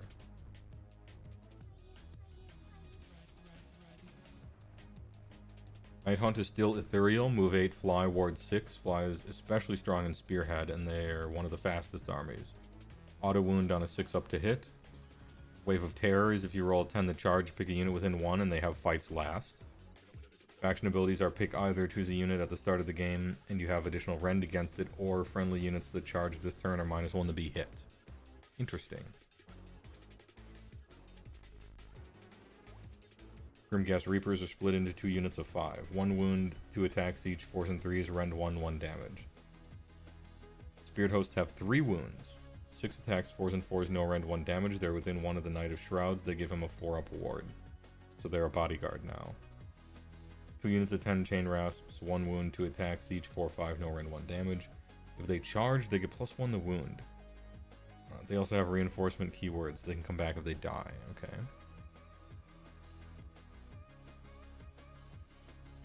They still ignore rend. Supposedly, this is one of the just someone typed, right? But yeah, Nighthaunt still ethereal, still move 8, and still fly, still ward a 6 up. And a lot of the save stacking is gone, so the downside of ethereal, which is that you couldn't save stack, has largely gone away, except for all-out defense, it seems.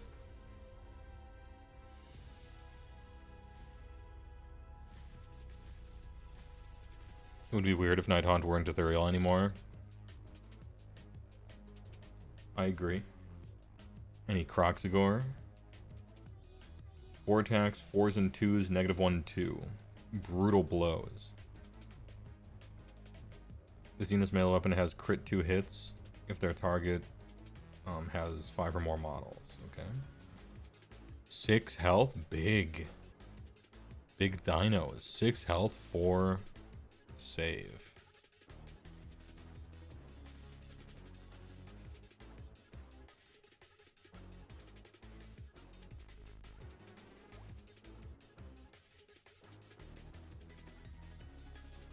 More Spearhead, but it's a Seraphon, let's see, Source Old Blood on Carno.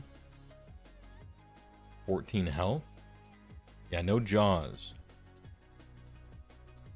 Sunbolt Gauntlet 12, D6, 3s and 3s, 1/1, shoot in combat. Relic Celestite Weapon, 5 attacks, 3s and 3s, 1/2. Massive Jaws that degrade. 3 attacks, 4s and 2s, 2/3. Companion, okay, so his best weapon degrades and it's a companion, but we're into 3 damage, I guess. Ancient Warlord. Pick a friendly unit wholly within 12. You cannot pick this unit. Specifically called out, cannot pick self. Till the start of your next turn, add 1 to the charge rolls for the target. Okay. But this is the Spearhead version. This ability might be different in the real game.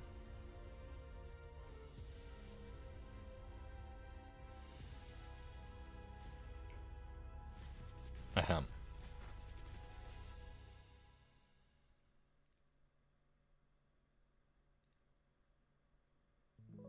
Some Maggotkin Spearhead rumors and leaks.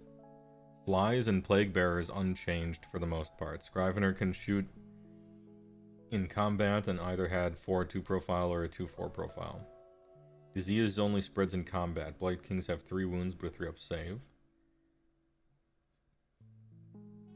Okay, so Blight Kings are way down in number of wounds, but a 3-up save.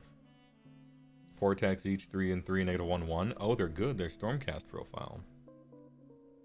If they are fighting infantry, roll a die for each model in the King's unit. 5-up deals immortal. There is a lot of infantry now. It's not 5-up, it's over enemy wounds characteristic. Disease accumulates faction-wide on every crit, and is spent at the end of an enemy unit in combat. With you to roll them against the unit. 4-up deals mortals. Blight King's info is correct. Okay. So you gather your disease points just as an army, and then you spend them on something at the end of a combat.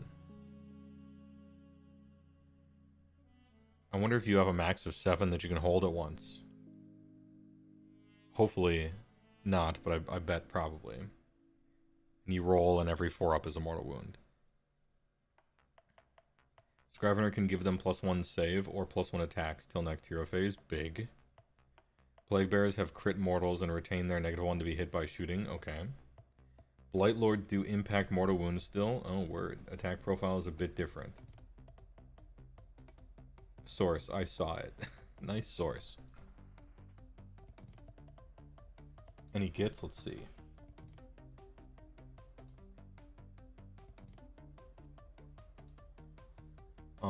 There's some OBR. There's some KO.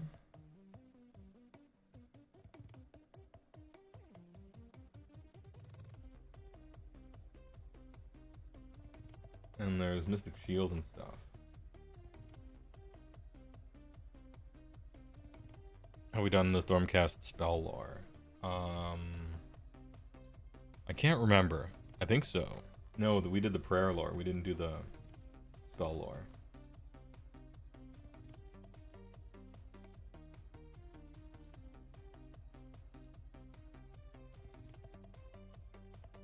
Example spell. Mystic Shield. Pick a visible friendly unit wholly within 12 of this wizard to be the target. Target has a ward 6 up. This turn. Only this turn, not until your next. Mystic Shield, no longer protection against the double turn. One of the main protections against double turns. Only this, you gotta spend a command point if you want Mystic Shield on your guys on your opponent's turn. And it doesn't update, it doesn't +1 armor anymore. It's a 6-up ward. Huge change.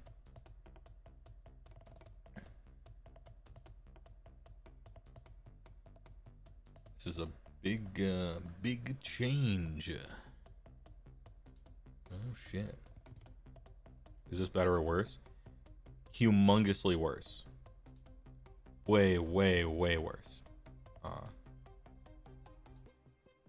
I thought the old version was maybe a little overpowered in combination with other stuff. Like, I felt something had to give, and they decided that this should be the thing to give. A lot of stuff has ward anyway, so this won't work. It only lasts for this very turn, which is almost never when you want it. You almost always want it on your opponent's turn instead. You now have to pay a command point to be able to cast this on your opponent's turn, which is huge. It's still only a 6-up ward. Yeah. No more save stacking. This is a good thing. Like, this spell is way worse, but I'm not sad. I wonder if it's still worth casting or not, actually. Maybe not. I wouldn't want to spend a command point to have to use this on a turn where it'll matter. That's for sure. I got better things to spend command points on, I think, so far. Don't know.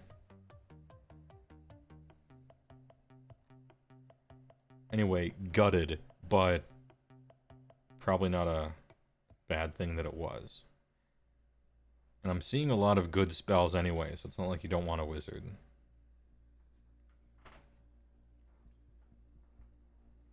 And then example prayer, resurrection. Make a chanting roll of d6, works on a 7. Pick a friendly infantry hero that has been slain and return them. Oh, just straight resurrection, huh? Set up that hero wholly within 3 of this priest.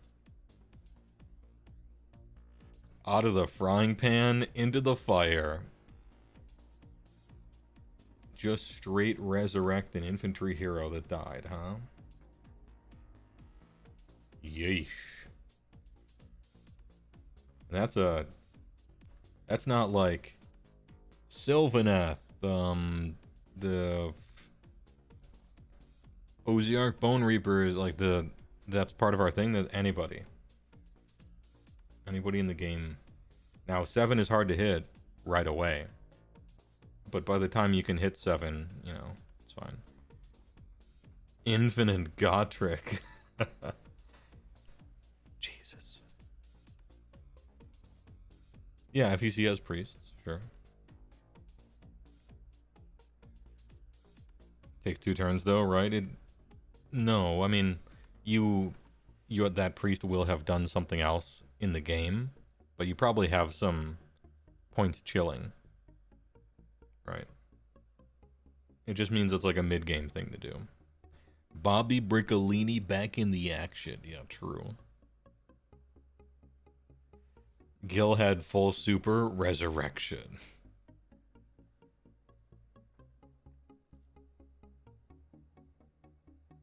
This will drive some armies into allies, if that's still a thing. Bobby's not a hero. Oh, true, Bobby's not a hero. I mean, he's a hero in our hearts, but not on the table.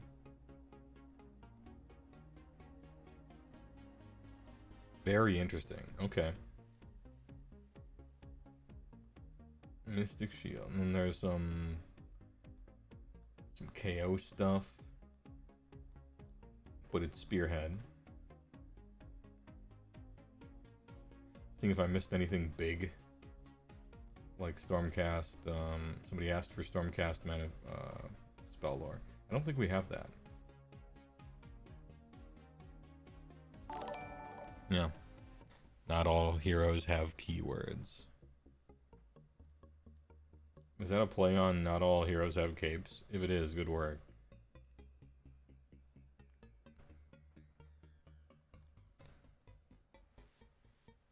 Pick friendly Arcanine Company unit wholly within 12. Add D6 to the target's control score until the start of your next turn. Okay. This is, you know, Spearhead version, so who knows? Yo, this guy's kind of... Hold up. His hammer is kind of nice. I guess I wasn't expecting a hammer that's kind of nice like that. 3 attacks, 3s and 2s, 1-3. I figured he'd be some desk job, paper shuffler, pencil pusher. That's kind of a big hammer. Interesting. I guess we won't see too much importance here because the oh, whoever took this picture, whoever took this screenshot in Giga, streamer, double streamers.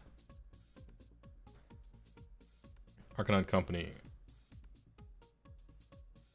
1 unit of Arcanaut, or 1 unit has 4 Arcanauts armed with Privateer Pistol and the Kutta, and 1 armed with a Sky Pike. Oh, units are 5. A unit of Arcanaut Company is 5? Wait, 1 unit has that and 1. The other unit has 3 armed with a pistol, Arcanaut Cutter 1, and then an Aether Volley Gun. Oh yeah, in Spearhead, okay. Alright. I did warn you about Spearhead and then I fell for the meme. Add 1 hit rolls for attacks made by this unit, the targeted unit contesting an objective. Okay, so who knows what this passive stuff will be. Is there a link for all these links?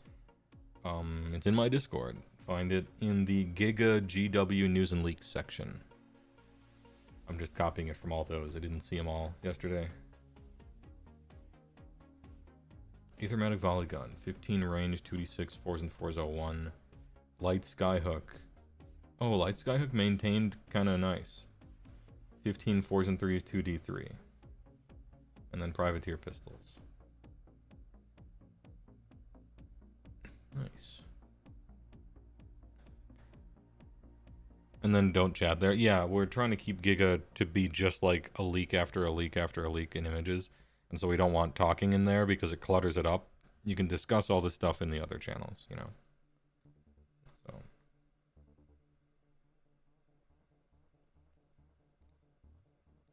Arcanaut Frigate. 15 3 up, 12 5. Heavy Skyhook, 2 attacks, 4s and 3s, 2d6. Oof. D6. You hate to see it. Or Aethershot Carbines, 4 attacks, 12 range. They seem bad, yes, but they'll probably be cheap. Like it's 10 guys. It's 10 guys that have ranged attacks. 10-inch range on most of their guns is very short. A single light Skyhook with a chance in hell of doing a D3 or something. Yeah. Arcanaut Company don't seem terrifically exciting. But you put them in a boat, and it gives the boat more attacks, kinda. Technically, they're men that can stand on something, try to... Sky Wardens. Vulcanizer Pistol. Range 10, 3 attacks, 3s and 3s, 1-1. Shoot in combat. Automatic Volley Gun. 2d6, 4-4-1. Sky Pike is 3 and 3, 1-2. Crit Mortals. Oh, Sky Pike is strong. And then Gun Butt. I wonder how they're going to differentiate the Sky Pike ones from the Chainsaw ones in this edition. They never have been exciting, they've just been kind of solid, yeah. Shoot in combat.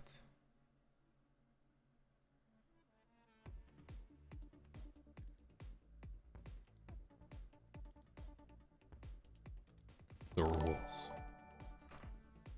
Thanks for the follows, a whole bunch of people, by the way. During this. I know sometimes it's just we're looking at all the rules and figuring them out, but I like doing that sometimes. It might not be exciting, but it's information.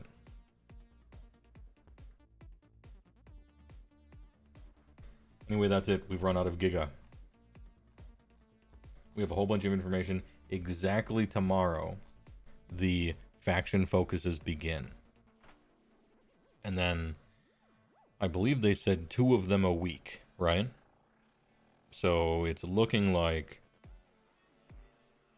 every Friday we'll have 2 faction focuses to go over until 4th edition.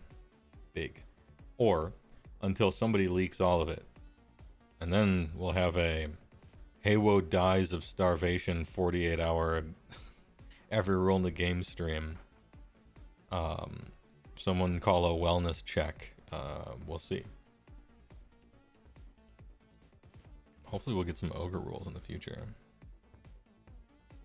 You really hope the edition drops next month because we all know it's going to leak way before launch. July. I mean, a lot of the images we've seen have the July month printed on them, and so it's got to be that.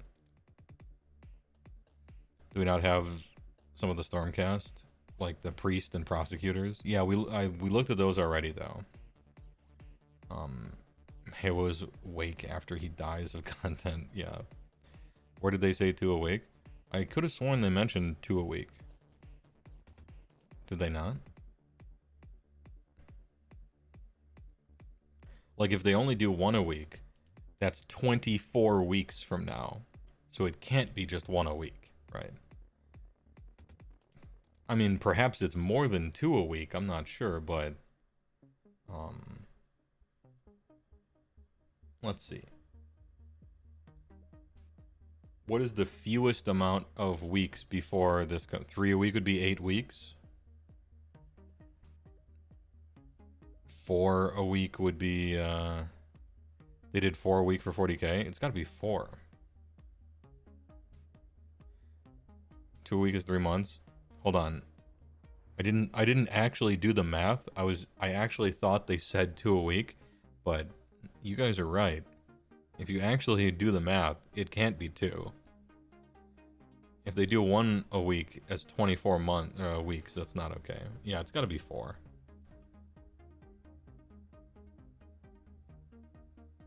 Hey, what fake news? No, we worked it out. Easy. So that means Friday we're going to have like 4 faction focuses to go over. Let's fucking go. Alright, I'm hyped. Anyway, chat. Thanks for watching. I'm glad we got that figured out. 4 per week is a month and a half, so about perfect timing. Nice.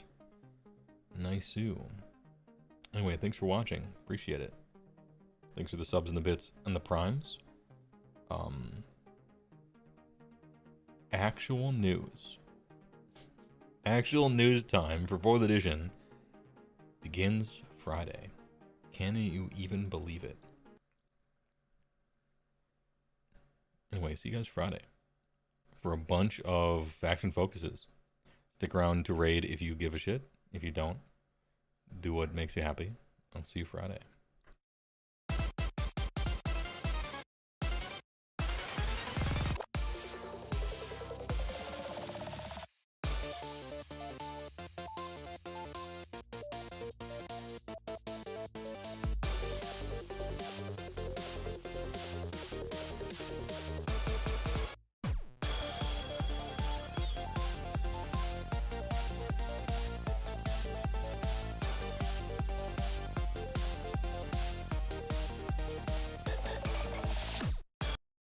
Brother, there is no need for me to destroy you. Surrender. Surrender your world. Brother, You always did there is need no an need audience, for me you to destroy sap. you. Let me tell you, I ain't practiced much magic for a long time. I want to show you a trick Mother showed me when you weren't around. He was on special occasions like this. Oh yeah, one more thing. I'm glad you changed your last name, you son of a bitch.